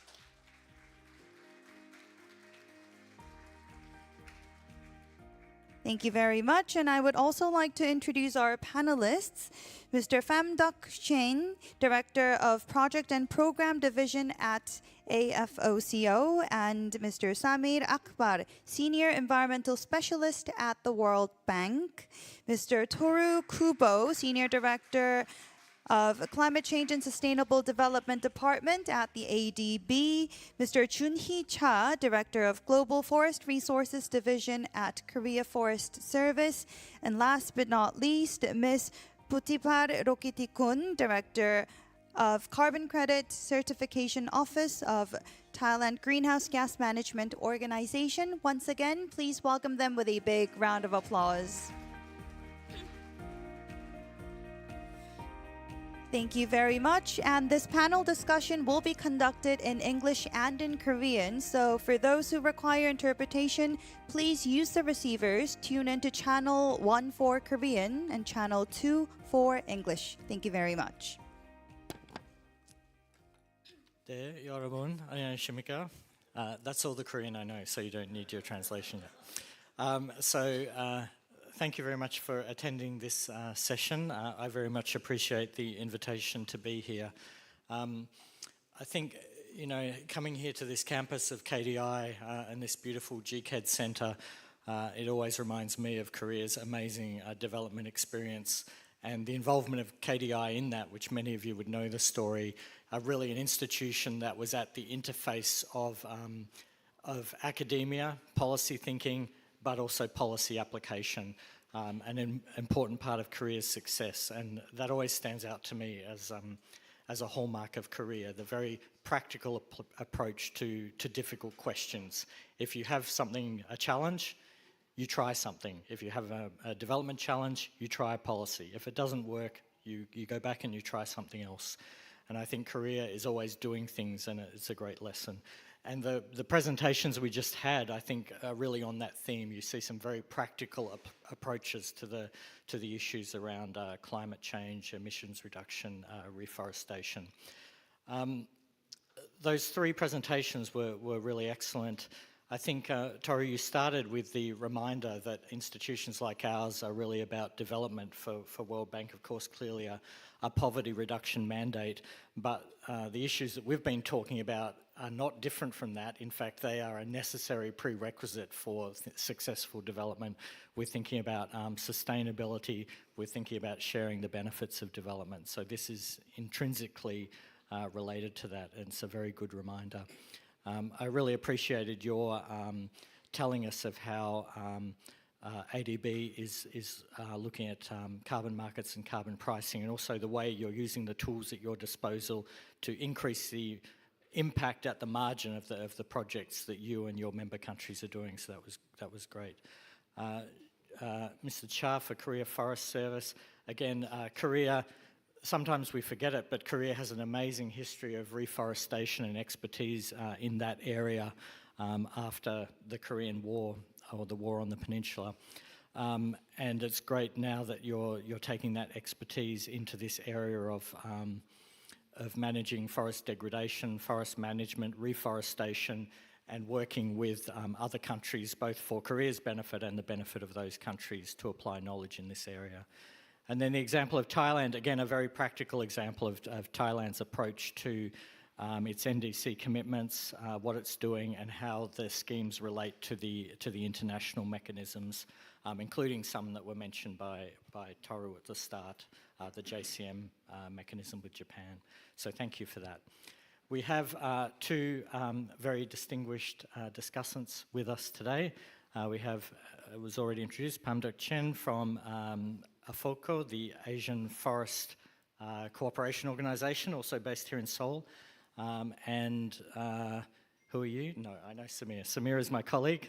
Samir Akbar from World Bank Group, who I work with every day, and I'm happy to sit next to him again. So maybe if I can go to our discussants first, and not ask you a particular question, leave it open to you to comment on the presentations as you see it, or to introduce some of your work if you think it contributes to the discussion. And then after that, we can go to a panel discussion. So perhaps for you first. Thank you. Thank you, Mr. Chair, distinguished participants. So my name is Pamdok Chen from AFOCO, the Asian Forest Cooperation Organization. The treaty-based international intergovernmental organizations with the headquarters based here in Seoul. AFOCO now, we have 17 member countries in Asia. In Asia, at the moment we have more than 40 or 30 ongoing projects dealing with reforestation, climate change, mitigation adaptation, forest risk management, and of course livelihood improvement and capacity building in our member countries, 17 member countries, of course including our here, the Republic of Korea, also a very big donor. Yes, so now I would like to back to our discussion.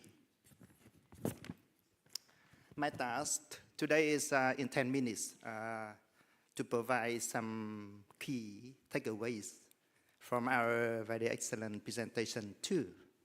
Dr. Cha Jun Hee, with the title, very good title, is Overview of the Korea Forest Service RED Plus projects and private sector support. This is very familiar with us because we have projects also in Laos, PDR, and Vietnam as well, in which we have very close collaboration with KFS, Korean Forest Service, in our projects, and also to contribute and so to take part in some RED projects in Laos as well. So first of all, I would like to express my sincere thanks to Dr. Cha Jun Hee for the very interesting and informative presentation about the RED projects, and also very important about the private sector's roles in addressing climate change and greenhouse gas emissions. As you can see that the presentation covers a wide range of important topics and provides a great deal of valuable information. From my understanding, there are several key points that you can take away. So first, you see that reducing emissions is absolutely essential to mitigate the climate change.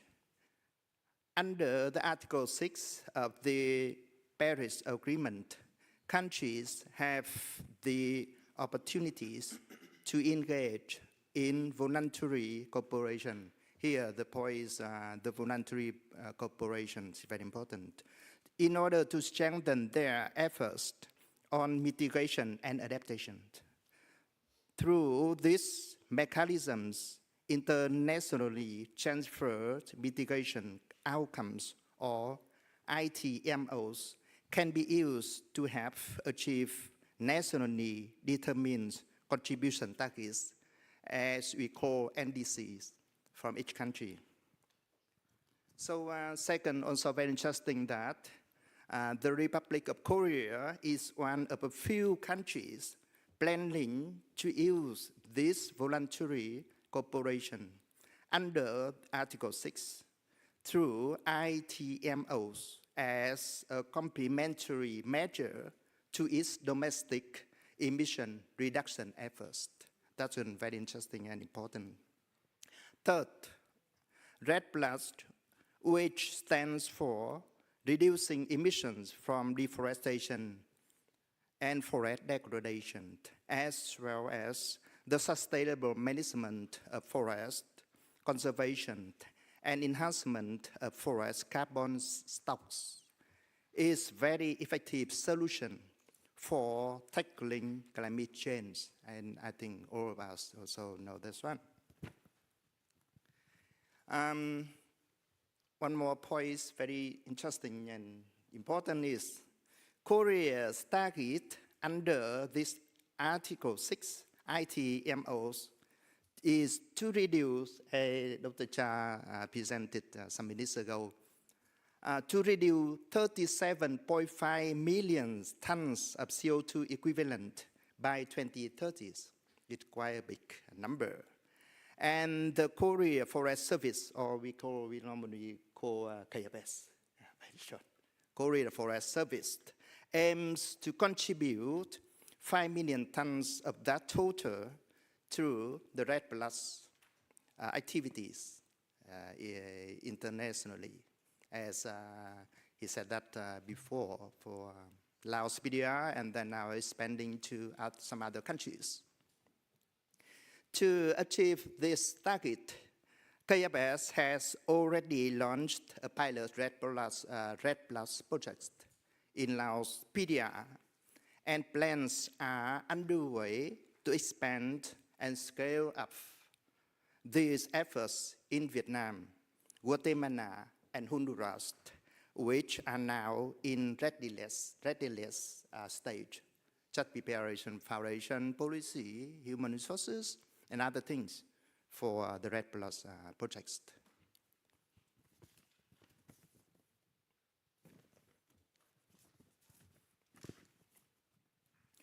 For these projects to success, it is important, very important, to consider the perspective of the host countries.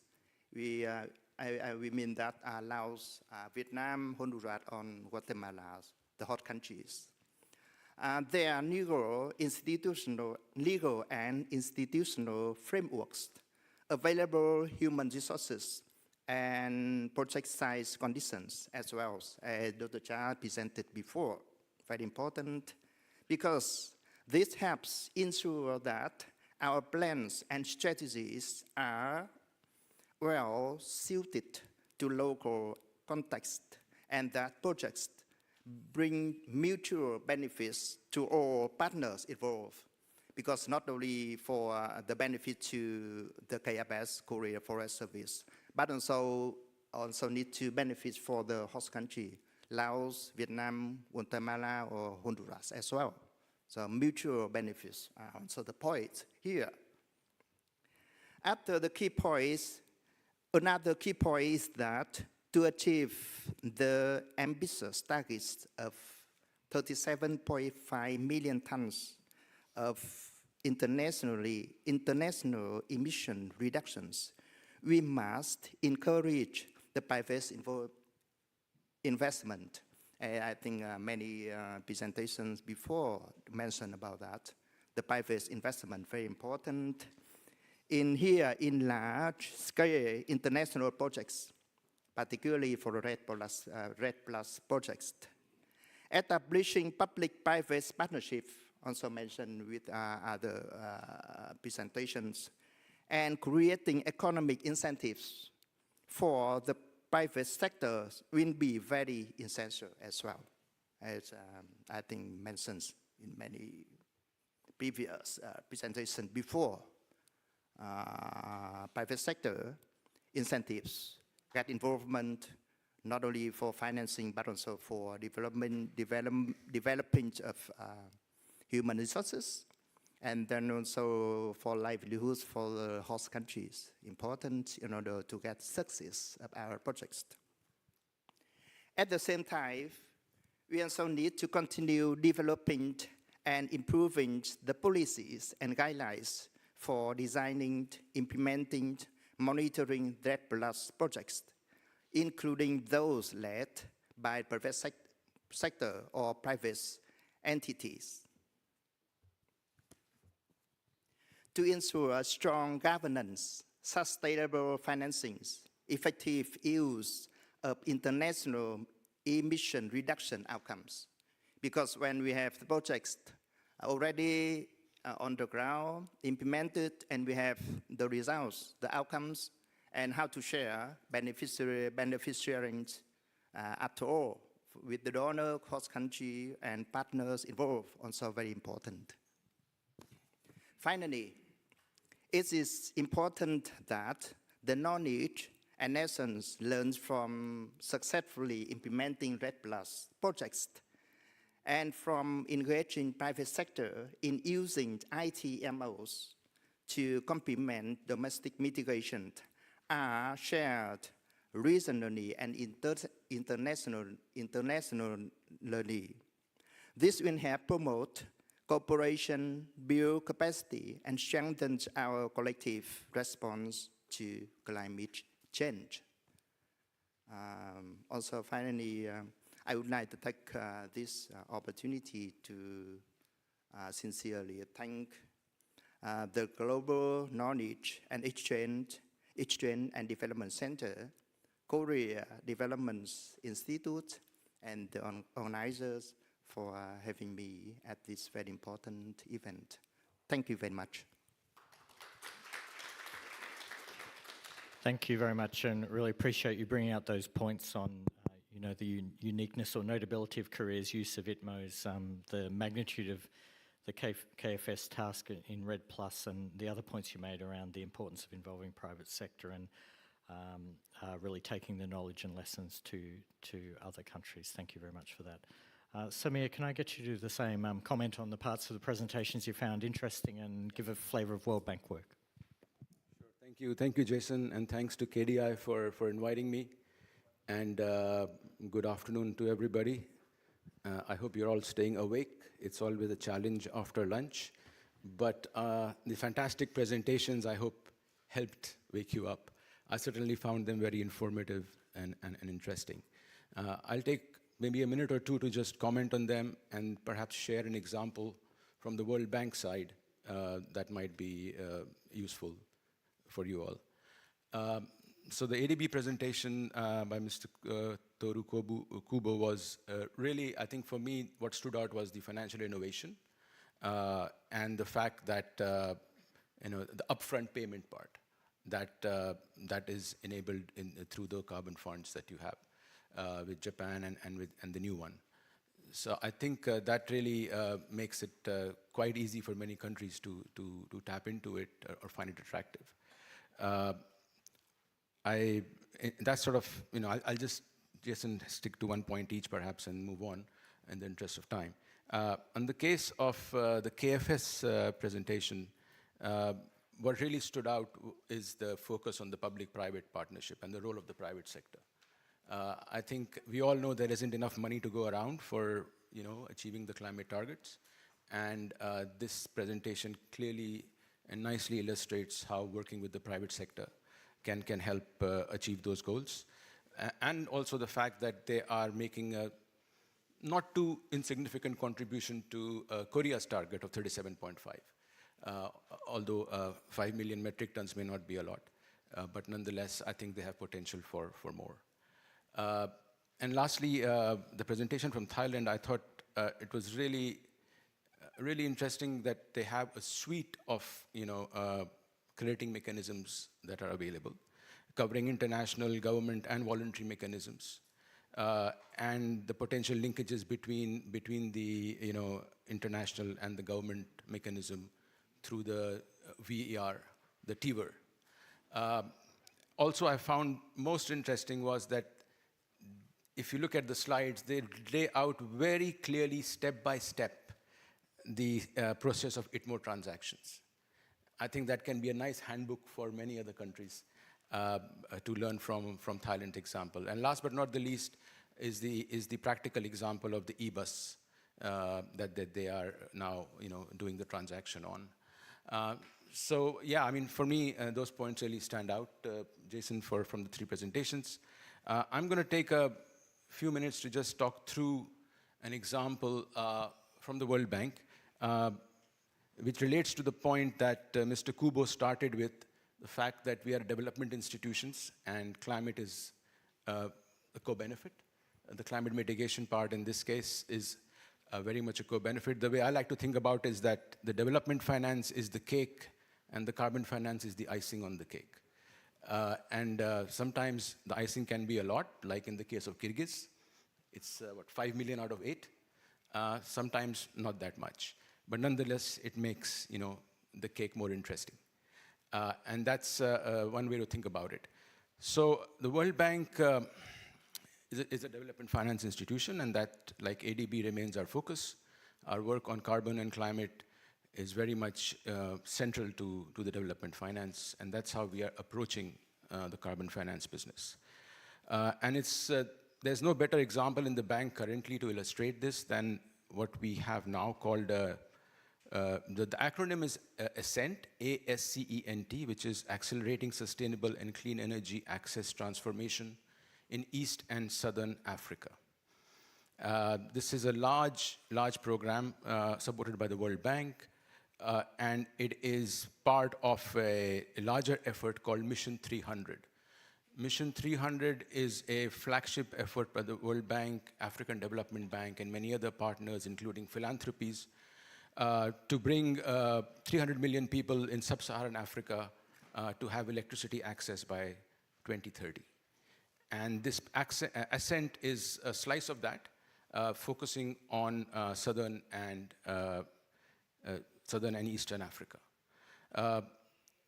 Now, we know that in Eastern and Southern Africa, there are about 370 million people who reside there, and the government is prioritizing energy access to those. The estimated financing needs to meet their energy access is about $100 billion, which is a round and a big figure. So this is where Ascent comes in. Ascent is led by the World Bank. It's trying to raise $15 billion to support about 20 countries over a period of 7 years. It works through the government, supporting government programs, which have national strategies and which reinforce local ownership. And the goal is to provide this access to 100 million people, plus clean cooking to 20 million. As many of you know, a large sort of reason for the challenges of forest degradation and deforestation is linked to people harvesting biomass for cooking. And that's, other than that, of course, its emissions, its whole impact on health, all of that is a real issue.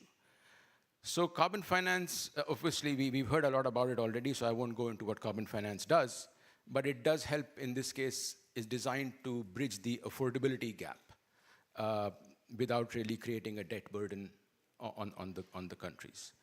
And in this case, we are trying very hard to also attract the private sector to come in as part of this effort. The funds are still being raised, so those who are interested, please, let's talk later, and I can connect you to the colleagues in the World Bank, in the world, headquarters.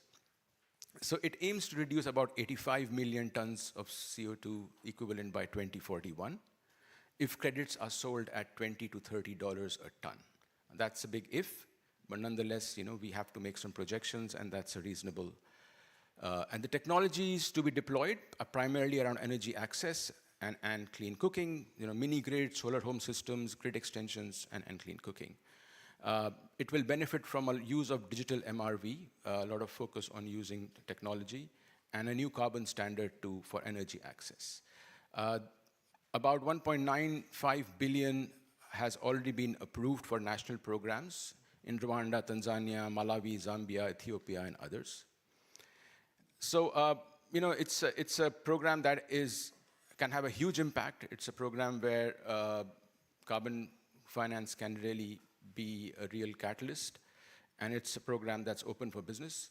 It's part of a very large M300 flagship effort from our side, which is with a very clear development goal. So let me just say that in closing, this Ascent provides a model for integrating development and carbon finance at scale. And of course, it empowers governments, it helps mobilize global capital, private capital, to deliver a real impact for people and for the planet. I'll stop there for now. Thank you.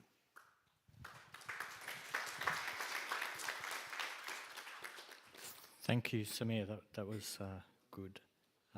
Appreciate your reflections on the presentations and that description of what is now important work for the World Bank in cooperation with our partners, African Development Bank and others.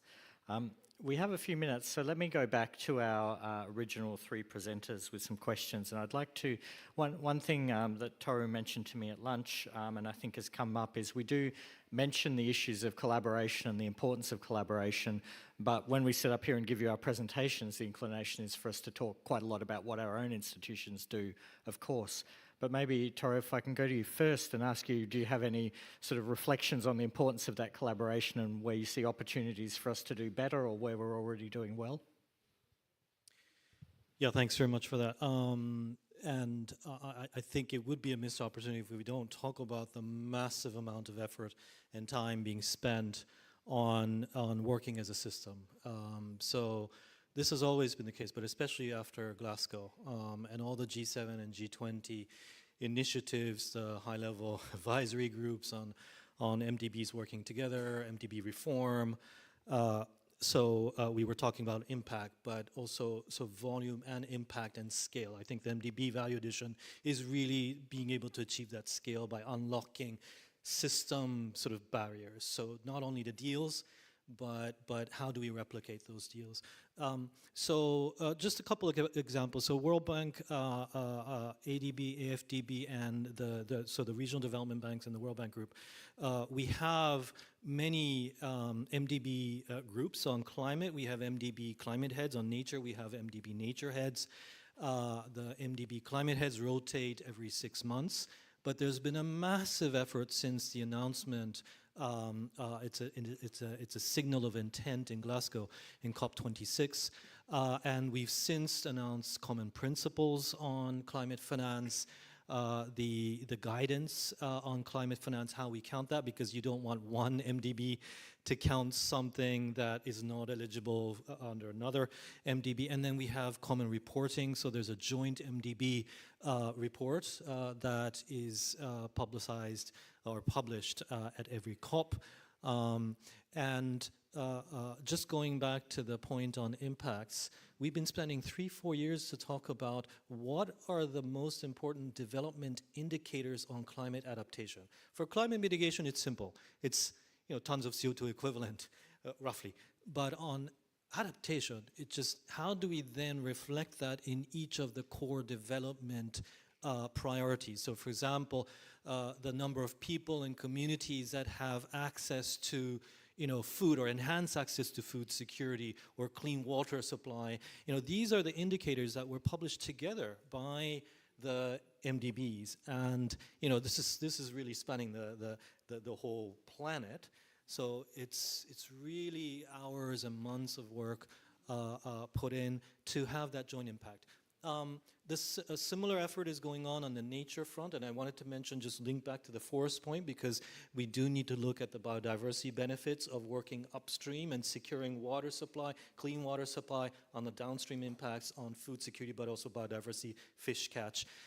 So there is that synergy, and now there will be a common principle, MDB common principles on nature, being readied for the second week of the COP, together with a technical paper and then voluntary guidance on that. So we really try to learn from each other. I'll stop now, but on transport, for example, and water supply, PPP on water, there's so much to learn from Latin America that Asia's a little bit behind on that.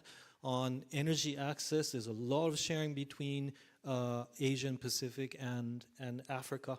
On financial innovation, many things. Of course, you always have to look at that country context, but there are instruments that we can learn from on the taxonomy and the regulatory environment. So a lot of that is going on. Thanks.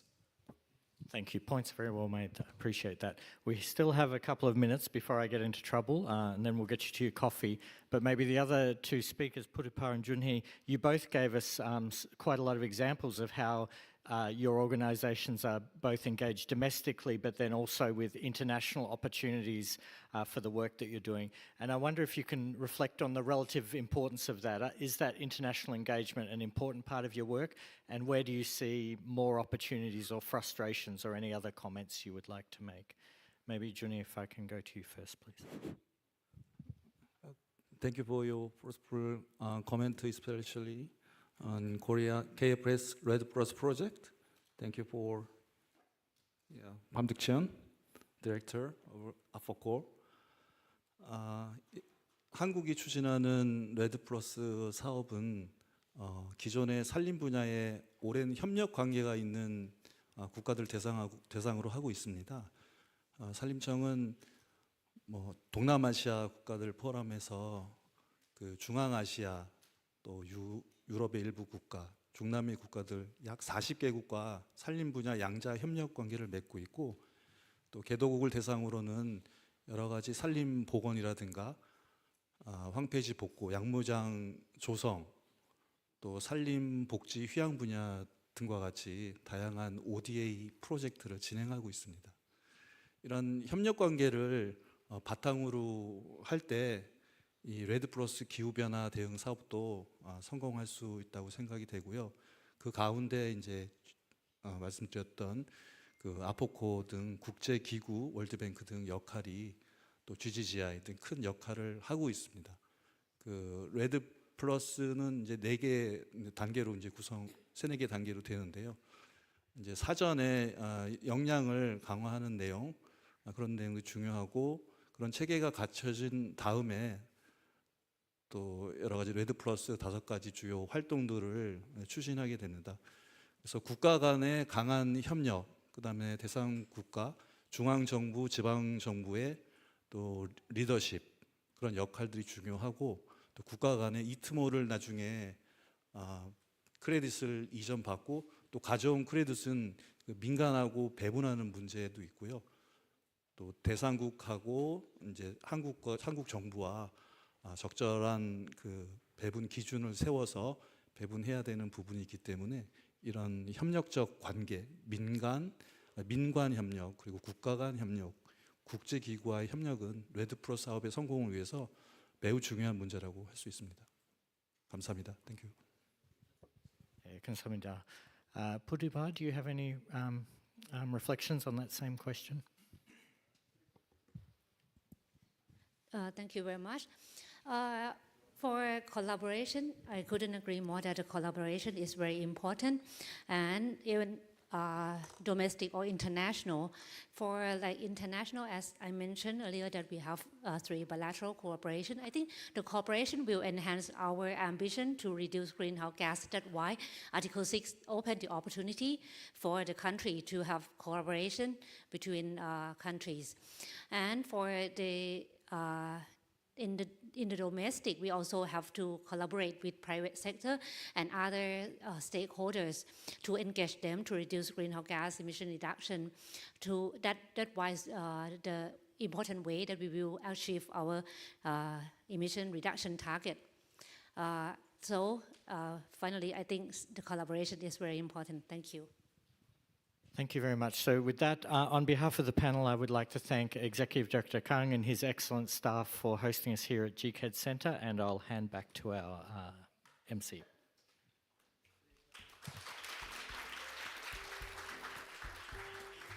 Thank you very much for the wonderful session. A very big thanks to our moderator and our panelists for the interactive session. And now, ladies and gentlemen, we will take a short break until the next session. Session 3 will begin at 3 p.m., so please be seated back by 3 p.m. Thank you very much and enjoy your break.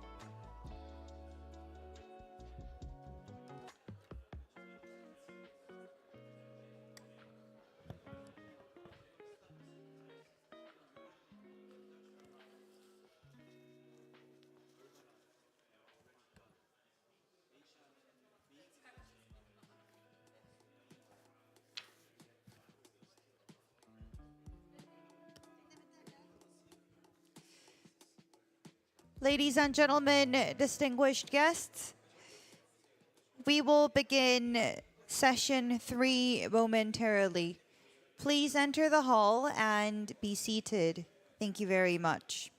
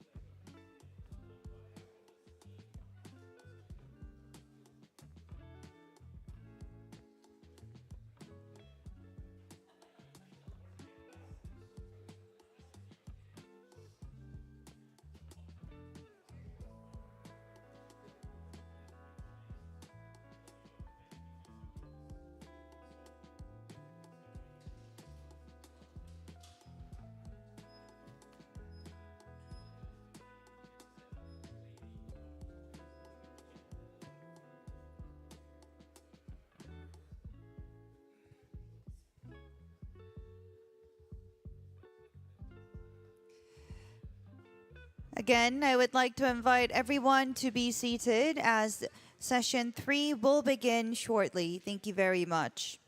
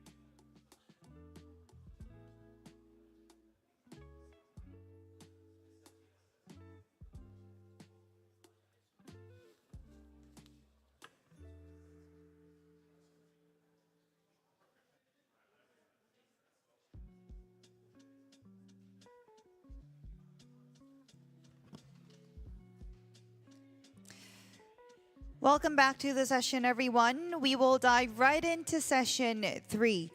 In this session, under the theme of Korean private sector efforts for NDCs and greenhouse gas mitigation, we will explore the current initiatives of leading Korean private companies and engage in a discussion to share their perspectives and insights.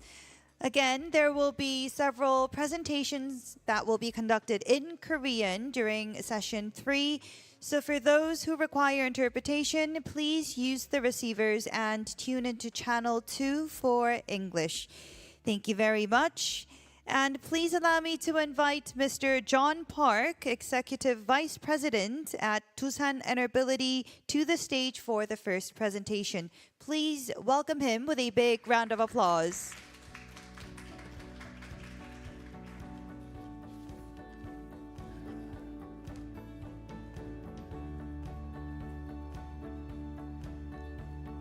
All right, good afternoon, everybody. My name is John Park, working with Doosan Enerbility. I've been in energy business for over 20 years. More than 80% of 20 years, I have worked. I work with the General Electric power generation section, and I've been with the Doosan Enerbility for less than 3 years, starting from 2023. So here I am. All right, so energy towards sustainability. First of all, I want to thank Ministry of Economy and Finance and KDI for having us for this presentation and participating this great opportunity event on this beautiful campus. Again, energy toward sustainability. So sustainability positions sustainability as a strategic pillar, right? So for long-term competitiveness, so in order to become an outstanding competitor, sustainability expands renewable energy, carbon neutral energy businesses such as SMR and hydrogen, and reducing environmental impact and promoting social values, based upon the ESG principle. So with that being said, I'm going to present what and how sustainability integrates the advanced technologies to reduce the carbon footprint in for future to make the energy business more sustainable and make the future energy business in real. Okay, so let me give a brief explanation about the sustainability naming convention. So as you can see on the screen, the energy plus sustainability, that's how we came up with the inability, okay? So inability means, make Earth a cleaner planet with a sustainable energy in the new energy era. So the naming convention has been changed since April 2022. And I don't know if it is a coincidence or not, but about 2 years later, one of the OEMs also had to change its naming convention to Vernova. Vernova. It's the hybrid word between verde and nova, which is green, new green. So sustainability already has a green here and also new. So I don't know. So we are about a couple of years ahead of that power generation company. So I don't know if it is a coincidence, but we are elder brother or elder sister, whatever it is. Okay, so sustainability has started from heavy industry and construction, and covering full spectrum of industry. From casting and forging, far left side, and we have experience of the nuclear business and nuclear components and services, and gas turbine and wind turbine, and also the power plant EPC. Since we have started from the construction company, heavy duty construction as well, and far right, seawater desalination business. So desalination business is fading out, but still, we have some portion of the business. We are dealing with the desalination business as well. So with this, the core business organization spectrum, where are we? Where do we have, strategic locations worldwide? So this is the map where our strategic offices are and businesses are as well. So far left, which is Qatar, all the way to USA on the far right side on this map. So we have global locations where we do a business in worldwide. So top right corner, there's a summary of how much power that we generate or make a contribution on power generation. So combined cycle power plant, about 14.5 gigawatt.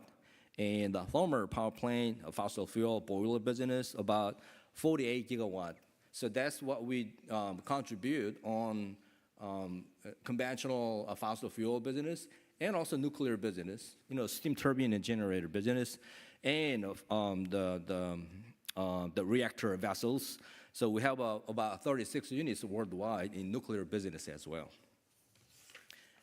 All right, so what are the key products that sustainability provides? So first, let's start with the clean energy solutions, which is the wind turbine, and SMR, which is brand new business that we have started several years ago. And the middle part is the hydrogen production and storage. So hydrogen, green hydrogen, blue hydrogen, green hydrogen. So whichever the hydrogen is one of the next generation resource in order to reduce the carbon footprint worldwide. So we have also hydrogen business, such as electrolyzer, liquefaction plant, and direct reforming technology.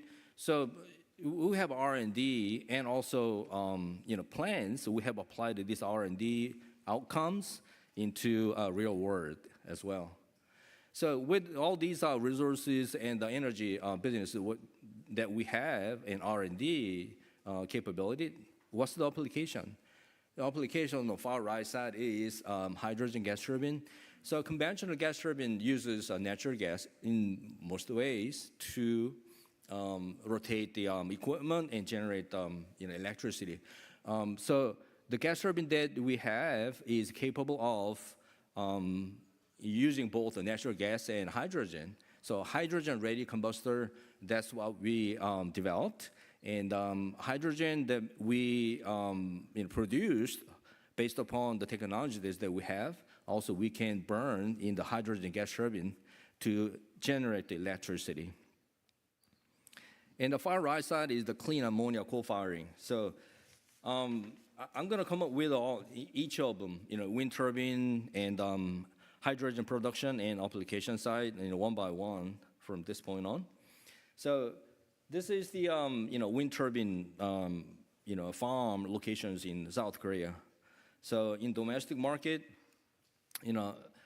southwest corner of Korean Peninsula, we have a bunch of farms, wind farms, and about 347.5 megawatt in operation, onshore and offshore combination. And planning-wise, we have about 1.7 gigawatt in planned. So why do we have our own wind turbine model in domestic market? So let me explain that quickly here. So Doosan wind turbine model line up here, all the way goes from 3.0 megawatt to 8 megawatt size. So each circle indicates, the diameter of the blades. So why do we need, unique or our own wind turbine model in domestic market? Because the wind quality or characteristics are quite different and unique in Southeast Asia region. So that made Doosan an ability to develop the wind turbine design. So we have a lineup of wind turbine all the way from 3 to 8 megawatt range. And the 10 megawatt wind turbine is in development phase now. So I mentioned about the wind quality and characteristics, quite different and unique. So this color map is shows the wind velocity worldwide, all the way from the west side of Africa to east side of the Russia over Sakhalin Island. So this map is color-coded in velocity. So based upon the average velocity over atmospheric boundary layer, the red color means high wind speed, and green and blue means a low wind speed. So Korea Peninsula is located right here. So as you can see, it's color-coded in blue or green. So the wind quality is quite different from either Belgium or Finland and Norway region up here. They have a very strong and high quality wind compared to South Korea, Korean Peninsula, the wind. The same as Japan, very similar. Blue and the green color wind speed means low quality wind. So we have to come up with our own wind turbine design and components to integrate and assemble into wind turbine. That's why we have to come up with our own unique wind turbine design, all the way from 3 to 10 megawatt range. So we have installed the wind turbine, and we have a bunch of wind farms around the peninsula. And what's next? Okay, so the wind turbines are in operation. So we have to monitor the data, and we have to respond to an emergency situation, if there are any, hopefully not. So Doosan Ability has just opened up the wind power center, as you can see here, in Jeju Island, southern parts of Korean Peninsula. So the wind power center here is monitoring the data in the real time and also respond to any anomalies that we observe from the field. So we don't just install and operate, but also we have a field service capability. So that's about the wind turbine, wind turbine. And the next one is the SMR, so which is a hot topic these days. Doosan Enerbility has vertical integration capability all the way from the raw material to the final products. So the heavy duty industrial experience plus a nuclear experience that made a synergy to come up with SMR foundry business. So the middle section in this slide is what the final outcomes from Doosan Enerbility in the manufacture based upon this design and drawings from these SMR fabless companies. So NuScale and X Energy are typical, one of the outstanding companies that we are working with. So Rolls-Royce as well. So what we do is we take the the drawings and designs from fabless companies while they are working on R&D and also the resources, and we manufacture based upon the fabless companies' drawing and design. So we are flexible on manufacturing capability. So no matter what the design and specs are, that we are ready and capable of manufacturing SMR modules based upon their own designs. So that's one of the advantages of having this SMR foundry business. So wind turbine SMR, the next is hydrogen. So we don't just purchase or receive the hydrogen from overseas market, but also we have a capability of generating hydrogen, creating hydrogen from green renewable sources, and also from PEM, the proton exchange membrane technology, so which is still in a development phase, but after 2 megawatt and 3.3 megawatt, the projects, we are ready to launch a next level projects, which is a much larger scale compared to the previous experience and projects. So hydrogen is also ready in order to meet the carbon neutrality goals. So I mentioned about wind turbine, SMR, and the hydrogen market. The next is the reforming technology, direct reforming technology, and also the hydrogen liquefaction plant.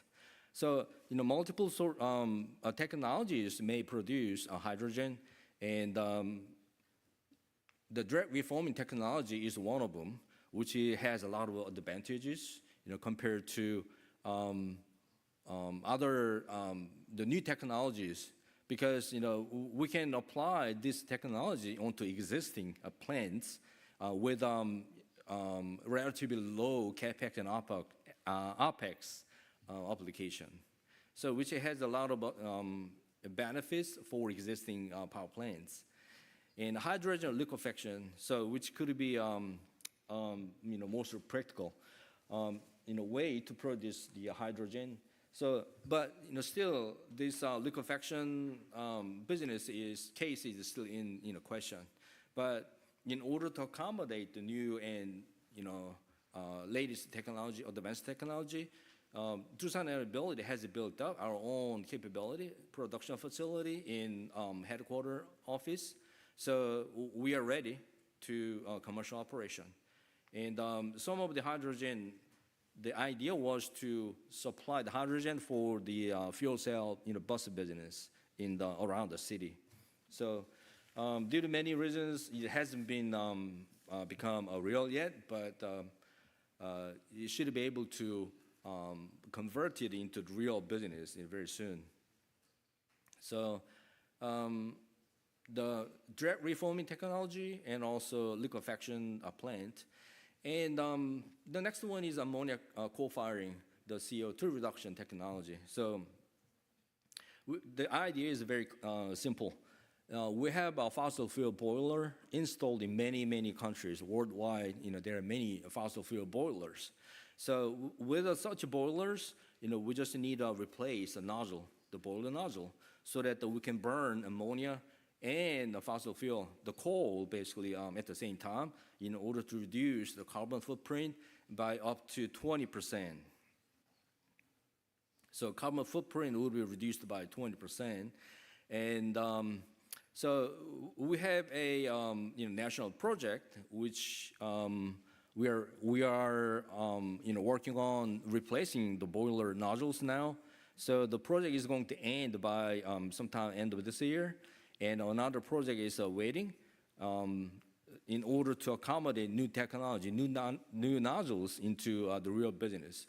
And overseas markets such as Vietnam and Thailand, the power plants are also of interest of this technology to co-fire ammonia with coal fuel. Okay, so wind turbine and SMR and drag reforming methodology and ammonia cracking. What's next? Last one, but not least, which is the gas turbine. So this is the gas turbine, Tucson gas turbine lineup, going all the way from 100 megawatt range, which is a medium duty gas turbine, all the way to 300 megawatt, which is H-class machine. So we have started this project about 10 years ago, and the first ever the gas turbine has been built and operated at one of the sites until sometime early this year, which accumulated about 15,000 operating hours. So we have a proven technology that S1, the Series 1 gas turbine, was in operation successfully. Now S2, which is a little bit larger scale gas turbine, in commissioning phase at the same site as S1 was in operation. So upscale gas turbine from 270 megawatt to 300 megawatt gas turbine, which is in commissioning phase. And the beauty of these S2 and the medium duty gas turbine, we are able to co-fire natural gas and hydrogen together to reduce the footprint of the carbon. Okay. And these are the proven record, where the gas turbine, the new gas turbine has been contracted. So, multiple sites in domestic market. So, and also there are two gas turbines being contracted in the States, in the USA. So we have a contract with one of the, the companies in the States for 2 gas turbines. So not only domestic market and also overseas market, we are providing this the gas turbine technology for cleaner, the electricity generation. So again, we don't just install and commission the turbines, but also we offer the maintenance service. Okay, so both in domestic market and overseas market. We have a subsidiary in Houston, Texas, in the States. So we offer the field services based upon the gas turbine that we installed, and also we have a domestic market field services, of course. So we have multiple years of experience and a lot of sites that we have experience in field service business as well. So the synergy in G2 services between domestic market and the USA market, that's how we are approaching the world market to promote the gas turbine technologies. And not just gas turbine technology, which burns typically natural gas, but also to reduce the carbon footprint, we have developed a hydrogen-ready combustor. So the combustor is the heart of the gas turbines, such as our heart to our human body. And so a hydrogen-ready combustor is able to combine natural gas and hydrogen up to 70% for the swirler type F-class combustor, and H-class, which is a micromixer type combustor. We can burn up to 100% hydrogen 100% hydrogen ready combustor can be installed in the same the gas turbine application. Okay, so gas turbine is one of the hot topic these days because of the data center. AI made entire world market boomed in the power generation sector. So gas turbine is one of the top topics that we are working on it, and this is the roadmap. Where coal-firing would be ready for heavy-duty 270 and 300 megawatt gas turbine, and F-class retrofit gas turbine. So by 2026, the coal-firing should be ready. And site demonstration are scheduled for both F-class and the heavy-duty engines. And the heavy-duty and medium-duty gas turbines for 100% hydrogen, and a small-scale gas turbine, about 5 megawatt gas turbine, which has been ready, 100% hydrogen ready. But the market, we don't have the market for this small-scale gas turbine yet. However, the medium-duty and heavy-duty gas turbines will have a market waiting for this 100% hydrogen combustor by 2027. So these are the brief summary of what we do and how we do in order to reduce the carbon footprint. But in order to summarize my presentation, Doosan Enerbility offers advanced technical solutions, flexible to meet the customer demand and to accommodate the carbon neutrality requirement as well. So we look forward to more in-depth discussion in both the technical and business aspects. Thank you for listening.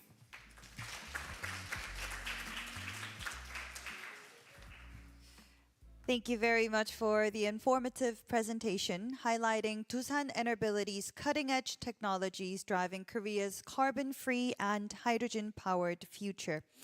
Next, let's move on to our second presentation of this session, which will be delivered by Mr. Myung-Kyun Shin, Research Fellow of PostLab at POSCO. Please welcome him with a big round of applause.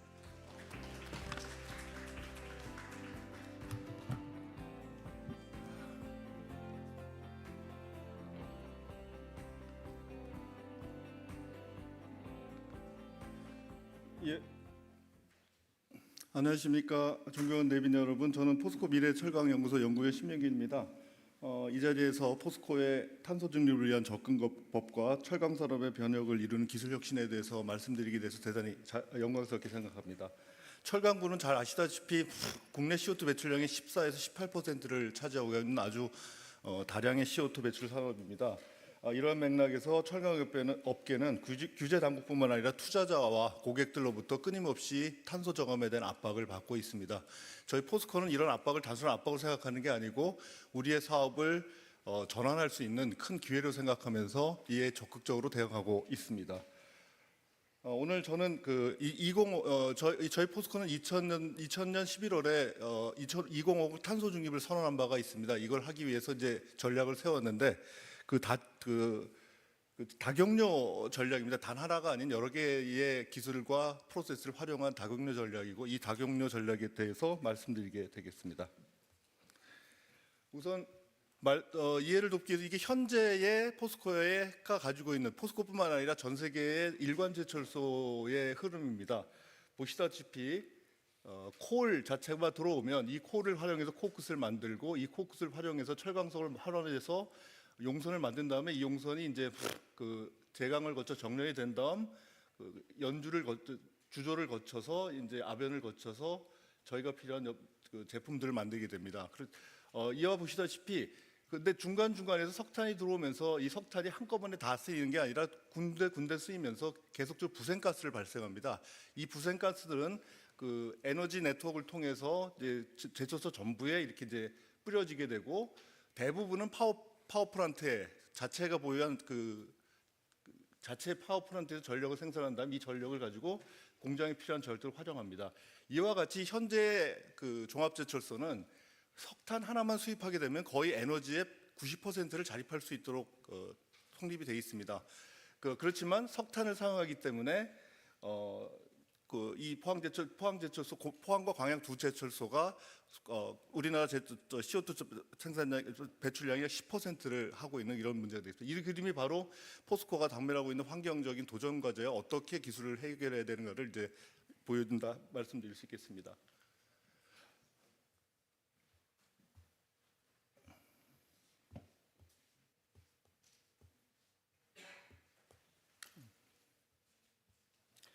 예, 포스코는 2050 탄소 중립을 선언하면서 기후 변화에 대응한 강력한 의지를 보여주었습니다. 2035년까지는 기존의 고로와 전로를 활용한 것을 할 겁니다. 그다음에 잘 알려져 있는 스크랩을 활용한 전기로를 기존의 고로 전로 공정과 잘 결합을 시키는 방법. 그다음에 궁극적으로 니어 제로 에미션 스틸 생산이 가능한 수소환원 제철법인 하이렉스 기술 완성시킨 것까지가 2035년까지입니다. 그리고 2035년 이후에는 본격적으로 설비 전환을 이루게 함으로써 이제 하이렉스, 그다음에 EAF의 전기로에 HBI나 스크랩을 하는 것, 그다음에 기존의 고로와 파이넥스도 대규모 CCUS가 가능하다면 이것과 합쳐진 기술, 이거 세 가지 루트를 통해서 저희는 탄소 중립을 이루고자 하는 전략을 세웠습니다.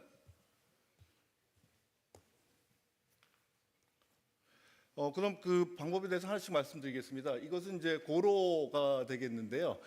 이 고로에서 탄소 줄임 방법은 간단합니다. 지금의 고로를 바꾸지 않고 원료를 이제 그 활용성이 높고 그다음에 맥석이 작은 그 고순도 원료를 쓰게 되면 당연히 이제 카본 소모량이 줄어들게 됩니다. 그다음에 이것뿐만 아니라 이것은 이제 환원을 시켜야 되는데 미리 환원된 철을 고로에 사용하면 또 역시 이제 카본을 줄일 수가 있게 되고요. 또 카본을 대체할 수 있는 수소를 쓰게 되면 역시 또 이제 대폭적으로 줄일 수 있습니다. 그 다음에 이 고로 자체도 굉장히 그 AI를 중심으로 한 그 디지털라이제이션을 통해서 고효화하면 그 카본 컨섬션을 굉장히 줄일 수가 있습니다. 이러한 것을 통해서 이제 고로에 대해서는 탈탄소화, 저탄소화를 이룰 수 있게 되고요. 이미 포스코는 포항에 있는 200만 톤 규모의 이고로를 활용해서 이것에 대한 테스트를 이미 완료를 했고요. 이걸 통해서 약 30%의 CO2가 절감이 가능하다는 것을 확인한 바 있습니다. 다음은 기존의 그 전로입니다. 이 전로는 고로에서 나오는 그 용선에 이제 카본을 태워서 그 열을 활용해서 용선에 들어있는 여러 가지 불순물들 태워버리는 그러한 것이 되는데 이 열을 지금도 이 열이 굉장히 많이 나기 때문에 이거를 냉각하기 위해서 어떤 그 스크랩을 집어넣게 됩니다. 그렇지만 이 고로를 그리고 산소는 이제 위에서만 불어내게 되는데 이거를 고치게 되면 그 상부와 하부에서 동시에 산소를 불어넣게 됨으로써 용선 대신 더 많은 스크랩을 쓸 수가 있게 됩니다. 이렇게 되면 탄소 집약체인 용선의 사용량을 줄임으로써 궁극적으로 CO2 발생량을 줄일 수 있는 그런 효과를 가져올 수 있게 됩니다. 이런 것도 또한 그 포항제철소의 100톤짜리 전로를 활용해서 이미 70% 정도까지 용선 사용량을 70%까지 현재 85에서 70까지 줄일 수 있다는 활용을 했고요. 현재 그 대형화에 대한 프로젝트가 국가 과제로 국가 과제로 진행되고 있습니다. 예, 그 다음은 이제 전기로입니다. 아시다시피 전기로는 그 스크랩, 다시 말해서 광석이 아닌 그 세컨더리 스틸 메이킹이라고 해서 스크랩 베이스 스틸 메이킹이라고 해서 전력만 있게 되면은 CO2 발생 없이 용광을 생산할 수 있습니다. 그렇지만 이 용광의 품질은 스크랩에 따라 굉장히 달라지기 때문에 특히 스크랩의 불순물 때문에 이것을 그대로 이제 고급광 생산에 사용할 수가 없습니다. 그래서 저희는 어떤 생각을 했냐면 기존의 고로에서 나오는 샘물과 섞어서 이것을 기존 제강 라인을 통해서 이제 고순도 제품들, 그러니까 고급 제품들을 만드는 경로 하나하고 그대로 전기로서 나온 것들을 그대로 활용을 해서 이제 그 적극적인 2차 정령 기술을 개발해가지고 이제 이것 자체로 어느 수준까지 고급 제품을 생산하는 이런 전략을 세우고 있습니다. 현재 광양제철소에 이런 연산 250만 톤짜리 전기로가 내년부터 가동될 예정이고, 이 전기로가 되게 되면 저희는 이제 지금보다 30% 정도의 CO2 인텐시티를 줄인 제품을 생산할 수 있게 됩니다. 다음은 이제 CCUS입니다. 이건 좀 기술이 좀 길고 그 국가적인 차원도 필요한데, 현재 저희가 포스코가 보유하고 있는 기술 중에 파이넥스라고 하는 것이 있습니다. 이 파이넥스는 고로는 이제 순산소가 아니라 핫 에어를 쓰기 때문에 그 가스 중에 굉장히 질소가 많습니다. 그래서 그 CO2를 분리하는데 굉장히 힘들지만, 이건 순산소를 쓰기 때문에 CO2를 분리하기가 굉장히 쉽고, 현재 프로세스 자체 내에 CO2를 분리하는 PSA라는 시스템이 있습니다. 이걸 통해서 나온 CO2는 이제 그 CO2 케미컬이라든지, 그 다음에 손해 자체에서 뭐 코크오븐이나 그다음 이 BOF에 자체적으로 활용할 수 있습니다. 또 하나는 이런 것들은 CCU가 되고요. 그리고 그다음에 이제 대규모의 그 CO2를 지중에 저장하는 프로젝트도 저희가 관심을 가지고 계속 지원하고 있습니다. 하나는 이제 국내에 이제 현재 진행이 되고 있습니다. 국내 CO2 저장에 또 연결될 예정이고, 해외에서 CCS를 할 기회도 찾아보고 있는 상황입니다. 예, 이게 이제 저희가 니어 제로 에미션에 가까운 그 철강 제품을 생산하기 위해서 새로 개발하고 있는 하이렉스 공법이 되겠습니다. 하이렉스 공법은 크게 4단의 유동로와 이 유동로에서는 분광석을, 그러니까 저희가 쓰고 있는 일반적인 분광석을 그대로 장입해서 그 환원철을 만든 다음에 이 환원철을 일렉트릭 스멜팅 퍼니스, 즉 저희 말로는 전기 용로라고 불립니다만, 이곳에 집어넣어서 용선을 생산하게 됩니다. 기존의 전기는 용광을 생산합니다만, 이건 용선을 생산해서 기존의 그 제강 라인을 그대로 탈 수 있기 때문에 굉장히 그 제품 순도가 높고, 그다음 생산성이 굉장히 높게 생산을 할 수가 있게 되겠습니다.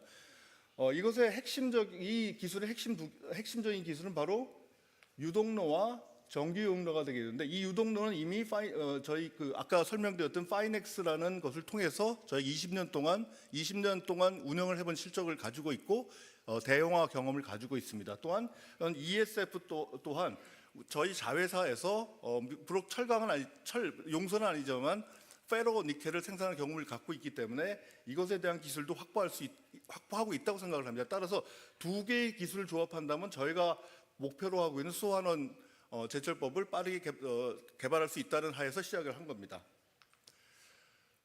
저희가 경쟁하고 있는 것은 그 광석을 이렇게 부화시킨 다음에 이것을 고강도 펠렛을 만들어서 샤프트로에 넣어서 이것을 샤프트로에서 환원된 광을 스크랩과 함께 전기로에 녹여서 이제 그 2차 정렬을 거쳐서 캐스팅과 롤링을 하는, 이것이 이제 저희가 경쟁하고 있는 프로세스인데, 이것이 대부분의 유럽, 일본, 중국이 채택하고 있습니다. 그렇지만 이것의 단점은 이 고강도 펠렛이라는 것입니다. 이 펠렛이라는 것과 이 스틸 메이킹은 서로 위치가 떨어져 있습니다. 그래서 반드시 요거 사이에 어떤 수급 밸런스가 반드시 생기게 됩니다. 수급 밸런스의 문제가.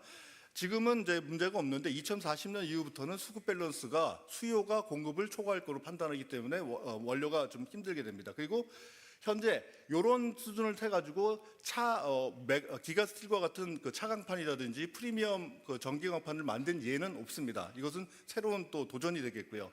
그렇지만 이제 저희가 채택하고 있는 하이렉스는 이와 보시다시피 오화 프로세스를 거쳐서 이제 단순하게 펠렛을 만들지 않고 파인 오화를 직접 가져와서 쓰게 됩니다. 이렇기 때문에 이것에 대한 그 수급 밸런스는 항상 괜찮습니다. 어느 정도 이따 보여드리겠지만 전체 그 해상 물동량의 70% 이상이 신터피드이기 때문에 이걸 쉽게 구할 수가 있습니다. 그래서 그렇게 되고요. 그 다음에 이것을 유동로를 통해서 이제 기하를 환원시킨 다음에 전기용로에서 용선을 생산해서 기존의 제강 공정을 거치기 때문에 합니다.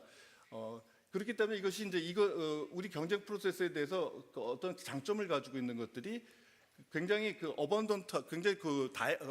양이 어번던트하고 가격이 낮은 그 철광석을 사용할 수 있다, 이런 장점이 되고요.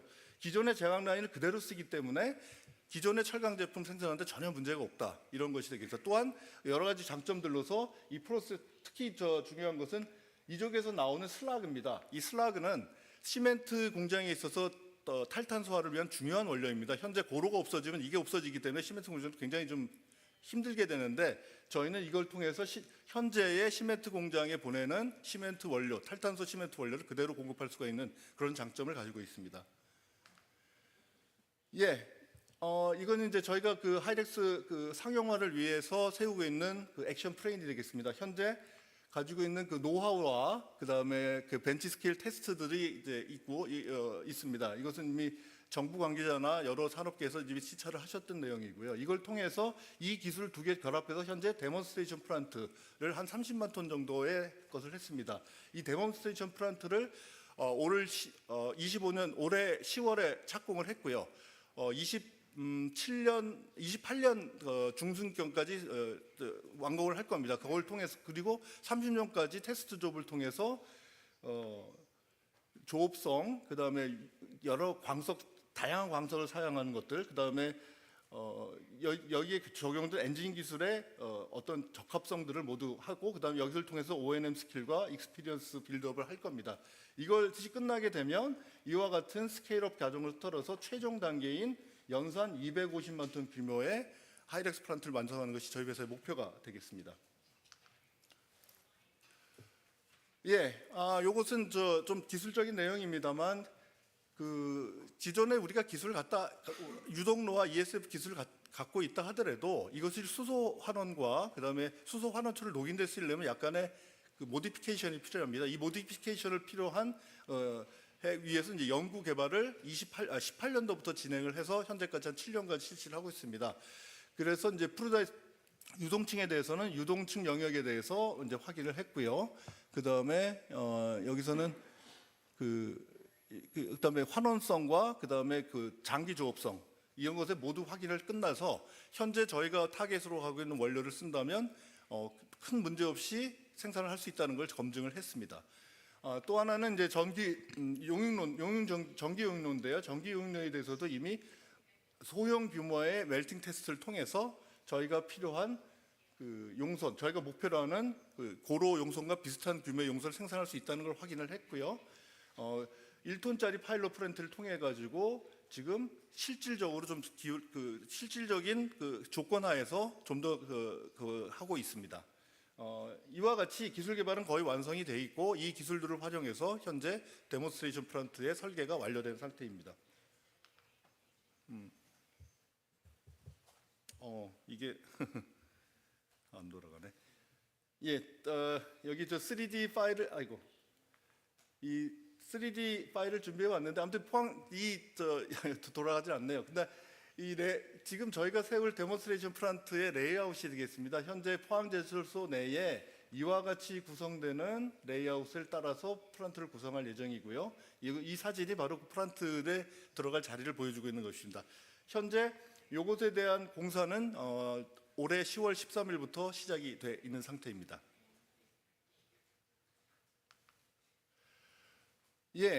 저희는 그 하이렉스 기술을 저희만의 기술로서 가지고 있을 생각은 없습니다. 이것을 적극적으로 세계에 알려서 세계와 서로 이제 그 기술 개발을 공유하고 궁극적으로는 저희도 플란트 사업이나 라이센스 사업에 뛰어들 생각을 하고 있습니다. 저희 기술 자체가 그럴 만한 가치를 지녔다고 생각하고 있기 때문에 그렇기 때문에 그걸 위해서 여러 가지 그 활동을 하고 있습니다. 첫 번째는 이제 국내외 대학들과 연구라든지 기술 교류를 계속 지속하고 있고요. 또 하나는 하이렉스 R&D 파트너십을 결성을 해가지고 하이렉스 기술에 관심을 가지고 있는 회사들을 모아서 하이렉스 기술을 알리고 그다음 성과를 알리고 어디까지 진행됐는가를 서로 공유하는 그리고 나아가서 더 심화된다면 몇 개의 회사는 이 연구 개발 단계에 참여하고 싶다면 이제 참여도 할 수 있는 그런 하이렉스 R&D 파트너십을 하고 있고 이제 전 세계 글로벌 그 철강 회사하고 특히 그 광석사들이 큽니다. 특히 호주 광석사들이 자기의 그 신터피드를 직접 써줄 수 있는 데서 상당히 매력을 느끼고 있기 때문에 그런 것들 그다음에 하이드로젠과 에너지 서플라이어가 해서 한 17개 정도가 하이렉스 R&D 파트너십에 들어와 있습니다. 그리고 이제 현재 산업부 과제로서 그 하이렉스 플란트에 대한 프리엔지니어링이 완료가 됐고 그 프리엔지니어링 끝에 이제 현재 그 설계가 다 완료가 됐고요. 최근에 하이렉스 플란트에 대한 실증 플란트, 즉 데몬스트레이션 플란트에 대해서 이것이 국가 과제로 예타를 통과했고요. 약 8천억 규모의 예산 규모로 예타 과제를 통과를 했습니다. 그래서 올해 6월에 또 확정이 됐고 앞으로 이제 국가 과제로서 시행될 예정입니다. 그것뿐만 아니라 포스코는 이 장래를 위해서 포항제철소 내에 그 수소환원 전담 플란트 사이트를 만들고 있습니다. 이건 이제 바다를 메워야 되는데 그래서 이제 국토부라든지 여러 곳의 그 지원이 필요합니다. 이걸 통해서 현재 포항제철소에 요 땅을 메워서 새로운 그 수소환원 부지를 만들 거고 이 수소환원 부지에 하이렉스를 비롯한 여러 가지 EAF라든지 여러 가지 탈탄소 산업들이 들어갈 예정입니다. 요것이 이제 미래의 포스코의 저게 되겠죠. 일관제철소 모양이 되겠습니다. 저희가 생각하기에는 수소와 신터피드나 HPI 이거는 우리나라에 없는 거기 때문에 사와야 되고 수소는 해외에서 들여오든지 아니면 자체적으로 받아야 되겠고 그 다음에 큰 전력이 카본 프리 전력이 필요합니다. 이런 것들이 들어온다면 이런 것들이 확보가 된다면 우리나라에서 이러한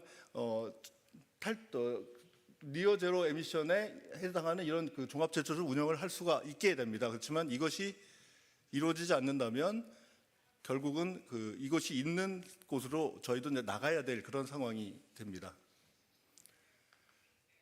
결론입니다. 아무튼 저희는 2050 탄소 중립을 선언했고 그것을 지키기 위해서 노력을 하고 있고요. 그다음에 기존의 고로 전로의 탈탄소와 덧탄소와 그다음에 EAF 그다음에 하이렉스 개발을 통해서 그것을 하고자 하고 있습니다. 하이렉스의 그 데몬스트레이션을 실증을 하기 위한 실증 규모 플란트는 이미 착공을 시작했고요. 그다음에 이것을 나중에 포항제철소 설치하기 위한 사이트에 대해서 그것에 대한 준비 작업도 현재 진행되고 있습니다. 아무튼 포스코는 회사 차원에서의 탈탄소를 위한 모든 노력을 하고 있습니다. 그렇지만 굉장히 중요한 것이 바로 어떤 대규모의 CO2 프리 수소와 전력의 공급이 필요합니다. 이것은 일개 회사가 할 수 있는 일이 아니기 때문에 정부의 지속적인 적극적인 지원과 협력이 필요한 단계입니다. 이런 것과 함께 저희는 정부와 적극적으로 소통하고 있는 상황입니다. 감사합니다.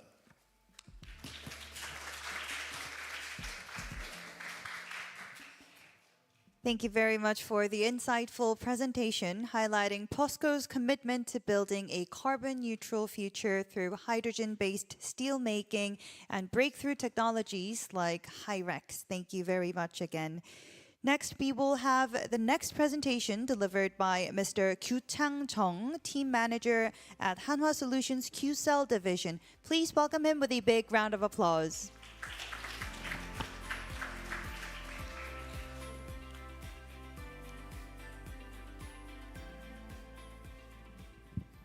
네, 안녕하십니까. 한화솔루션 큐셀 부문의 정규창 팀장이라고 합니다. 제가 오늘 말씀드린 부분은 저희가 이제 태양광 모듈을 제조를 하고 공급을 하고 있지만 오늘은 좀 특이하게도 에코 리사이클이라는 이제 상표명으로 저희가 지금 구축하고 있는 리사이클링, 그러니까 태양광 모듈이 수명이 다하거나 어떤 문제가 생겨서 재활용 필요성이 있을 때 그거를 이제 어떻게 처리하느냐, 사실 환경적인 측면에서 굉장히 중요한 이슈입니다. 그래서 이 부분을 제가 오늘 좀 설명을 드리려고 합니다. 일단 저희가 이제 미국 쪽을 좀 봤습니다. 아무래도 이제 미국이 2010년 이후로 텍스 인센티브나 여러 가지 이제 우호적인 정책 때문에 태양광 설치가 굉장히 많이 됐고, 그다음에 태양광이 결국에 지금 당장은 사실은 그런 폐 모듈이 나오기가 아직 양이 부족한 상황이지만 뭐 2030년, 2040년으로 점점 가면 갈수록 수명이 다한 태양광 모듈이 결국에는 나올 것이다. 이렇게 예측을 하고 있고, 게다가 이제 미국 같은 경우는 그 자연재해가 굉장히 많습니다. 뭐 그 허리케인이라든지 이런 부분들 때문에 실질적으로 그런 발전소 부분에 고장이 나는 부분들도 있어서 거기서 이제 나오는 태양광 모듈도 어느 정도 양이 있고, 또 이제 제조를 하다가도 이제 그런 태양광 모듈에 어떤 문제가 생겨서 재활용이 이제 필요한 물량들도 결국에 쌓이게 되면 앞으로 이 재활용 자체는 뭐 사업으로 봤을 때도 이제 매력적이긴 하지만 결국 이 제조사가 어느 정도는 이 재활용에 대한 책임을 져야 된다. 그래야 이게 결국에 이제 자원순환 경제에도 뭐 정부나 각 국가에서 원하는 그러한 이제 그림이 될 것이다라고 생각을 하고 있습니다. 뭐 우리나라도 굉장히 빨리 시작을 했습니다. 2023년에 그 태양광을 모듈을 제조하는 제조사에 이제 Extended Production Responsibility라는 그 EPR 제도를 이제 시작을 했거든요. 결국에는 제조사들한테도 재활용 책임을 지겠다. 그래서 비용을 납부하고 그걸 처리하는 이제 보조금으로 쓰는 제도가 이제 시행이 됐습니다. 근데 아직은 미국 같은 경우는 그 스테이트 레벨 단계에서는 어느 정도 뭐 유니버설 웨이스트라든지 이런 규정들이 있지만 페더럴 스테이트에서는 사실은 이런 재활용에 대한 규정이 없습니다. 그래서 사실상 지금은 매립이 그냥 무분별하게 되고 있는 상황이고요. 사실 뭐 미국이 땅이 넓다 보니까 이제 그런 이슈가 아직 어떤 이슈가 생기지 않을 수 있지만 결국에는 그 마구잡이로 이제 매립이 되고 환경 오염으로 되는 부분은 오히려 태양광 발전소가 탄소 중립을 위한 탄소 저감을 위한 솔루션으로 인정을 받고 있는 상황에서 이러한 모듈이 그냥 무분별하게 매립이 된다, 이런 어떤 이미지가 낳는 거는 결국 좋은 상황은 아니기 때문에 이 부분에 대한 고민을 저희가 시작을 했고 실행에 옮겼습니다. 그래서 지금은 저희가 그 미국의 조지아주의 이제 카터스빌이라는 지역에 태양광 인곳 웨이퍼 셀 모듈 그 솔라 팩토리를 지금 짓고 있는 상황인데요. 그 근처에다가 태양광 폐모듈을 수거해 와서 재활용을 할 수 있는 그 설비를 설치를 하고 있고, 지금은 이제 전단 그 태양광 모듈을 분해하고 이러한 부분들은 설치가 완료됐고, 하반기에는 실질적인 공정이 들어가서 순도가 높은 물질들을 분해할 수 있는 완벽한 이제 설비가 구축이 될 것으로 보여집니다. 일반적으로 태양광 모듈은 옛날에는 그 단면형 모듈이라고 해서 한쪽으로만 발전을 했습니다. 그렇기 때문에 그 G2F라고 해서 글래스 투 필름, 그래서 뒤에는 그냥 가벼운 봉지재, 그다음에 백시트를 그냥 흡착을 시켜서 태양광 모듈을 만들었는데요. 2020년 이후에는 G2G, 글래스 투 글래스라고 해서 강화 유리를 두 개를 앞 뒤에다가 다 붙여서 양면형 모듈을 만들었습니다. 그러니까 앞에서도 발전을 하고 뒤에서도 이제 발전을 하게 됩니다. 그러니까 태양광을 이렇게 설치를 해도 반사되는 빛으로 인해서 양면 태양광 모듈이 오히려 이제 발전량이 더 나오게 되는 그런 모듈을 모든 이제 모듈 제조사들이 만들기 시작을 했습니다. 근데 단점이 뭐냐면 굉장히 흡착을 많이 합니다. 그러니까 내구성을 강화하기 위해서 그 강화 유리를 썼는데 아무래도 그 셀과 글래스의 사실 습도나 이런 부분들을 방지하기 위해서는 굉장한 압착을 통해서 저희가 넣다 보니까 나중에 이걸 분해할 때는 결국엔 유리를 깰 수밖에 없는 겁니다. 그러니까 유리를 깨게 되면 어떻게 보면 순도가 낮은 물질들만 회수하게 되고 실질적인 재활용 비율은 낮을 수밖에 없다. 그래서 저희가 이제 좀 집중을 하는 게 G2F는 사실은 재활용 그 글래스를 그냥 떼면 되는데 G2G는 아무래도 깨야 되니까 그거를 최대한 깨더라도 순도 높은 물질들을 나올 수 있는 그런 저희가 기술을 개발을 하고 있습니다. 그래서 G2G, 지금은 당장 G2G 모듈이 나오지는 않지만 앞으로 10년 뒤에는 이런 G2G 모듈이 폐모듈이 굉장히 많이 나올 수밖에 없습니다. 그래서 이 부분을 저희가 집중을 했고요. 뭐 지금 한 250메가와트, 1년에 한 250메가와트 정도를 처리할 수 있는 용량으로 저희가 설계를 하고 있습니다. 결국 앞단에 이제 폴리 인곳 웨이퍼, 그다음에 솔라 셀, 태양 전지 모듈까지 이어진 다음 이게 이제 태양광 모듈이 수명을 다하게 되면 보통 요새 25년, 30년까지도 가는데요. 결국에는 요거를 회수하는 시스템이 있어야 됩니다. 각각 어떤 그 수거소가 있어야 되고 결국에는 이것도 물류에 대한 것들을 검토를 하지 않을 수밖에 없습니다. 특히 이제 미국 같은 경우는 물류가 거의 뭐 비용의 대부분을 차지하고 있기 때문에 그 물류 시스템을 이제 네트워크를 확보하는 게 제일 중요할 것 같고, 이 태양광 모듈을 모아서 일단 제일 편한 이제 알루미늄 프레임 그거를 이제 싸고 있는 뼈대거든요. 이제 그 부분을 이제 분해하고 그다음에 정션 박스라든지 이런 전기적 장치도 분해를 하면 결국 이제 셀이 남는데 그 셀과 실제 와이어 그다음에 그 백시트를 어떻게 이제 잘 분해할 수 있느냐, 그게 이제 재활용 사업의 핵심이라고 볼 수가 있습니다. 뭐 여러 가지 이제 물질로 결국에는 이제 조립이 돼서 태양광 모듈이 되는데요. 저희가 좀 집중을 하는 거는 단순하게 요거를 분해해서 어떤 그거를 이제 원하는 제조사나 예로 들면 이제 글래스 같은 경우는 뭐 KCC나 이런 유리를 만드는 회사한테 충분히 팔 수가 있습니다. 하지만 저희가 생각한 건 이 글래스를 다시 재활용을 해서 태양광 신규 모듈에 들어가는 게 어떠냐. 다시 사실 자원 순환의 이제 개념이거든요. 그러려면 그냥 단순한 건 아닙니다. 글래스 자체가 옛날에 만들어진 글래스이기 때문에 저철분 유리긴 하지만 다시 그거를 재가공하는 기술이 굉장히 필요합니다. 그리고 또 고민을 해야 될 게 과연 그냥 신규 글래스를 쓰는 게 낫지 굳이 옛날 글래스를 재활용해 가지고 쓰는 게 오히려 비용이 더 많이 들지 않냐. 그러면 사실 전체 경제성이 떨어지는 문제들이 있거든요. 사실 이제 고민하는 부분들이 그겁니다. 차라리 태양광 모듈 싼데 신규로 쓰지 굳이 재활용 모듈을 쓰는 게 과연 의미가 있느냐. 사실 뭐 이 부분은 나중에 그런 정부 정책이나 통해서 재활용 어떤 그런 물질들을 어떤 몇 퍼센트 정도는 써야 된다라든지 그런 규제가 만약에 생기게 되면 아무래도 이 부분이 조금은 비싸지더라도 자원순환이나 CO2를 발생량을 최대한 이제 줄일 수 있는 그런 뭐 정부 정책 쪽으로 간다고 하면 굉장히 좀 큰 의미가 있을 것 같습니다. 그러니까 여러 물질들이 있는데 프레임과 글래스, 그다음에 에바, 그다음에 뭐 정션 바스나 이런 부분들은 다시 PB에 그 태양광 신규 모듈에 들어갈 수 있는 가능성이 충분히 있습니다. 그래서 이 부분을 저희가 계속 기술 개발 검토를 하고 있는 상황이고요. 그리고 이제 결국에는 각 뭐 전국에 이제 퍼져 있을 겁니다. 태양광 발전소가 퍼져 있을 텐데 이 모듈들을 어떻게 수거를 하느냐.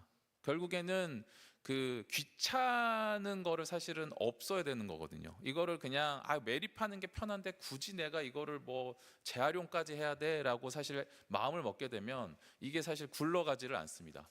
그래서 이분들을 어떻게 하면 이런 테이크백 서비스나 이런 그 어떤 코스트를 통해 가지고 저희가 그거 수거를 시스템을 용이하게 할 수 있을까? 결국에는 이거는 수요와 공급의 어떤 문제거든요. 저희가 어떤 서비스를 제공해서 이런 서티피킷이나 여러 가지 그 각 스테이트 레벨, 페더럴 레벨 차원의 어떤 레귤레이션을 잘 수행하고 그런 ESG 관점에서 그런 기업들한테 그런 밸류를 제공해 줄 수 있다면 충분히 이런 회수할 수 있는 분위기와 시스템, 인프라 구축을 저희가 용이하게 할 수 있을 것 같습니다.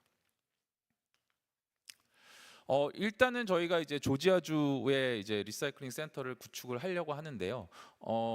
일반적으로 굉장히 태양광이 많이 깔려 있는 곳이 사실 텍사스와 캘리포니아주 쪽입니다. 그래서 뭐 최근에 캘리포니아 같은 경우는 뭐 전체 전력 수의 100%까지도 리뉴어블 에너지가 차지한 그 순간적이긴 하지만 차지한다는 말이 있듯이 결국에 10년 안에는 이 두 지역에서 굉장히 태양광 폐모들이 나올 가능성이 높습니다. 그래서 저희가 뭐 몇 군데를 좀 레전을 나눠 가지고 리사이클링 센터를 점점 이제 확대를 하려고 하고 있습니다. 그래도 뭐 지금은 이제 그 페더럴 레벨 차원의 어떤 재활용 정책은 없지만 점점 그 스테이트 레벨에서는 뭐 유니버설 웨이스트라는 정책이 나오는 경우도 있고 특히 이제 워싱턴주 같은 경우는 제조사한테 스튜어드십의 어떤 그 의무를 부과를 하는 그 사례가 있기 때문에 점점 이 부분에 대한 뭐 이슈화가 점점 가속화되고 자원 순환의 어떤 중요성을 만약에 깨닫기 시작하게 되면 이런 규제들도 점점 이제 많아질 거라 생각합니다. 이 규제는 사실은 태양광 모듈뿐만 아니라 다른 이제 제조품한테도 결국에는 영향을 끼쳐서 실질적인 재생에너지 확대로만 이어지는 게 아니라 그 재생에너지가 결국에 다시 순환을 해서 20년, 40년, 60년, 80년 계속 되더라도 CO2를 줄일 수 있는 좋은 자원순환 경제의 어떤 예시가 되지 않을까 생각이 됩니다. 그래서 이런 이제 뭐 밸류어블한 이제 서비스들을 저희가 일단 제공을 하려고 하고요. 지금은 당장 이제 수요가 많지 않아서 조금 이제 고민을 저희가 하고 있지만 이런 부분에 대한 홍보도 저희가 좀 지속적으로 강화를 좀 하려고 하고 있습니다. 네, 이것으로 발표를 마치도록 하겠습니다. 감사합니다.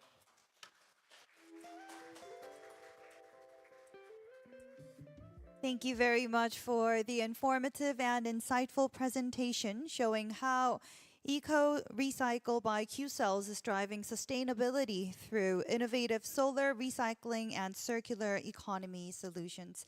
Thank you very much once again. And last but not least, ladies and gentlemen, please welcome Mr. Young-uk Cho, head of team at the Hyundai Motor Company, to the stage for his presentation. Each presentation is given 15 minutes, so please stick to your given time. Please welcome him with a big round of applause. 네, 감사합니다. 예. 현대차에서 탄소 중립 추진팀 맡고 있는 조용욱 팀장이라고 합니다. 일단 저희 현대차의 노력을 간접적으로나마 좀 소개해드릴 수 있는 자리를 마련해 주셔서 감사하다는 말씀 드리고 싶고요. 자동차 회사로서 갖는 의미가 조금 남다르기는 합니다. 환경오염, 기후변화라는 단어에 매스컴이든 아니면 학생들이 프레젠테이션을 만들든 가장 많이 쓰이는 사진이 공장 굴뚝에서 나오는 흰 연기, 자동차들이 빽빽히 서 있는 도로입니다. 저희 회사가 전기차를 굉장히 많이 팔고 있는데도 아직도 그런 오해들을 받고 있다는 것은 좀 말씀을 좀 드리고 싶었고요. 그래서 그 오해를 좀 불식시키고자 현대차가 어떤 노력을 하고 있는지 오늘 간단하게나마 좀 소개를 드리려고 합니다. 기업은 어쩔 수 없이 고객의 눈치를 보게 됩니다. 소비자들이 기업을 어떻게 생각하느냐, 기업의 실적과 직접적으로 연관이 되고요. 작년 기준으로 기업들이 기후변화에 대해서 어떻게 생각하느냐를 봤을 때 기후변화에 대한 인식도가 굉장히 많이 올라갔습니다. 기후변화를 직간접적으로 체험하게 되는, 겪게 되는 경우들이 굉장히 많아졌고 그 경험을 한 소비자들은 어찌됐건 기후변화를 대응하는 또 친환경 제품을 만드는 기업의 제품을 선호하게 됩니다. 이게 현대차가 고객에게 친환경차를 지속적으로 공급하려고 하는 주요 이유이기도 하고요. 고객들의 반응뿐만 아니라 규제상으로도 자동차 회사가 지금 받고 있는 환경 규제, 환경 관련 규제들이 굉장히 많이 늘어나고 있습니다. 프랑스 녹색 산업법도 있고요. 자동차가 한국에서 생산돼서 유럽으로 넘어가면 그만큼 또 불리한 상황에서 경쟁을 해야 되는 규제들도 있고, 이번에 이제 최근에 영국 전기차 보조금 같은 경우도 SBTI라고 하는 자발적 글로벌 이니셔티브의 가입 여부를 보조금 지급의 기본 조건으로 넣었습니다.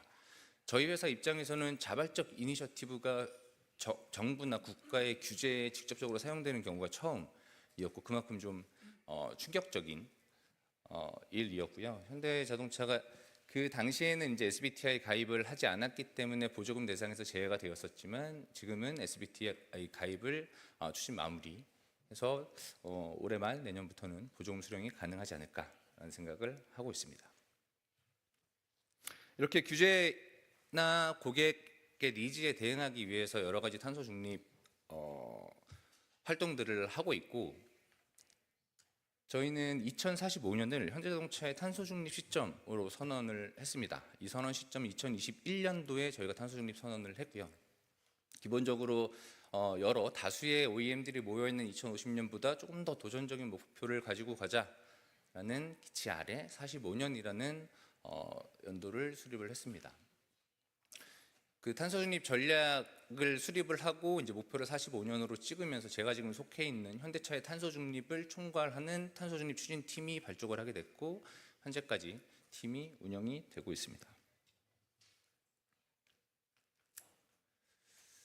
기존 저희가 이제 탄소 중립 전략을 처음 수립할 때만 해도 공장을 가지고 있는 제조업체이다 보니 이제 우리가 갖고 있는 사업장, 공장, 연구소, 빌딩, 뭐 판매처 이런 곳에서 발생시키는 탄소를 어떻게 줄일까에 조금 더 집중을 했습니다. 그게 이제 기업으로서 기본적으로 해야 하는 탄소 중립 활동이라고 인식을 했고요. 다만 지금에 와서는 저희가 이제 관할하고 있는 사업장뿐만 아니라 저희가 판매하는 제품 혹은 저희가 제품을 만들기 위해서 직원들이 근무할 때 나오는 여러 가지 활동들에서 발생하는 탄소들 또 다 저희 관리 범위 안에 넣기를 외부에서는 요구를 하고 있습니다. 이 부분이 굉장히 챌린징하고요. 왜냐하면 기업, 그러니까 저희 같은 대기업 입장에서는 모든 요소들이 다 저희 관리 범위 안에 넣는다라는 게 굉장히 부담스러운 작업입니다. 개인이 쓰는 노트북 한 대까지도 저희의 탄소 배출량으로 산정을 해야 하기 때문에 굉장히 방대한 양의 데이터들의 수집이 필요하고요. 그 데이터들의 정합성도 외부에서 제3자 검증을 받아야 외부의 인정을 받을 수 있는 상황입니다. 그럼에도 불구하고 데이터 정합성이든 데이터 종류든 확보하기 위해서 여러 가지 노력들을 하고 있습니다. 좀 더 구체적으로 조금 말씀을 드리자면 먼저 저희 주도적으로 할 수 있는 영역, 사업장 영역입니다. 사업장이라고 하면 저희 같은 경우는 주로 공장에서 많이 발생을 하고요. 그 외에는 연구소 그리고 세계 각지에 있는 뭐 판매, 업무 빌딩, 그다음에 저희가 뭐 임대를 해주고 있는 건물들 뭐 이런 건물들에서 나오는 배출량이라고 보시면 됩니다. 주로 이제 뭐 아시겠지만 공장에서 발생을 하게 되고요. 공장에서 쓰는 전기 그리고 공장에서 열원을 만들기 위해서 사용하는 LNG 가스 이 두 가지가 가장 대표적인 에너지라고 보시면 될 것 같습니다. 일단 그 부분에서의 탄소 배출을 좀 줄이고자 이제 아리백 이니셔티브에 가입을 해서 현재 아리백을 굉장히 열심히 추진 중이고요. 단기적으로는 재생에너지 발전소와 뭐 PPA를 맺어서 VPPA를 맺어서 혹은 REC를 구매를 해서 저희의 전기를 재생에너지화하는 작업을 단기간에 추진을 하고 있고 장기적으로는 저희 이제 현대자동차 그룹에서 저희의 이제 차세대 역량으로 조금 집중하고 있는 수소, 친환경 수소 에너지를 활용을 해서 스콥 1 부분까지 친환경화하는 목표를 가지고 있습니다. 밑에 보시면 저희 아리백 목표인데요. 해외는 27년까지 모든 사업장에서의 아리백을 달성할 예정입니다. 해외에서 사용되는 모든 전기는 다 재생에너지화가 될 거고요. 27년까지. 다만 한국은 그렇게 하기가 쉽지가 않더라고요. 그래서 한국은 저희의 탄소 중립 시점이 45년까지 한국에서 사용하는 모든 전기를 재생에너지화하는 목표를 가지고 있습니다. 현 시점 기준으로는 약 RE30 정도 글로벌 전체적으로 보자면 RE30 정도 달성을 한 수준이라고 봐주시면 될 것 같고요.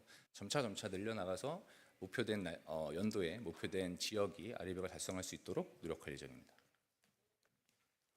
방금 말씀드린 스콥 1, 2가 이제 기업의 직접적인 노력에 의해서 줄일 수 있는 부분이라고 말씀을 드렸지만 그 비율을 잠깐 보시면 스콥 1, 2 저희 회사가 배출하는 탄소 배출량의 비중을 보면 스콥 1, 2가 차지하는 비율은 채 2%가 되질 않습니다. 98.6% 정도가 스콥 3에서 발생을 하게 되고요. 그 중에서 약 80% 수준을 저희가 판매한 자동차가 나가서 고객들이 운행을 할 때 나오는 탄소 배출량이 저희의 탄소 배출량으로 산정이 되고 있습니다. 그래서 스콥 3 부분의 탄소 배출량을 줄이는 게 어찌 보면 저희의 핵심 과제이지만 또 저희가 할 수 있는 영역은 또 조금 제한적이다 보니 이제 여러 가지 전략들을 좀 구상을 하고 있고요. 자동차 회사로서 가장 기본적으로 할 수 있는 것은 전동화 전환일 겁니다. 내연기관보다 조금 더 탄소 배출량을 줄여서 사용할 수 있는 EV 전환. 그래서 현대자동차는 모든 라인업에 모든 세그먼트의 전동화 모델을 갖추고 있고 그 규모나 스케일은 글로벌 어느 OEM 대비해서도 전동화 라인업은 가장 탄탄하다라고 자신 있게 말씀을 좀 드릴 수가 있고요. 각 지역별로도 EV 전환 속도를 조금 더 가속화를 시켜서 EV 전환율을 좀 높여 나가려고 합니다.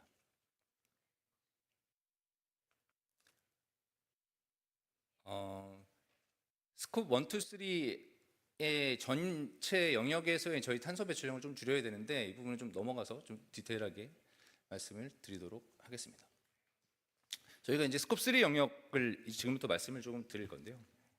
스콥 3 영역에서 배출량을 줄이려면 저희가 지금 스콥 3 영역 중 그 방대한 영역 중에 어느 부분에서 어느 정도의 탄소 배출량을 배출하고 있는지를 정확하게 산정을 해야 합니다. 현 수준이 어느 정도 되는지, 어느 부분에서 왜 탄소가 배출되는지를 명확하게 알아야 그 부분들을 저감할 수 있기 때문에 지금 저희는 모든 영역에서의 탄소 배출량을 전산으로 자동화해서 정확하게 외부에 검증받을 수 있는 수준의 데이터를 모으기 위한 시스템 구축을 하고 있고 어느 정도는 어느 부분은 마무리가 되어 있는 상황입니다.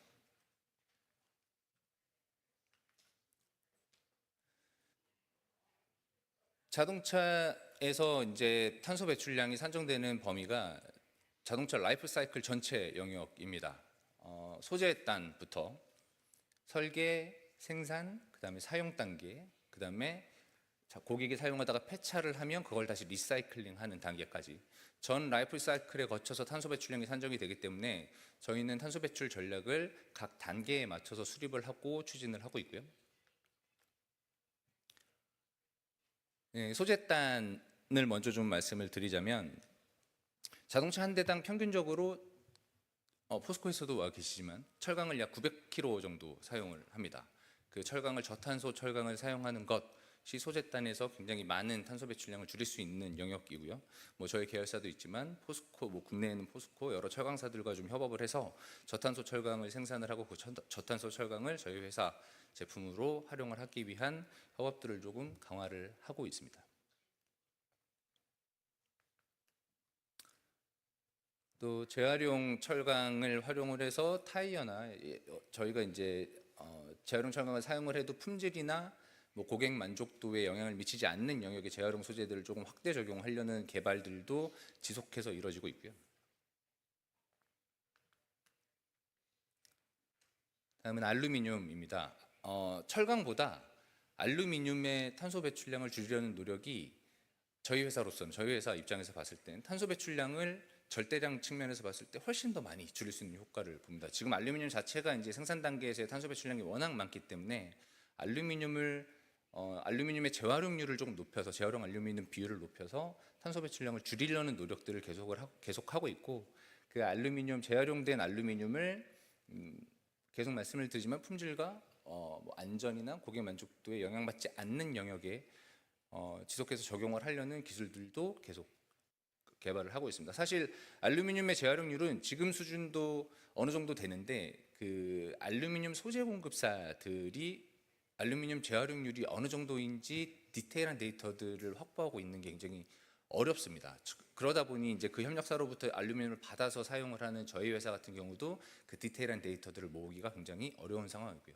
그래서 앞서 처음에 말씀드렸다시피 그 데이터들을 좀 정합성을 높이고 협력사들과 협업을 해서 그 데이터들을 그러니까 제3자로부터 인증받을 수 있는 데이터들을 확보하는 것에도 초점을 좀 맞추고 있습니다.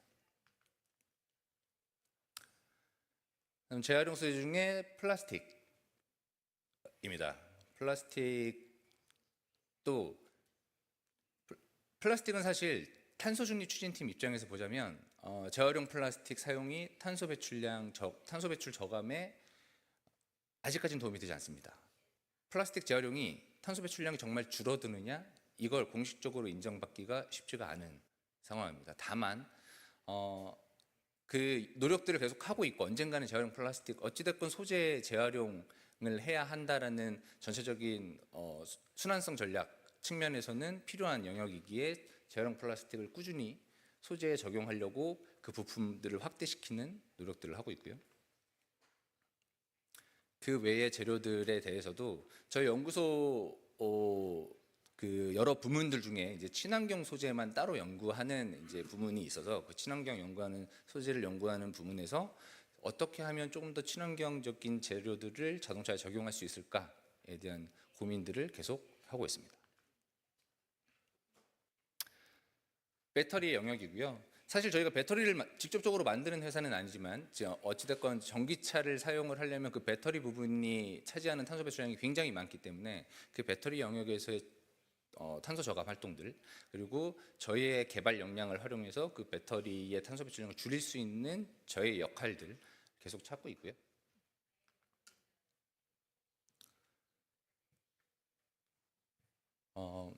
이 부분은 디자인인데, 아까도 초기에 말씀드렸지만 전체 라이프 사이클 상의 가장 마지막 단계, 폐차나 재활용 단계. 지금 폐차장을 가보면 소재들이 깔끔한 소재임에도 불구하고 재활용을 하지 못하는 경우들이 많습니다. 왜냐하면 폐차를 해서 이제 그 부품을 뜯어내려고 할 때 이제 다른 부품들이 같이 뜯어져 나오거나 그 부품만 탈거를 하기가 굉장히 어렵거나, 이렇게 되면 그 소재는 이제 재활용을 하기가 어려운 그냥 쓰레기가 되어버리기 때문에 저희는 설계 단계부터 그 소재들을 깔끔하게 뜯어내서 재활용할 수 있는 상태의 소재가 얻어질 수 있는 설계를 적용을 하려고 하고 있습니다.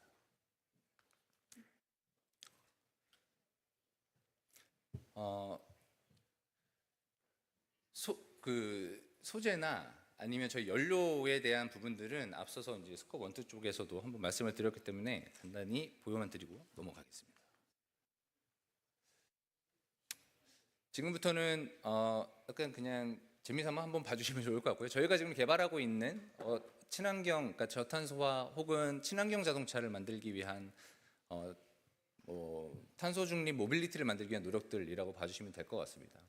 후드나 루프, 트렁크, 도어 같이 평면으로 되어 있는 자동차 영역에 태양광 패널을 부착을 해서 전기차가 주행 중이나 주차 중에도 자가적으로 배터리를 충전해서 그 배터리 효율성을 높이는 기술들을 선행적으로 좀 개발을 하고 있고요.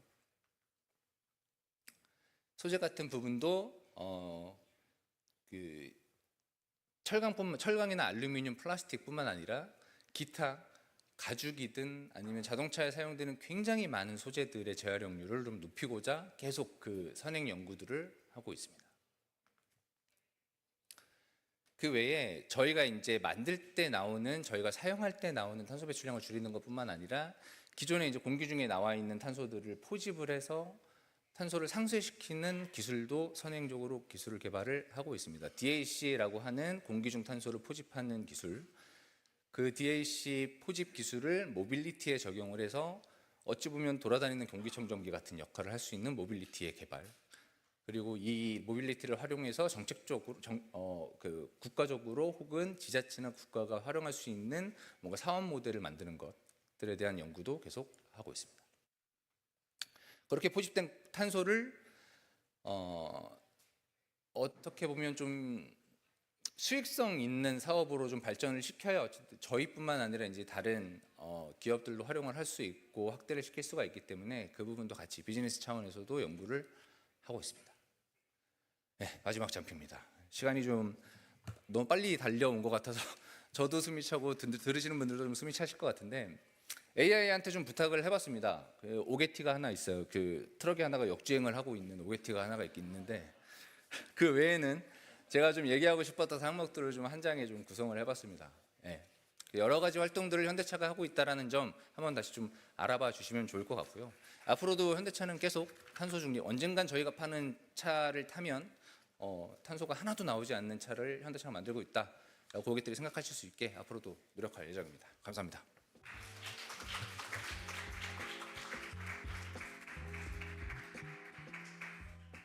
Thank you very much to all the four presenters for those insightful presentations. Together, they have shown how Korea's private sector is leading real progress toward carbon neutrality through innovation, technology, and collaboration. We first began with Tusan Enerbility, showcasing its vision for carbon-free power generation and a clean hydrogen ecosystem. And through offshore wind, green hydrogen production, and hydrogen-ready turbine technologies, Tusan is driving the transition toward sustainable energy. Moving on to POSCO, they shared its roadmap for carbon-neutral steel making. From low-carbon furnace technologies to its Hyrex hydrogen-based process, POSCO is reimagining traditional heavy industry for a cleaner, a more sustainable future.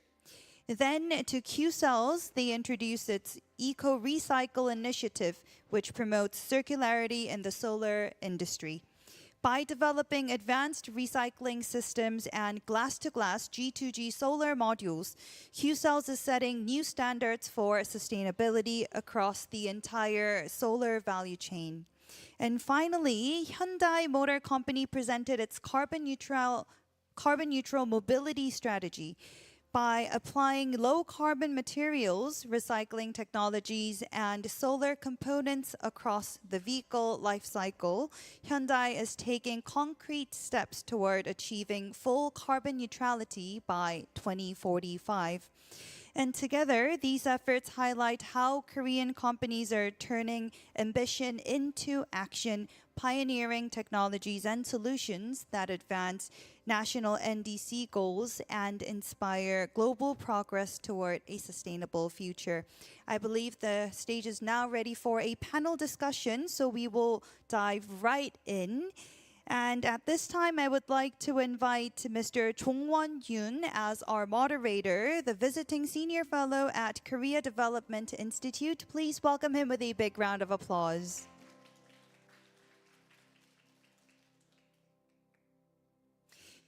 And introducing our panelists as well, we have Mr. Nok-young Kim, Director of Carbon Neutral Office at the Korea Chamber of Commerce and Industry. And we also have Ms. Tsai Lee, Advisor of Climate Change and Sustainable Development Department and Head of the K-Hub at the Asian Development Bank.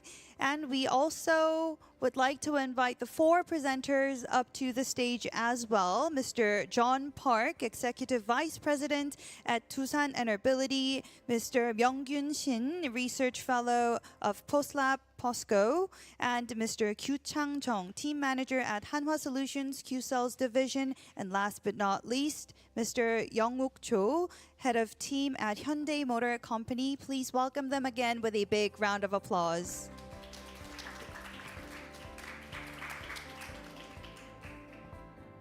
And now I would like to turn the floor to our moderator. Good afternoon, everyone. It's such a fine autumn day in Korea.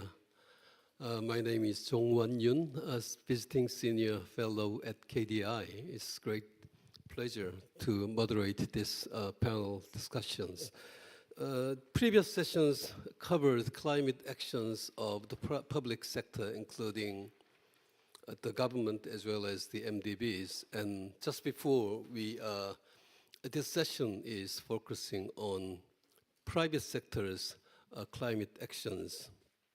And we learned that how four innovative Korean companies have been driving climate actions through technology, business strategies, and investment. And I used to be a policymaker. I'm not a tech guy, so their presentations look fancy, but not easy to understand. But I'm sure that this technology will play a pivotal role to achieve NDG goals. In the panel discussions, we'd like to explore a couple of areas. I think the first, whether the current, the explanations we heard, the current private sector efforts are effective in reducing CO2 emissions. Second, what other challenges or is there any regulatory barriers hindering these climate actions? And third, I'd like to hear, are there any policy suggestions to induce greater climate actions? So with that in mind, let's proceed. We got originally 40 minutes, but I guess the time is shorter now. So we have two distinguished experts joining us from the private sector and ADB. And first, on my left is Dr. Kim Nok-young, the director from the KCC, Korean Chamber of Commerce and Industry. KCCI is the most prominent Korean business association, and he will provide comments focusing on the first two presentations on inability presentations as well as the POSCO. And then next to him is Ms. Kai Lee, ADB advisor. She will focus on the last two presentations from Hanwha Q-Cells and HMC. But both of you, please feel free to comment on any other presentations as well. So each discussant will have around 10 minutes. So first, Dr. Kim, floor is yours. 네, 감사합니다. 오늘 이렇게 귀한 자리 초대해 주셔서 감사하고요. 지금 오늘 한국은 오전에 지금 NDC 2035 NDC 목표가 발표가 됐습니다. 일단 안 두 개가 나왔는데 일단은 저희가 일단 2030 NDC 목표는 40%입니다. 근데 이번에는 지금 1안이 50에서 60% 안, 그리고 2안이 53에서 60% 안이 발표가 됐습니다. 그래서 이거 관련해 가지고 지금 산업계와 또 시민단체 입장이 워낙 첨예하게 지금 나오고 있어서 이게 지금 서로 합의되는 데 있어서 많은 또 갈등도 있고 또 많은 논의가 지금 진행 중인 상황입니다. 먼저 이 NDC와 관련해서 산업 측면에서 먼저 말씀을 드려보겠습니다. 일단은 우리 기업들이 2021년도에 저희 대한상공회의소에서 조사를 해봤습니다.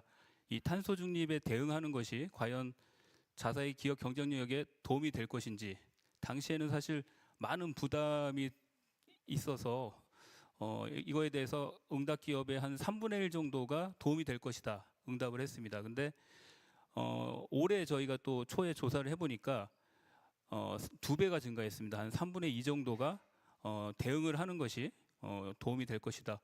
오늘 앞서서 발표해 주신 이 기업들도 상당히 선도적으로 열심히 지금 대응을 하기 위해서 노력을 하고 있는 대표적인 기업들이고요. 그런데 저희가 이제 쭉 보다 보니까 기업들의 애로사항이 무엇이냐, 한마디로 정의를 해드리면은 투자 리스크가 너무 높다. 과연 여기에 투자를 했을 때 우리가 과연 수익성을 유지하면서 지속 가능할 것이냐, 그 부분이 가장 큰 고민입니다.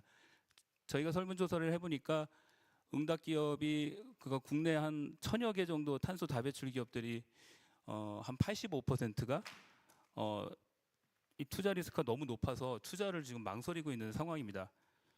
그래서 저희가 이제 그 이유들을 좀 따져보니까 먼저 저희가 2030 NDC 추진 과정에서 정부가 일단은 감축 가능한 기술을 다 내봐라. 정부가 적극적으로 지원을 해주겠다. 그래서 기업들이 수소환원 제철을 사실 그 당시에 어떻게 보면 좀 이상적인 그런 기술이었는데 일단 다 냈습니다. 그래서 이걸 가지고 정부 지원을 바탕으로 한번 해보자는 인식이 강했는데, 이거와 관련해 가지고 정부가 이제 R&D 예타 신청을 받았는데 당시에 이제 13개 업종 한 6조 7천억 원 정도의 예타가 들어갔습니다. 2021년도고요. 근데 결국은 2022년도에 4개 업종 한 9천억 원 정도가 통과가 됐습니다. 한 14% 정도만 통과가 된 겁니다. 그러니까 당장 그걸 이제 사업 계획을 했던 기업들 입장에서는 상당히 난감한 상황이 됐고요. 그러면 이제 그럼에도 불구하고 우리 이제 탄소 중립을 위해서 이걸 기업의 성장, 어떻게 보면 성장 동력으로 보고 국내 선도 기업들이 적극적으로 투자한 분야가 있었는데, 일단 수소 분야가 있고요. 또 열분해유 분야가 또 있었습니다.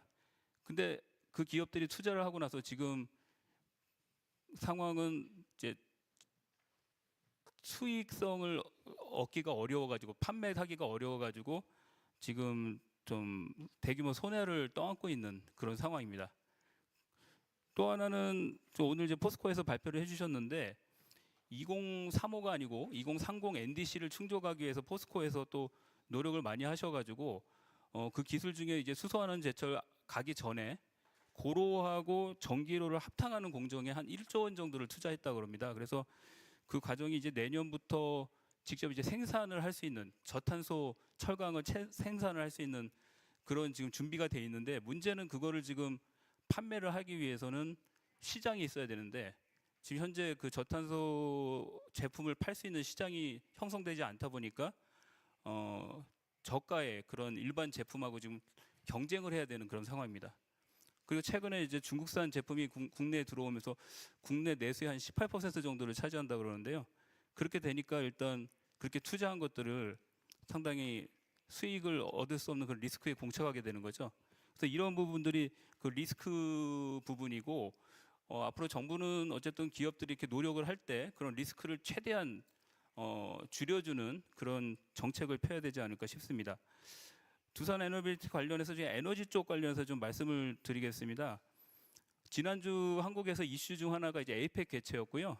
또 다른 이슈 하나가 엔비디아 젠슨왕 대표가 한국의 뭐 깐부 치킨이라고 해가지고 거기서 이제 치킨을 먹고 또 그 이후에 한국에 26만 장 GPU를 공급하겠다 그런 이제 발표를 했습니다.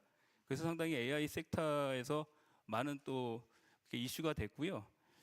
근데 이제 제가 이제 그런 과정에서 보면은 AI로 인해서 앞으로 전력 수요가 또 증가를 하겠구나. 이 부분이 상당히 이슈가 될 것 같고, 그리고 IEA나 여러 기관들이 지금 2050년까지 전력 수요가 한 3배 정도 더 증가할 것이다. 이런 전망을 하고 있습니다. 근데 이제 한국의 지금 에너지원별 이제 그 전력 생산 그 비중을 보면은 현재 이제 석탄이 한 28% 되고 또 LNG도 한 28% 정도 되고요. 원전이 한 32% 되고 재생에너지가 한 10% 정도 됩니다. 근데 이 비중이 2050년으로 가면은 이 비중만 유지하는데 3배의 생산 능력이 가야 되거든요. 근데 지금 탄소 중립을 위해서 석탄을 지금 이제 줄여야 되는 이제 없애야 되는 그런 상황에서 과연 그 석탄과 LNG 부분에 줄어드는 부분을 어떤 게 지금 대체할 수 있을 것이냐. 그러니까 지금 말하자면은 현재 지금 재생에너지의 10%를 계속 3배로 유지하기 위해서는 30%로 가야 되는데 과연 그게 가능할 것이냐. 그러니까 이건 상당히 어떻게 보면 에너지 안보 측면이라든가 뭐 여러 가지 전기요금 측면에서도 영향을 줄 수 있는 부분이기 때문에 이 부분은 그냥 막연하게 재생에너지로 그냥 다 할 수 있다라고 하는 것보다는 정말 현실적인 그런 대안이 지금 마련돼야 될 때라 보입니다. 특히 지금 두산에너빌리티가 뭐 원전이나 SMR이나 그리고 가스터빈이나 지금 다 수요소나 다양한 지금 에너지원을 지금 공급하고 있는데 이 부분은 상당히 중요하다고 보고요. 정부 정책 차원에서도 사실은 지금 모든 가용한 수단을 다 동원해야 될 거라고 생각을 합니다. 그래서 이런 기업들이 정말 활발하게 활동을 할 수 있도록 정책적인 지원도 필요하다는 생각이 들었습니다.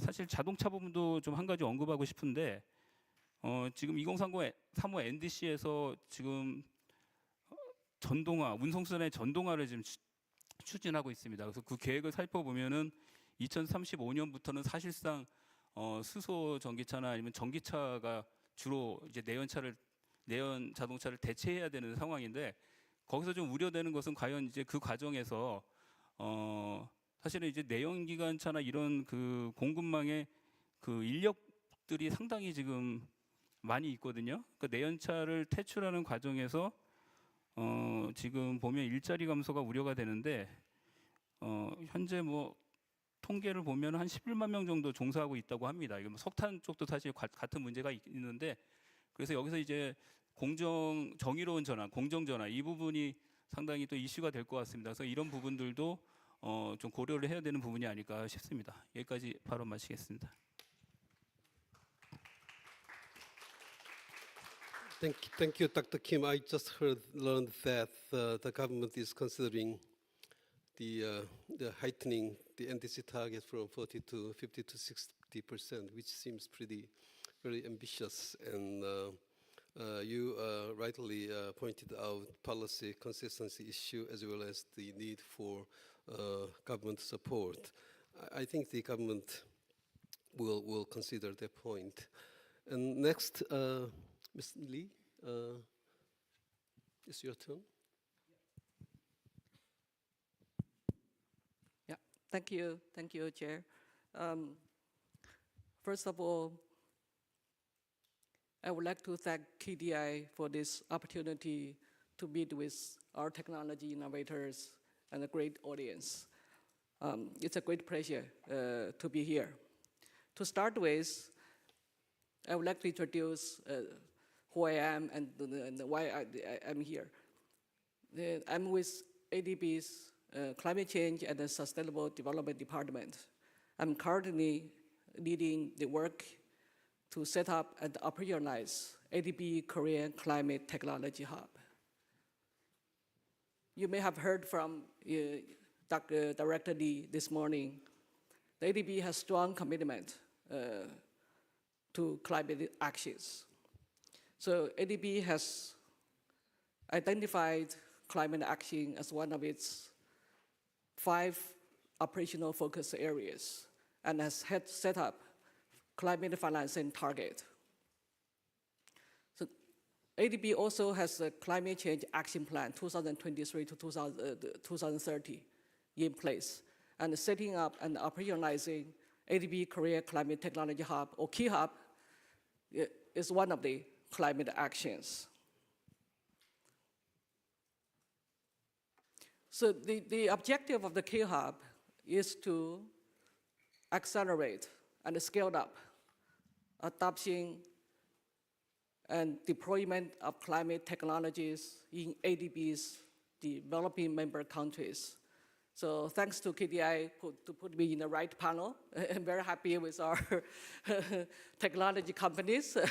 And I know Doosan, I know Hyundai very well. But the first time to meet with Hanwha and POSCO.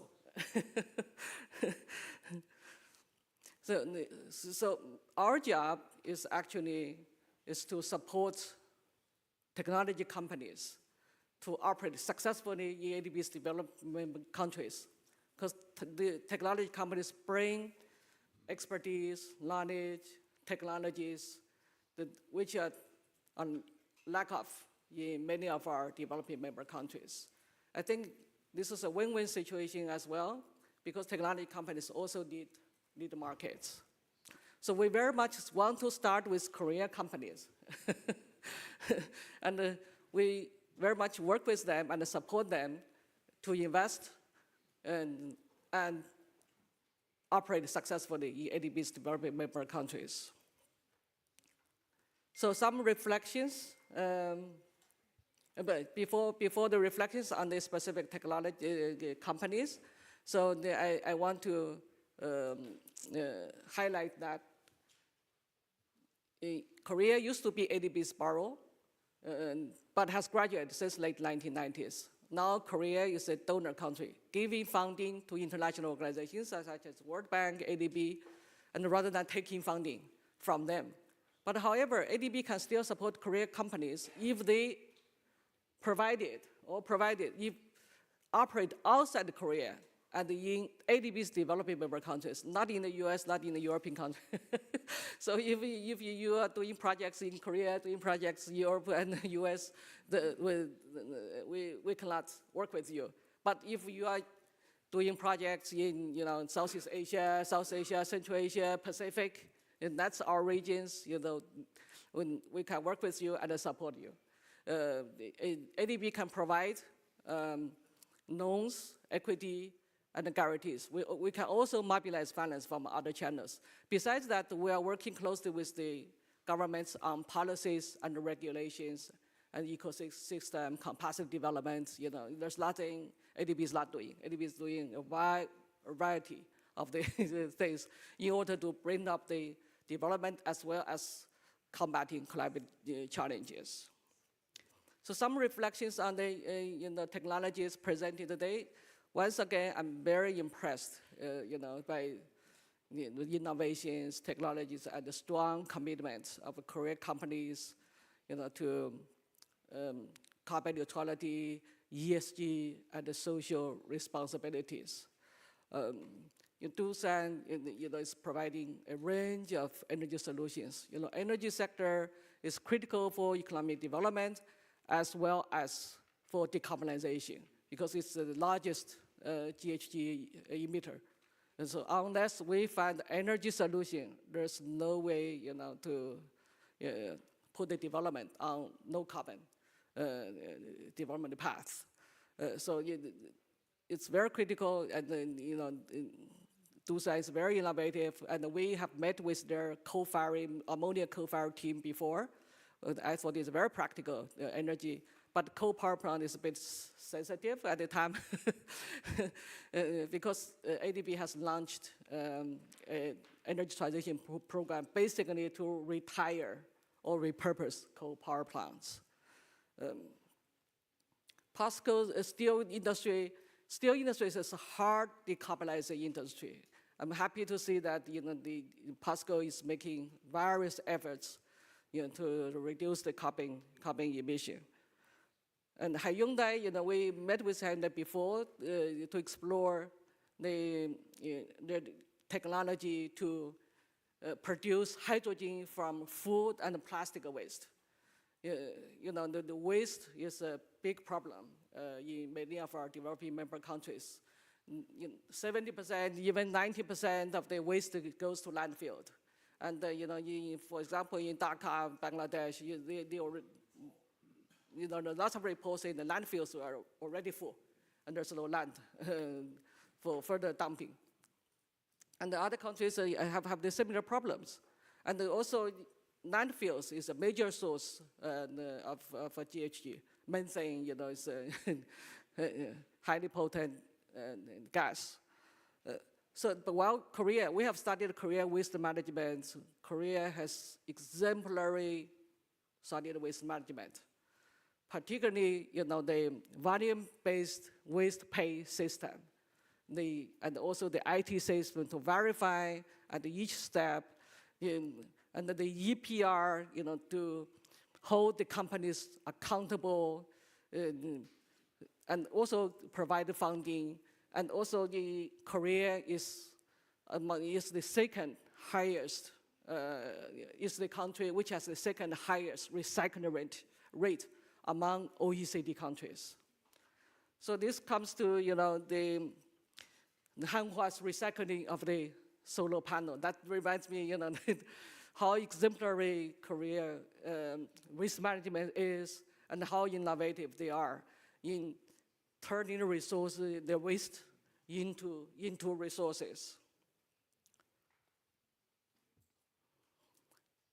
So I think I have covered all of them. And once again, we will be very happy to work with you.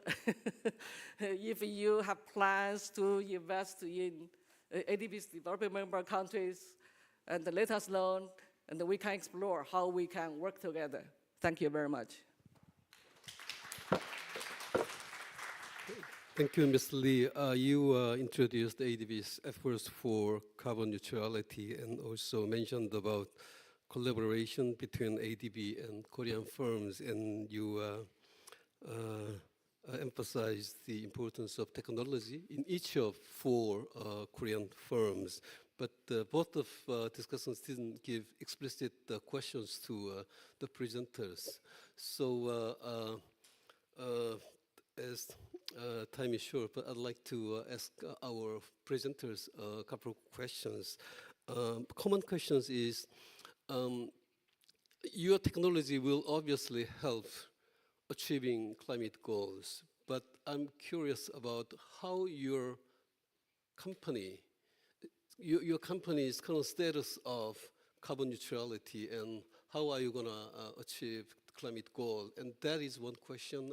Another is, are there any regulatory barriers hindering your climate actions? And if there are, please tell us. And this is common questions to all of you, so could you take turns to reply to these questions? Thank you. Sure. Yeah, I would go first. So sustainability. So we're on track. Like what Mr. Kim mentioned earlier, we have multiple sources of energy, solutions. So, for example, greenhouse gas reduction by 2030, and hydrogen combustion, turbine site installation and commissioning by 2028, and ammonia co-firing.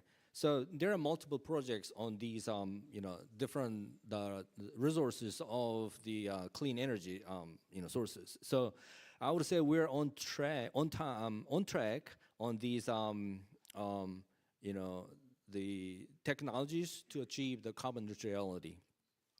In order to achieve the carbon neutrality, of course, we need more support from the government and the ADB or World Bank, for example, more than ever.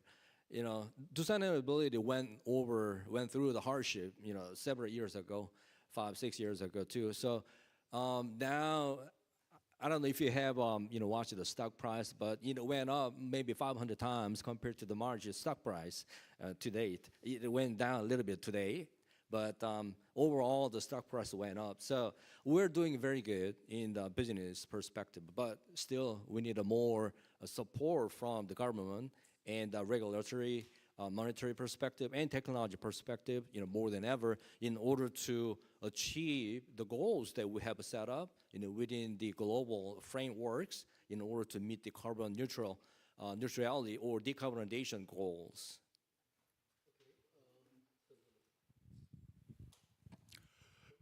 Okay, so that after our commitment to carbon neutrality until 2050, we established very detailed schedule and read the strategies, including the investment and technological development or something like that.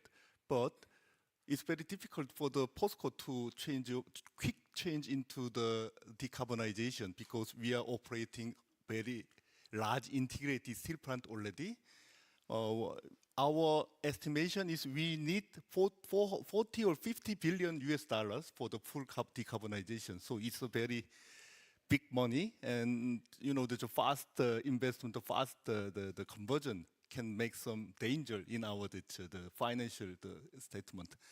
And our expectation for our government is very clear. Firstly, the incentive for the company is very deficient comparing to other the regions such as EU and Japan and United States. EU already makes the CBAM to protect their market, and US give some established the IRA and give some help for their the companies in the country, and even the Japan also invested a lot of money for the technological development, and also that they are giving some incentives. And our hope to the government is another one is to build the CO2-free hydrogen and CO2-free electrical infrastructure should be made. Otherwise, we cannot go into the decarbonization. Okay, and what else? Yeah, and so up to now, the green steel needs the cost increase. So the premium should be given to our OEMs, but given by OEMs. But the point is that our OEM have the intention to pay such a premium to the material company. But anyhow, some market mechanism is necessarily established. Otherwise, that all the cost increase should be taken by the material company. So. Yeah, that's what I say about your questions. Okay, thank you.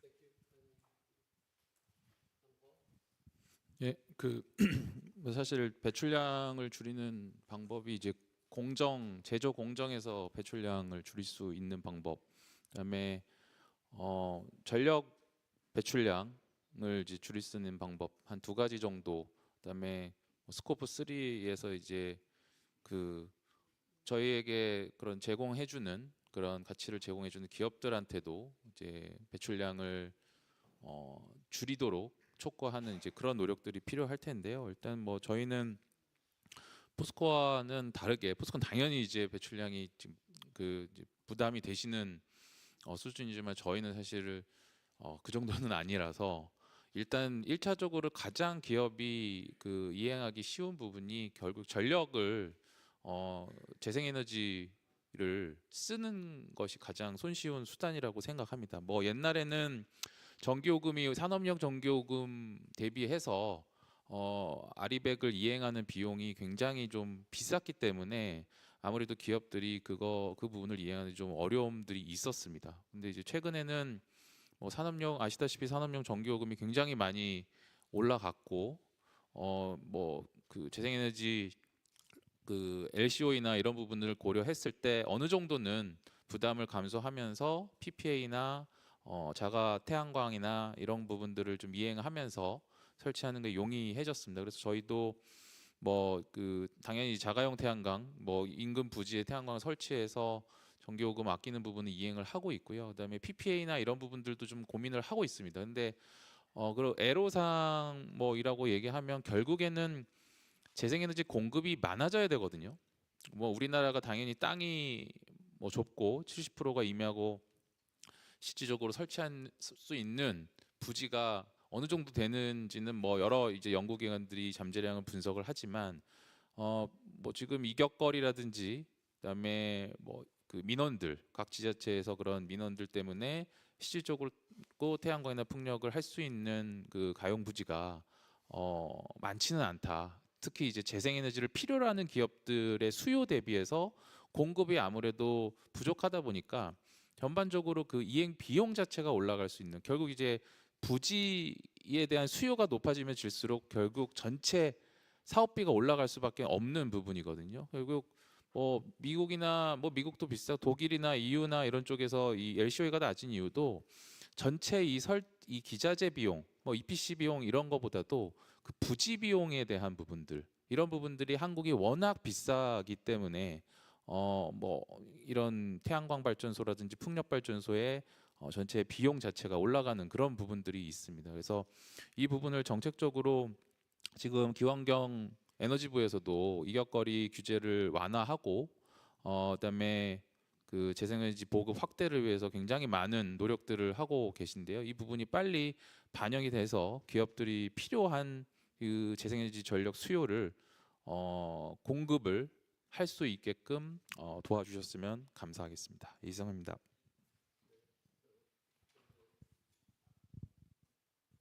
네, 앞서서 좋은 말씀을 너무 많이 해주셔서 제가 추가할 말이 뭐가 있을까 싶기는 하지만 몇 가지만 좀 말씀을 드리면 기업 입장에서 단기, 중장기 전략을 수립하는 사람의 입장에서 보면 이게 수익성이 난다 혹은 돈을 그냥 투자하고 수익성은 포기해야 한다라고 하는 확실한 결론이 있는 게 불확실성보다 훨씬 중장기 전략을 수립하는 데 도움이 됩니다. 이게 저희가 실무 입장에서 말씀을 드리면 경영층에 보고를 할 때도 이건 저희 탄소 중립을 위해서 투자를 해야 하는 돈이고 이 돈은 회수가 불가능합니다라고 해서 의사결정을 받으면 투자가 이루어집니다. 다만 이렇게 이게 어떻게 될지 모르겠어요라는 의사결정은 기업 입장에서는 굉장히 하기 어려운 거거든요.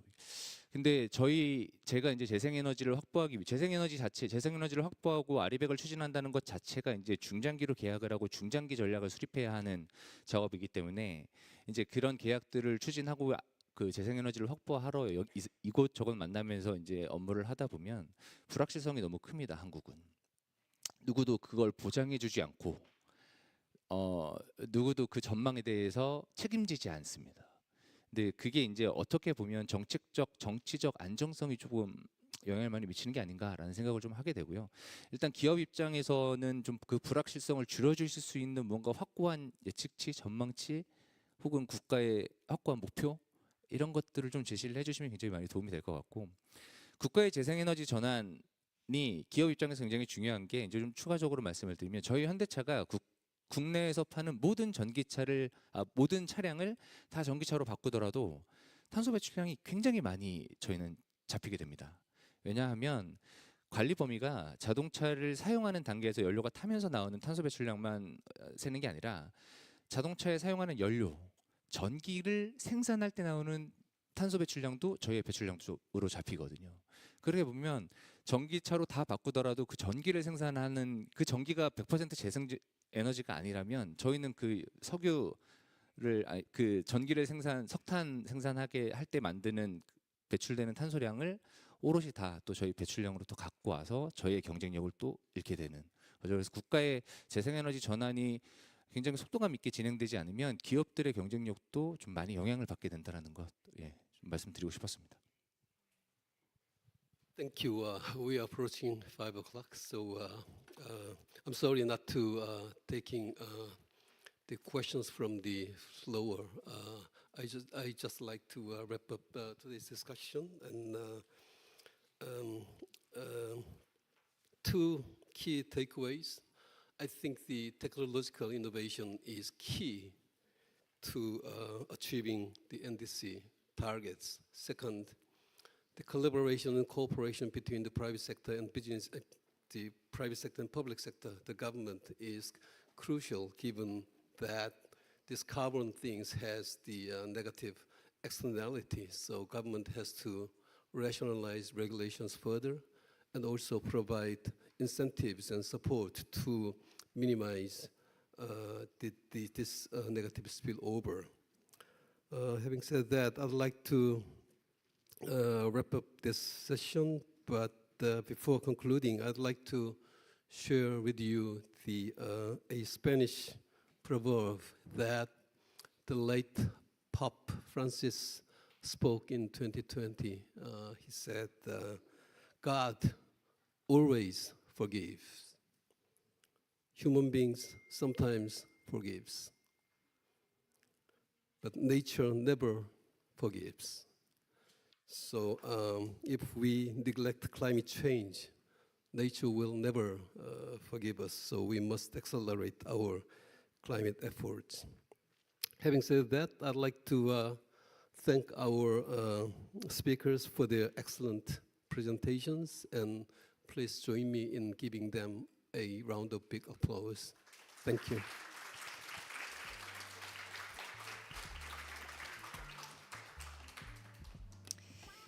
Thank you very much to all our panelists and our moderator for such an engaging discussion. We've just concluded a very meaningful dialogue, bringing together perspectives from both the private and public sectors, reiterating the importance of technology and sharing how partnership and innovation can accelerate our progress towards carbon neutrality. Ladies and gentlemen, up next is our final comprehensive discussion session where we will reflect on the key takeaways from sessions 1 to 3, including the role of carbon markets, forest initiatives, and private sector innovation, and also explore practical pathways to maximize the effectiveness of climate action initiatives through stronger governance and future cooperation for a more sustainable future. The stage is now being ready, so please be with us until the very end. Thank you very much.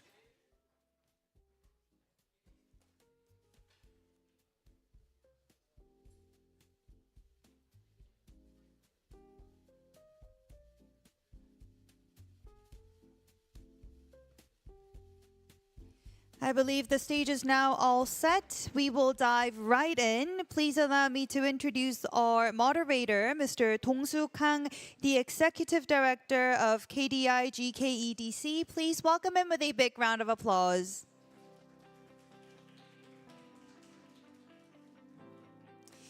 And please allow me to invite our panels, Mr. Kwang Cheol-ji, Director General at the Ministry of Economy and Finance, and Mr. James Shepard, Acting Head of Impact and Evaluation at the GGGI. And we also have Mr. Jae-hyung Kwon, Representative of Korea Office of the International Finance Corporation. And we also have Mr. Eric Kahindi Ogunleye, Director of African Development Institute, joining us online. Once again, please give them a big round of applause.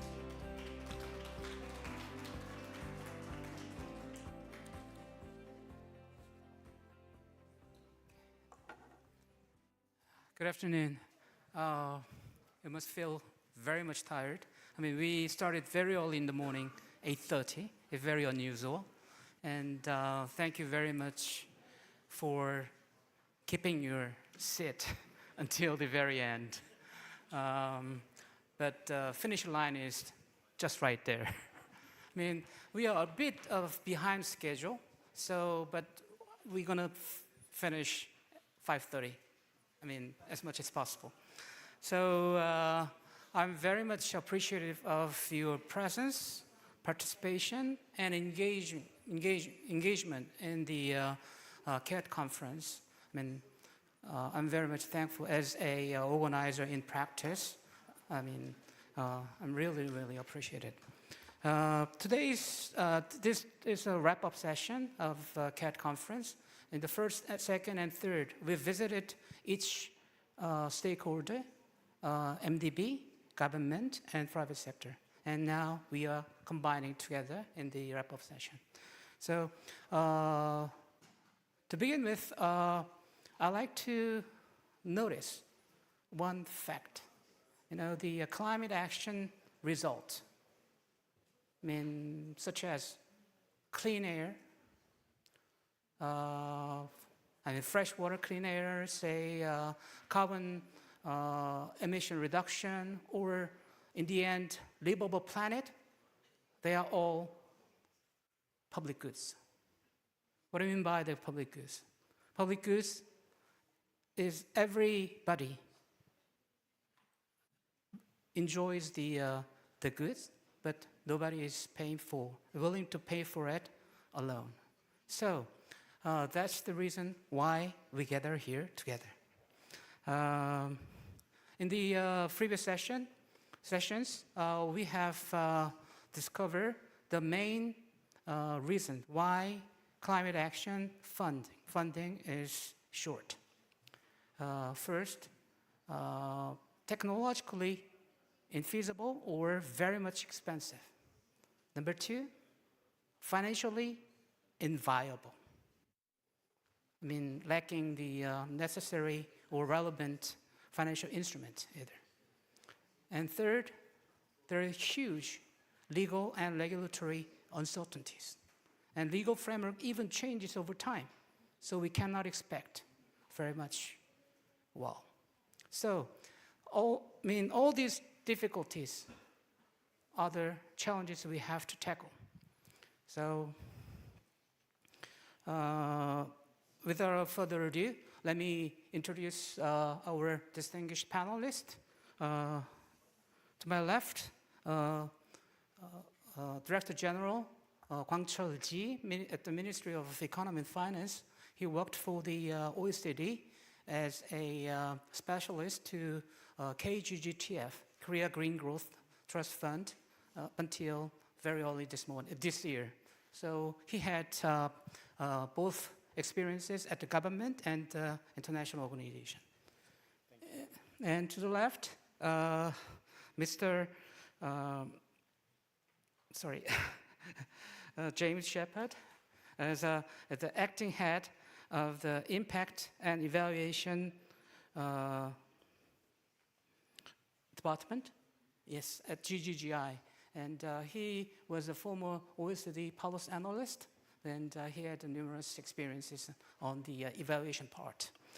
And to the left, Mr. Jae-hyung Kwon. He is a IFC representative at Seoul office. You know, the IFC is on the border between the private sector and international organizations, so he can represent either international organization or the private sector. And finally, on the video, we have Dr. Eric Ogunlie.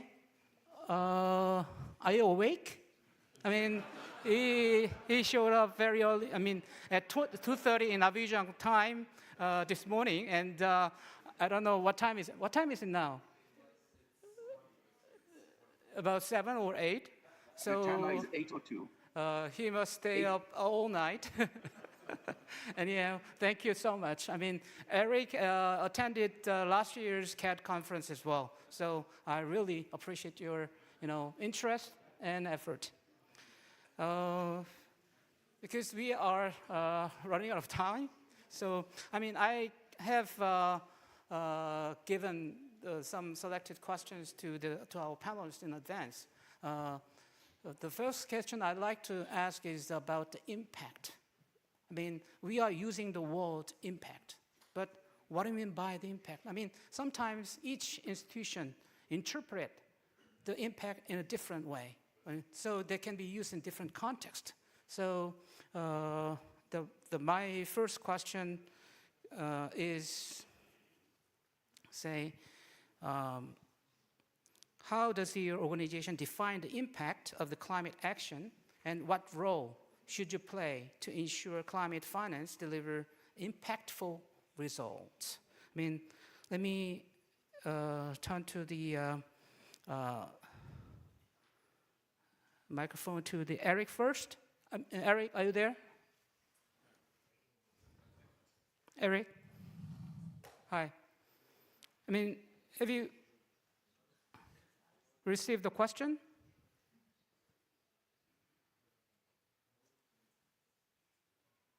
Are you there? May I ask Yes, can you hear me now? Can you hear me? Yeah. So the question Okay. is.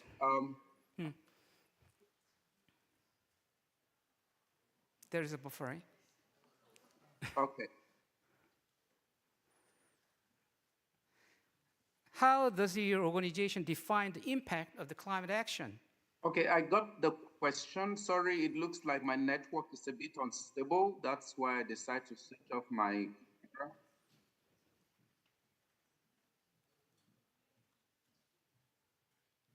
Okay, so can you hear me now, please? It looks like my network is not very stable, so Okay. I've decided to switch off my camera. Hopefully it will be a bit better. A couple of years ago, I met the senior vice president of the African Development Bank, Marie, and she said she put an emphasis on the impact over and over again. So I'd like to hear about your definition of the impact at African Development Bank. And could you be very brief, about 2 to 3 minutes?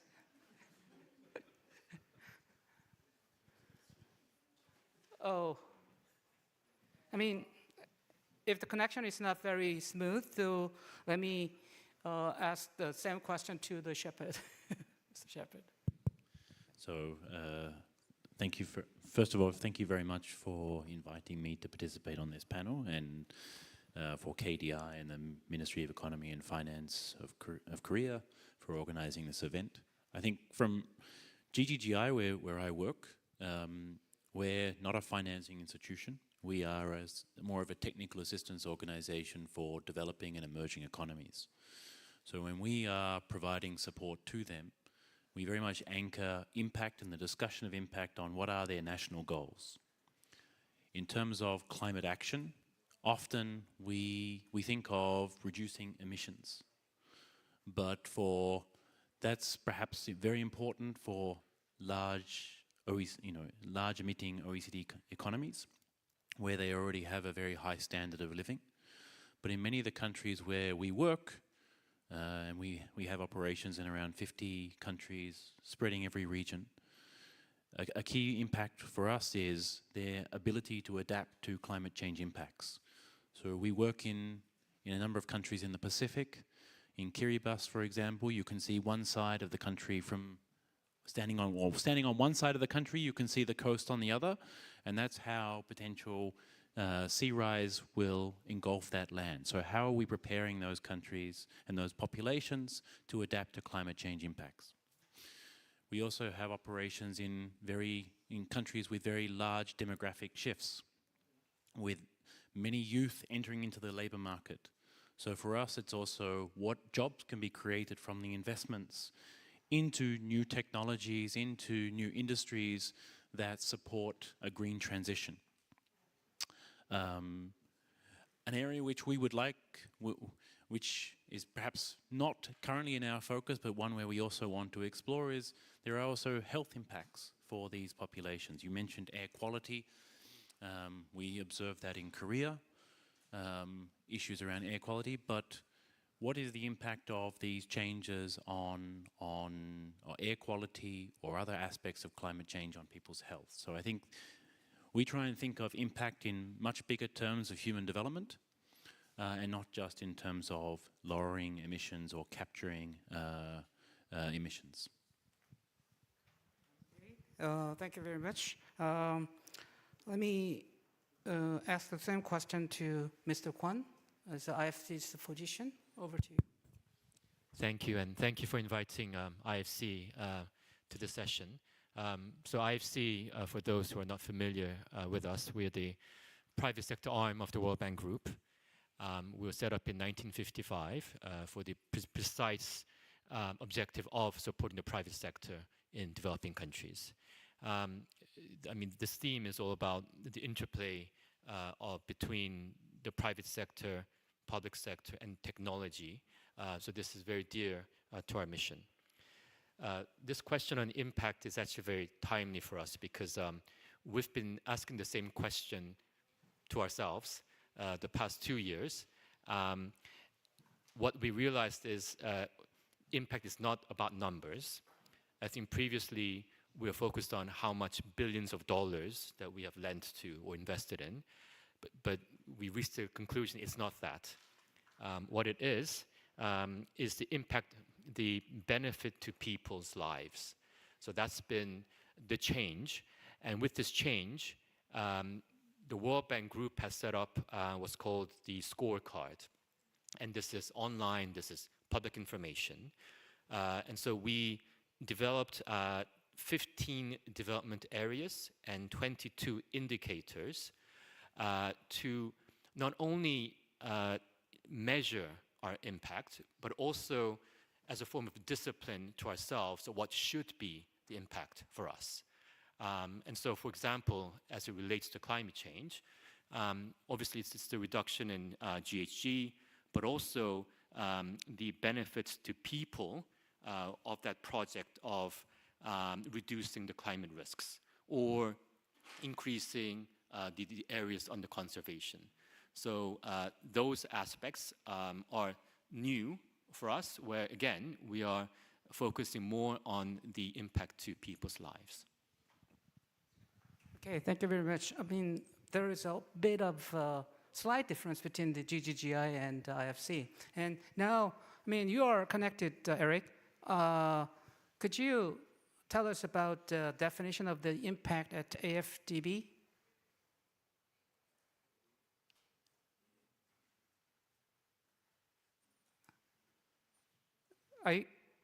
Can you hear me? He's on video, but a bit mute.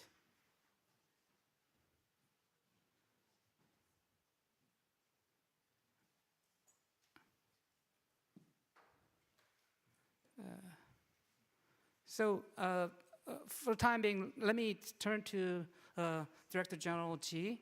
I mean, what do you think about the impact of the climate action? I mean, either at the ministry or the World Bank. I mean, there may be some little bit difference, but what's your opinion?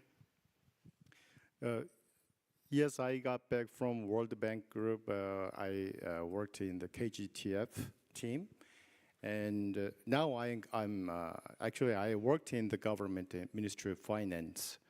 So the impact already. Jae-young Kwon explained about the concept of impact in the World Bank Group because IFC and the World Bank Group together. And from the public side and the government side, it's a really not easy concept because we have each ministry has their own goals. So we have standardized some criteria each. So it's for public goods for the government. Because climate action, especially I think when it goes to climate action, the government, maybe the major role will be coordinate the policies so that private sectors and other public sectors, institutions, agencies can go in a hand in hand. So same direction. Moving the same direction and achieving the public goods. So that we provide some neutral and some committee. So we make that one, not do it ourselves. So made by some experts from the private sectors and civil society. So we can make the impact judgment based on that, we make our policies moving on. Thank you. So, I mean, the AFTV is not connected smoothly. So, for the last couple of years, the GCAT Center has run several, with tens of the capacity building program with international organizations. And when I met with the EBRD or some senior officer at the World Bank, they talked about the impact over and over again. But I keenly listened to them, and what I found is the impact means not just the knowledge sharing, is something beyond. That means the lending practices to the end. So we are exchanging the knowledge, but it's over, then it's a study only. So what is the project at the end? So in order to make up the project, somebody should inject money, and private sector should come with them. So they will make a project, and then finally they will make some result, either tangible result or very minimal result. So this is kind of the interpretation of the some senior officer at multilateral development banks. That's my gut feeling, I guess. So, in this session 3, we have seen that there are many difficulties in technology side. So far it's not very much feasible. So that means the private sector needs some help from either multilateral development banks or government. But that means these government and multilateral development banks should play a pump prime role in kickstart the program or catalyzing the project. So in that sense, I would like to ask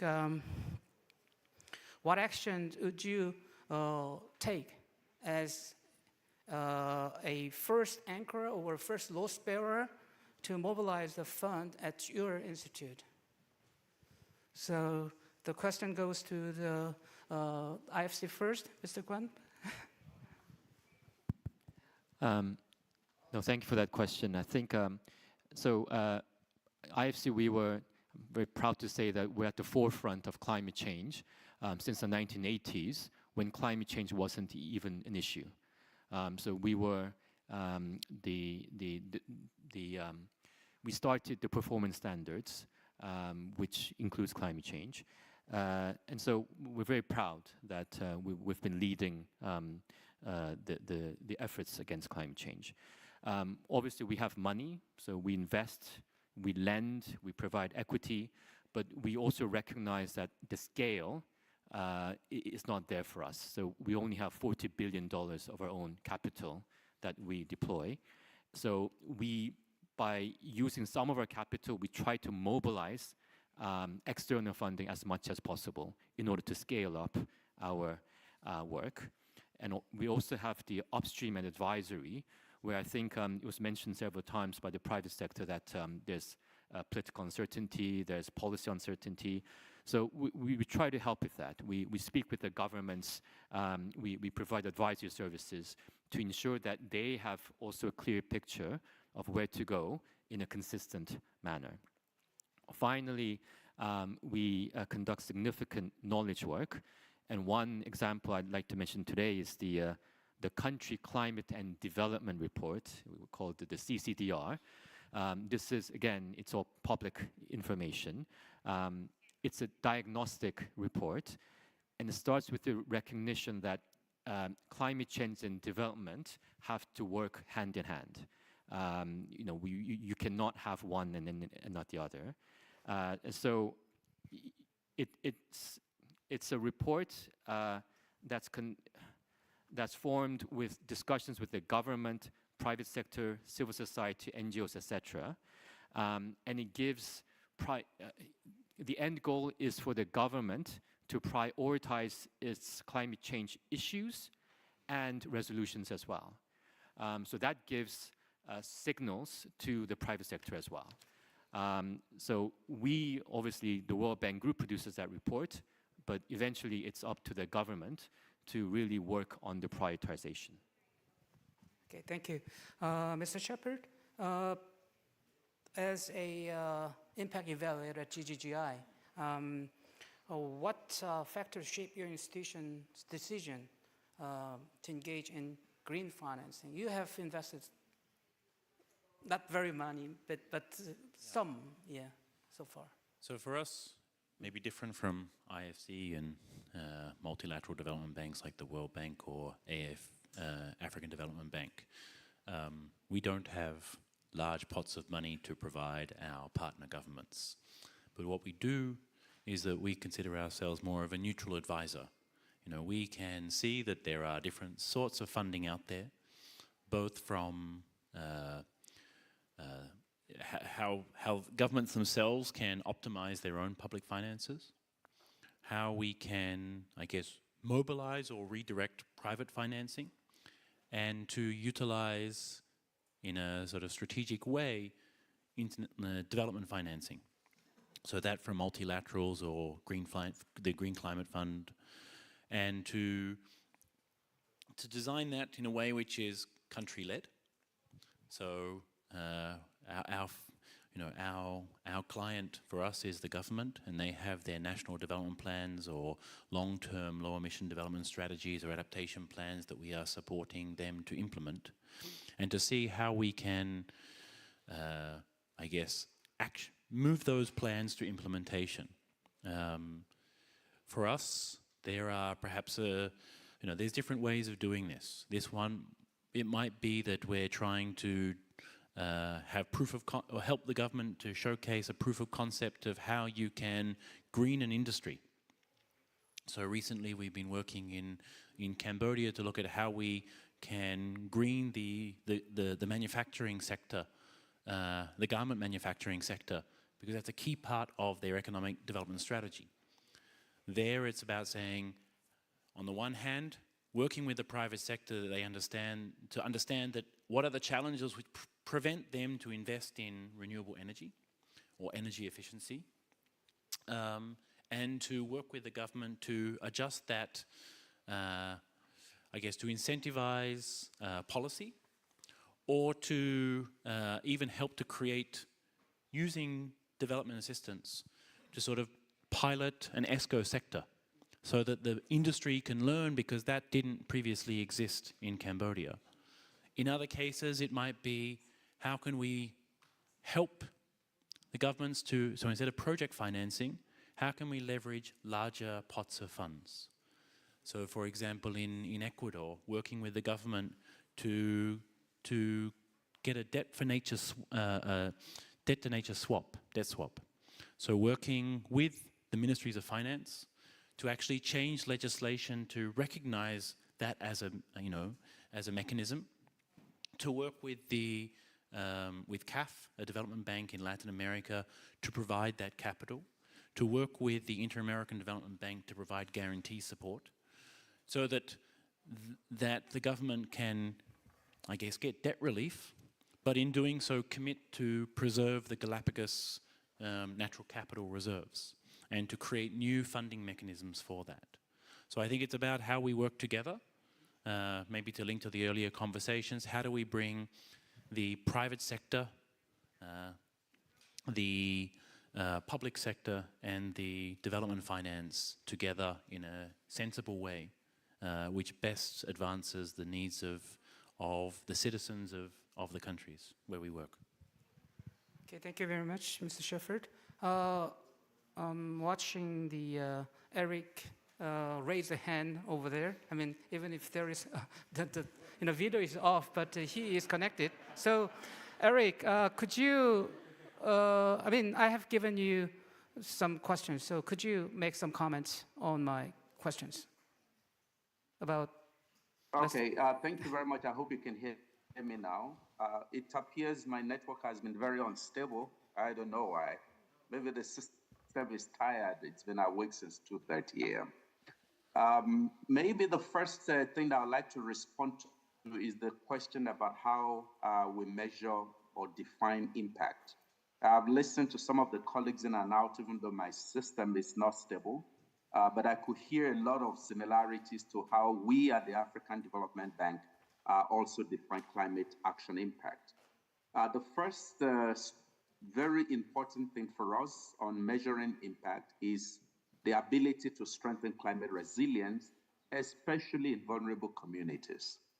Like I mentioned in my earlier presentation, we have a number of vulnerable communities, even countries in Africa, that really require support and assistance.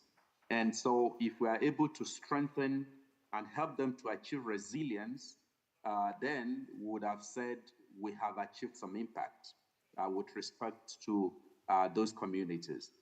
The second point is ability to reduce green gas emissions through mitigation efforts. The third one I'll mention is ability to promote inclusive development, especially for women, for youth, and for the marginalized groups. And then the fourth element of our definition of impact is to what extent are we able to catalyze systemic change in sectors that are critical for sustainable growth and inclusive development, which includes agriculture, energy, transport, water, and so on and so forth. And lastly, the fifth element would be to what extent are we able to support national and regional climate goals, which include the NDCs and the SDGs. So those are key elements. Now, the second part of the question which you ask is, how then do we ensure that at the African Development Bank, we deliver lasting impact when it comes to our approach to climate financing? The first point I'd like to mention that has to do with the fact that what we do is to ensure that all our project design are climate informed. And as I mentioned earlier, 98% of our projects in 2024 were climate informed, and the target is to achieve 100% in 2025. Now, we also ensure that all our programming documents, whether they are country strategy papers, whether they are regional integration strategy papers, all of them include climate criteria that ensure that we can measure what are those elements of climate and climate-related issues. Now, the second point has to do with the extent to which we're able to balance investment in adaptation and mitigation. To achieve, to ensure that we achieve, we deliver lasting impact, we ensure that there's such balance. We do not leave one and focus on the other. That is why in 2024, we ensure that balance such that 56% of our projects were for adaptation and 44 were for mitigation. And that parity ensures that both the immediate resilience and long-term sustainability are combined to achieve that lasting impact that we want to see. We also have a lot of dedicated climate facilities that ensure and assist us to achieve a lasting impact, and also several flagship initiatives that we have also started. And lastly, we ensure there's effective monitoring and evaluation. And what we monitor here is to ensure we track greenhouse gas emission reductions, we're tracking resilience outcomes, we're also tracking socioeconomic benefits. So when we do all of these, that helps us to ensure that that lasting impact we want to see in the climate financing, the projects and other programming activities we undertake can be easily measured, and we can also know what gaps are still existing and what we need to do to close those gaps. Thank you, Eric. I mean, I love your easy answer type of the comments. I mean, again, I mean, in the first session you did the same way, but I really appreciate your participation, even though there is some technical difficulties. And finally, I'd like to ask the similar question to Mr. Ji Guangchul. And I mean, climate financing is kind of the policy-based finance. I mean, Korea is very well known for its, widespread policy-based loans. So, how do you manage this kind of the policy loan on the climate action project? I mean, if you become a decision maker there, sooner or later, What was your answer? In fact, serving the public sector, I feel that policy coherence is a very important one. As you see that globally and domestically, the leadership issue is very one big risk. So listening to the previous session, the private sectors, although how much they develop very special technologies, the use of it should be guaranteed by the support of the government. Actually, the private sectors, their private sector's investment is very important for the climate finance. Not only public sector's financing, not enough, as you know. So to do that, I think the private sector's incentives is totally different to that of government side. So how we can coordinate that incentives go together. So we may say like we can give carrots or sticks to the private sectors, but sticks regulations do not long last.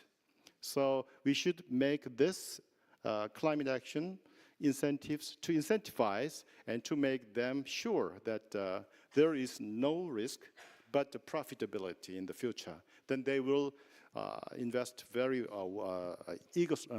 earnestly.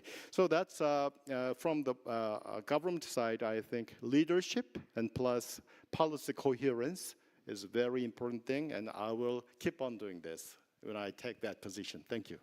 Thank you. Well, time approaches to 5:30.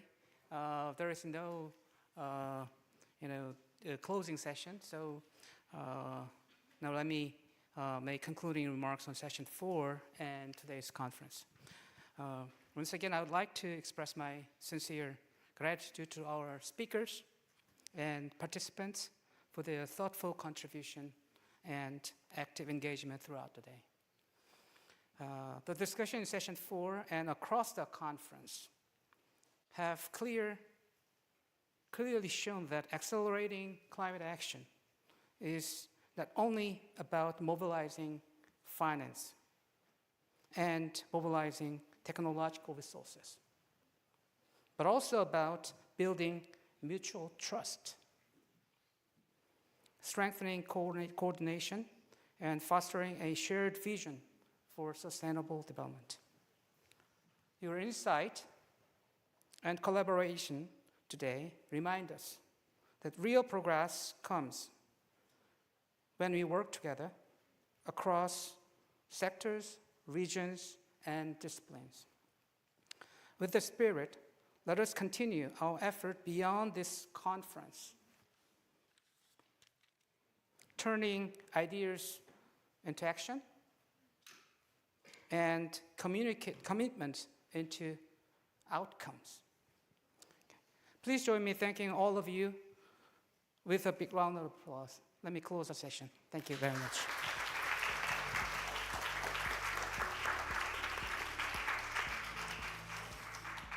Thank you very much for the insightful session. As our moderator, Executive Director Kang, mentioned at the beginning of the discussion, climate action is a true public good that requires shared responsibility. And in a nutshell, today's discussions reminded us that while the roles of the government and the private sector are distinct, cooperation across countries and sectors is essential to driving real impact for sustainable development. And with that, ladies and gentlemen, this concludes the 2025 KED conference. Once again, I would like to thank all of our speakers, panelists, and participants for your active engagement throughout the day. Thank you very much. Thank you very much. And before you leave, we kindly ask you to scan the QR code on the screen and complete the short satisfaction survey. We truly, truly value your feedback. Thank you very much for your cooperation. And the shuttle bus returning to Plaza Hotel will be departing at 6:05, which is around half an hour from now. So please board the bus at the same location you were dropped off this morning. Thank you very much and have a great stay in Korea. Thank you.